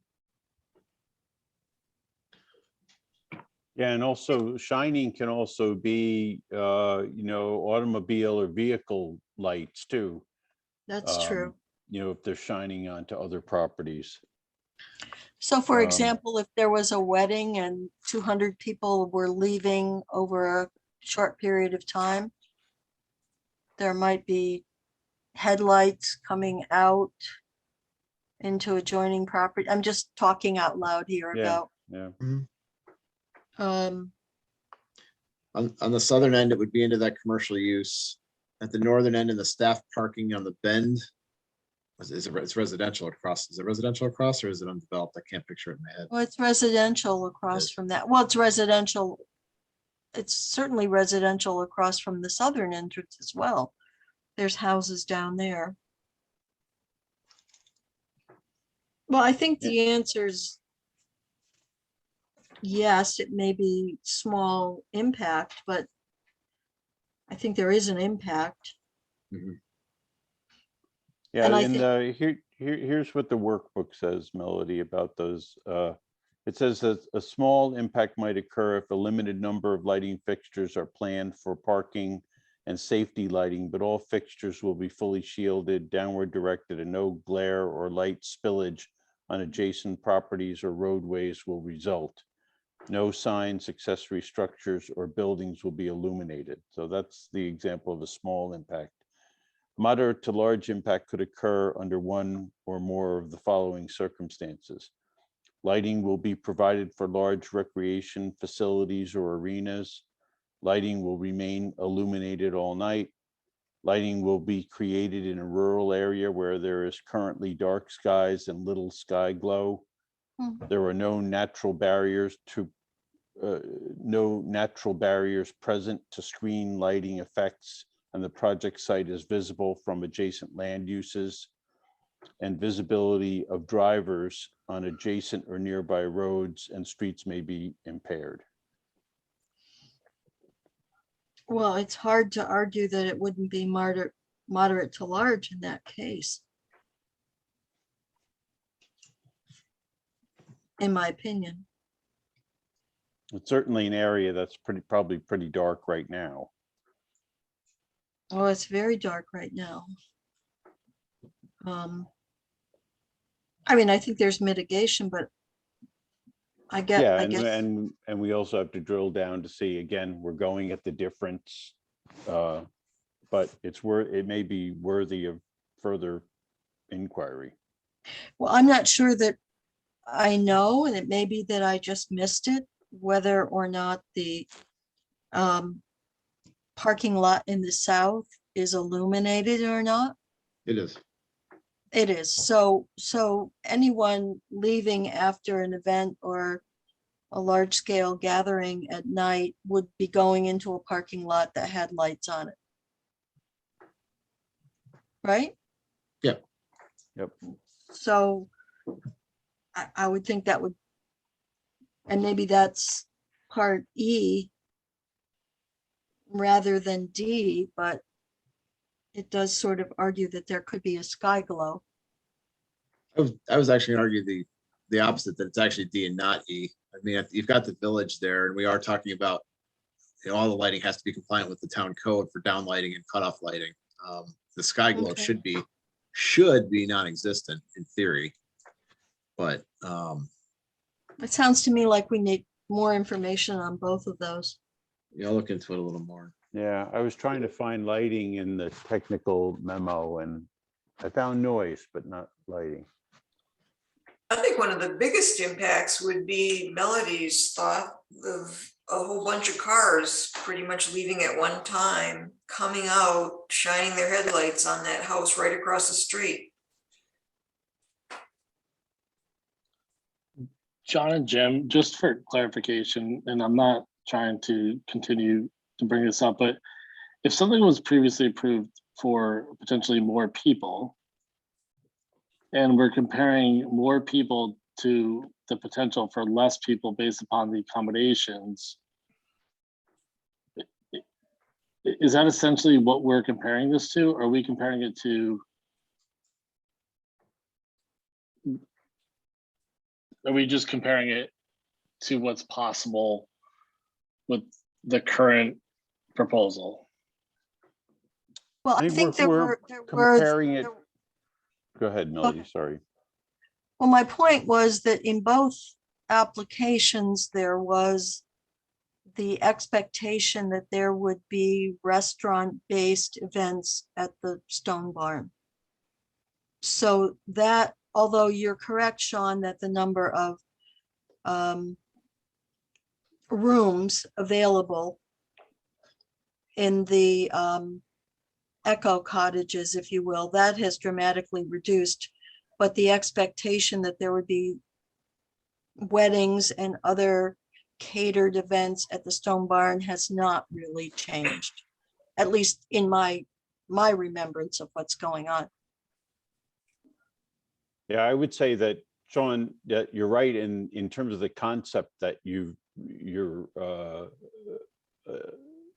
talking about, but I think the number of people and what Melody's saying, and I agree with it, that the number of people and the number of units is only one metric.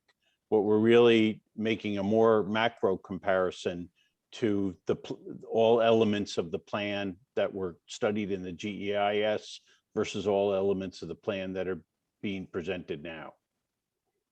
Okay. I hope that makes sense. Yeah, it does. I'm just trying to keep them separate and trying to keep my brain aligned to it. So thank you. Yep. Understood. Yeah. Sean, some of them are a little more straightforward than others, for sure. Some of it are a little trickier. So I think we're looking at least initially, moderate to large impact for light shining on adjoining properties. We'll look into the headlight discussion. What about the idea of sorry, I lost my place, sky glow? I'm not sure I know what that means.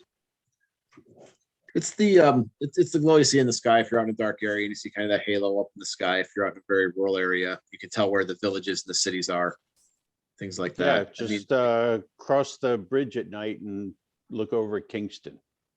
Yeah.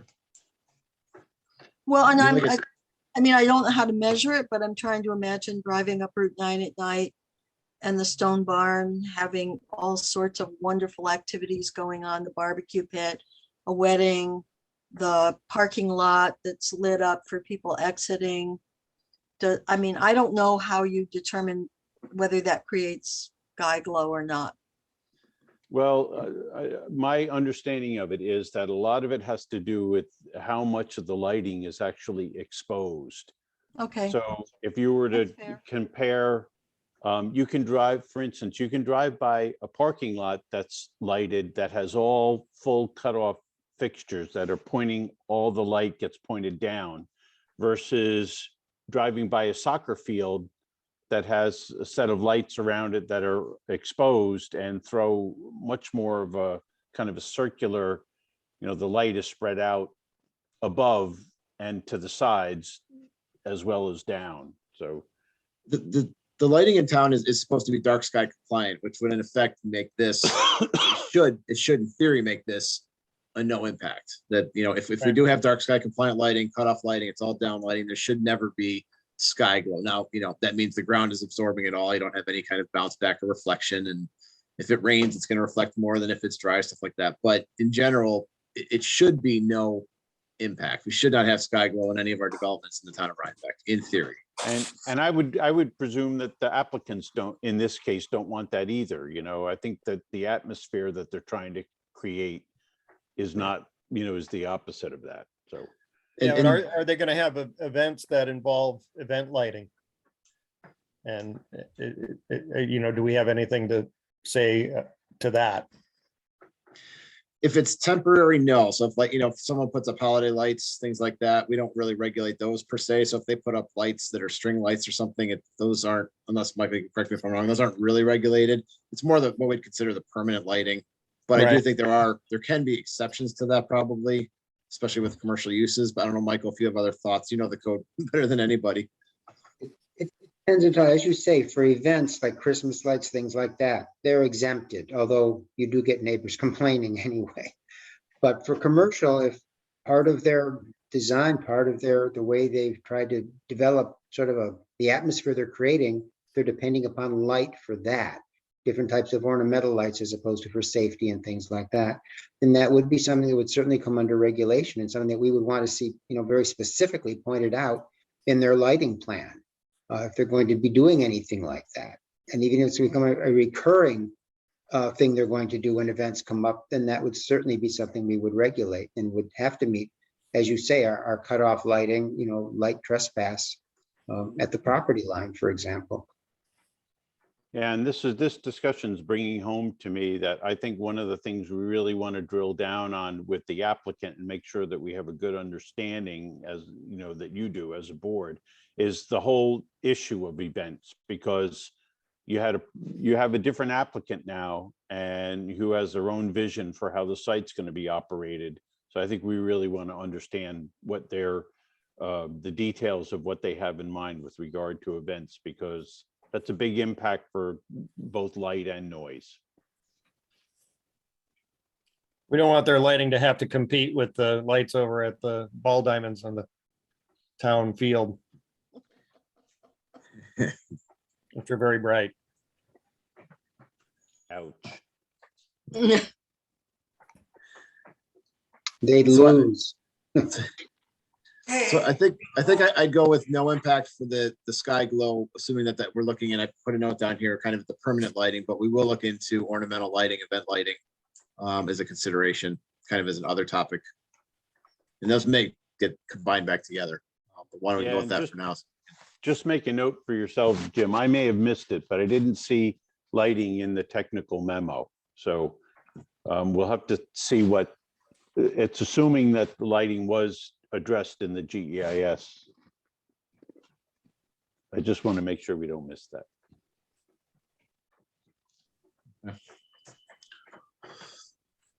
Right.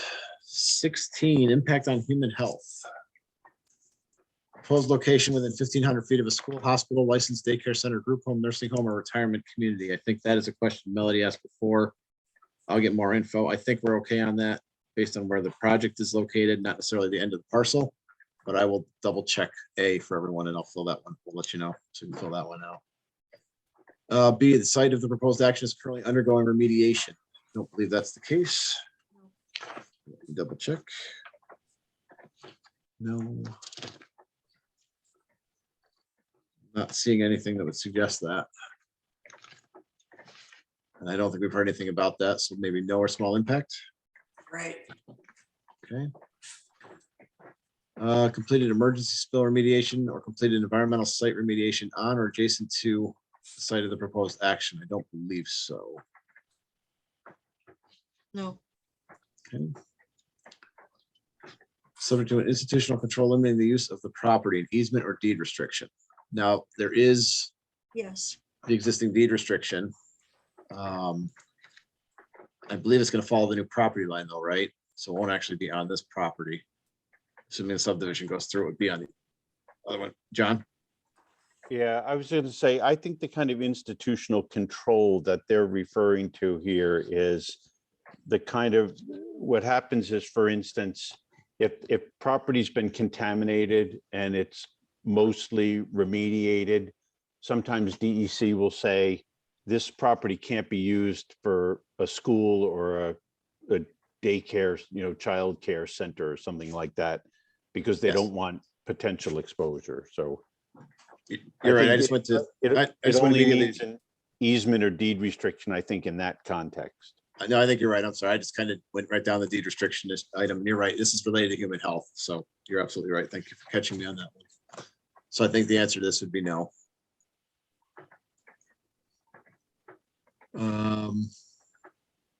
Proposed action may affect institutional control measures put in place to ensure the site remains protective of the environment and human health. No. I don't think there'll be anything there.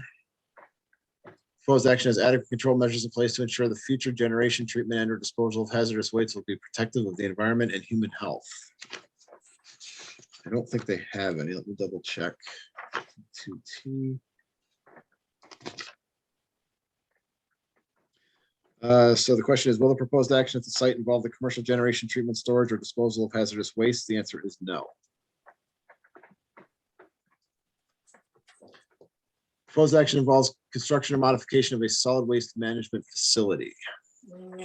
No. If that's the case. Proposed action may result in the unearthing of solid or hazardous waste. I don't believe, based on the history of the project, we would find that. Proposed action may result in an increase in the rate of disposal or processing of solid waste. Well, the answer to that is obviously yes. There's nothing going on the site now. So the question would be, is it small impact or large impact? The impact, I think, would just be trash trucks coming onto the site, right? Whatever frequency they'll be doing that. Mhm. So I have thoughts on how you'd like to answer that. And the workbook says the following about this. Some proposed projects may create solid wastes that need to be disposed of or processed. The reviewing agency should evaluate if there is existing capacity to dispose of or process these solid wastes, and if not, will there be a need for an expansion or creation of solid waste facilities? More solid waste may mean more facilities are needed. I doubt the scale of waste to be produced by this project would fall into that category of creating the need for new solid waste facilities. No, and it looks like they're, based on what's in here, they're going to have a recycling center for materials collected through the site and managed at the back house building. All of the construction operation materials will go to a local licensed solid waste facility. I would assume through a private hauler. Doesn't say that, but that would be my guess. I'm assuming they're not going to do it themselves. And that private hauler would obviously have the capacity to handle that. So I know where small impact may occur. All right. Proposed action may result in excavation or other disturbance within 2,000 feet of a site used for the disposal of solid or hazardous waste. No. Thank you. Proposed action may result in the migration of explosive gases from a landfill site to adjacent offsite structures. That's a no. No. No. Proposed action may result in the release of contaminated leachate from the project site. I don't believe we have any issues like that. Okay. Any other thoughts on, where are we, human health? I'll just double check A to make sure we're outside that 1,500 feet. I think we are, and then that one should be fine. Should we know our small impact? Almost there, last page. Here we go. Consistency with community plans. Proposed action is not consistent with adopted land use plans. A. Proposed actions, land use components may be different from or in sharp contrast to current surrounding land use patterns. We're talking about I'm forgetting what it is now. It is a country and two use.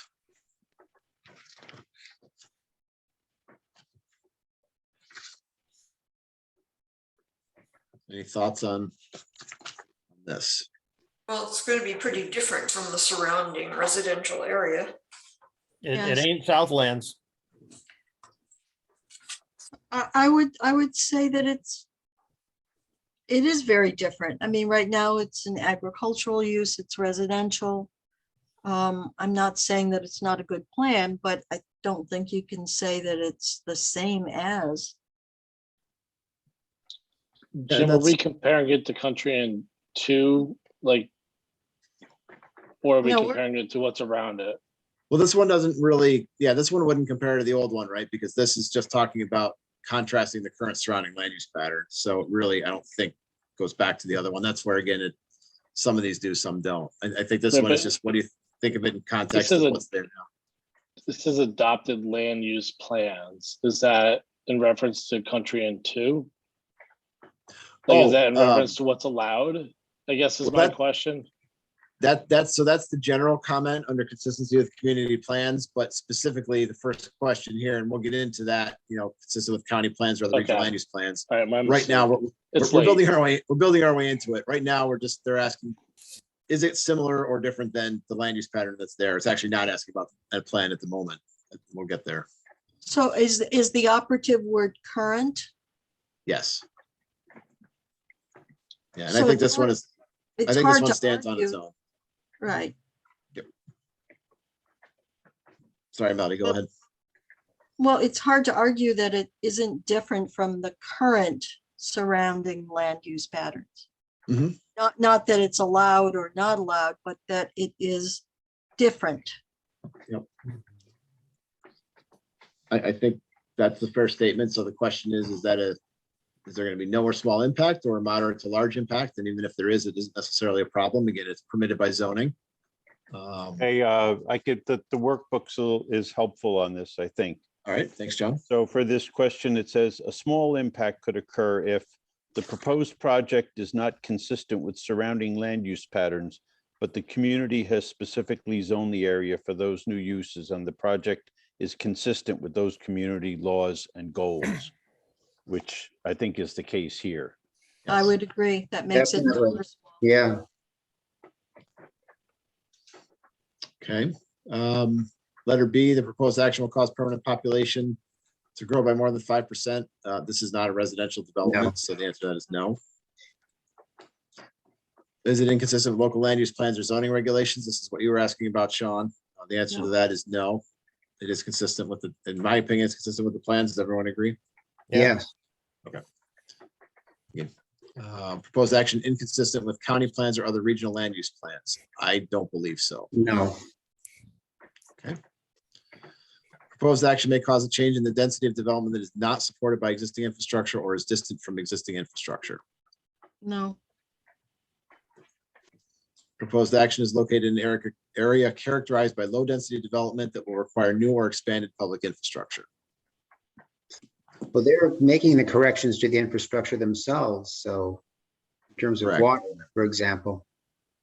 And it's not new. And I don't know, Johnny, correct me if I'm wrong, when they say expanded, in terms of seeker, I usually look at that as that we're expanding it out into new areas. That's going to create new growth, and development, things like that.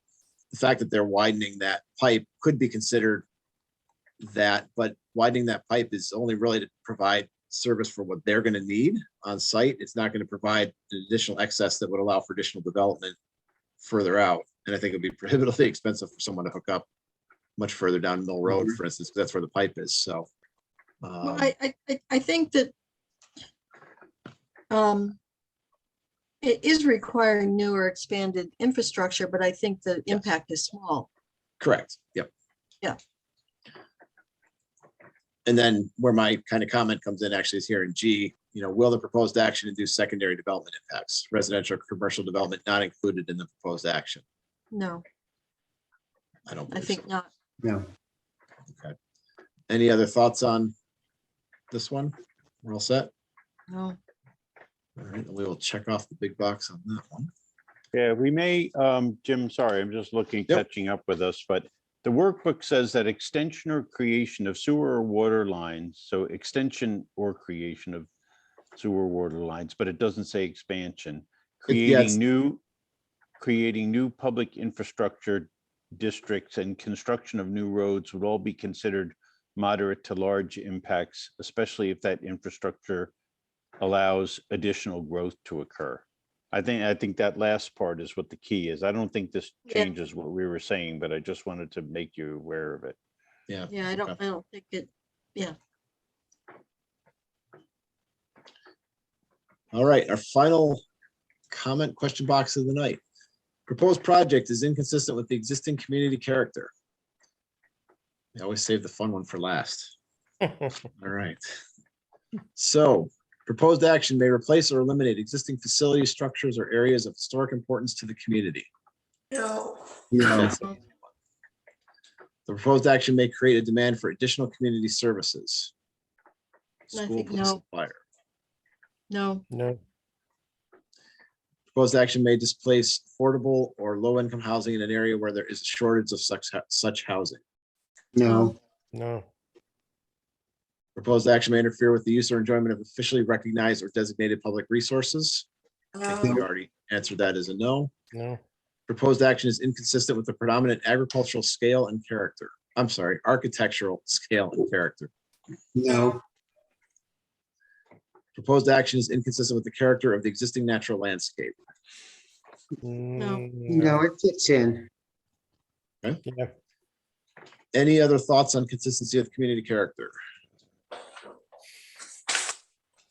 No. All right, not hearing any, I think we'll go with the big checkbox on this one. And that ends our part 2 for Grassmere House for tonight.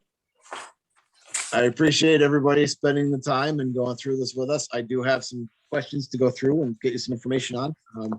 May catch up with you too, John, but any questions? Not to keep anyone on the call any longer, but any questions? John, any thoughts or comments?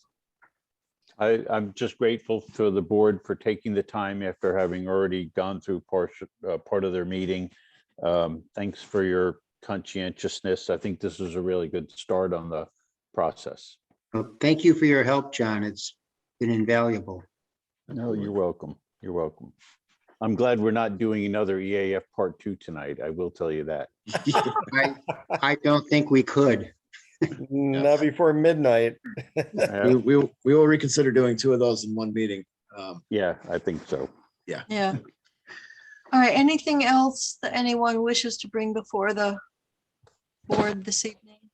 Yeah, I'd like to entertain ending to the meeting. Well, then you might step forward and offer a motion to adjourn. I so do. Could I have a second? Second. Michael, all those in favor? Aye. Opposed? Thank you. Before I call the vote, thank you, everyone. I know it's been a long and exhausting night, and I do appreciate all the hard work you put in. So with that, may I we have a motion and a second. All those in favor? Aye. Aye. Opposed? Abstentions? Thank you, everyone.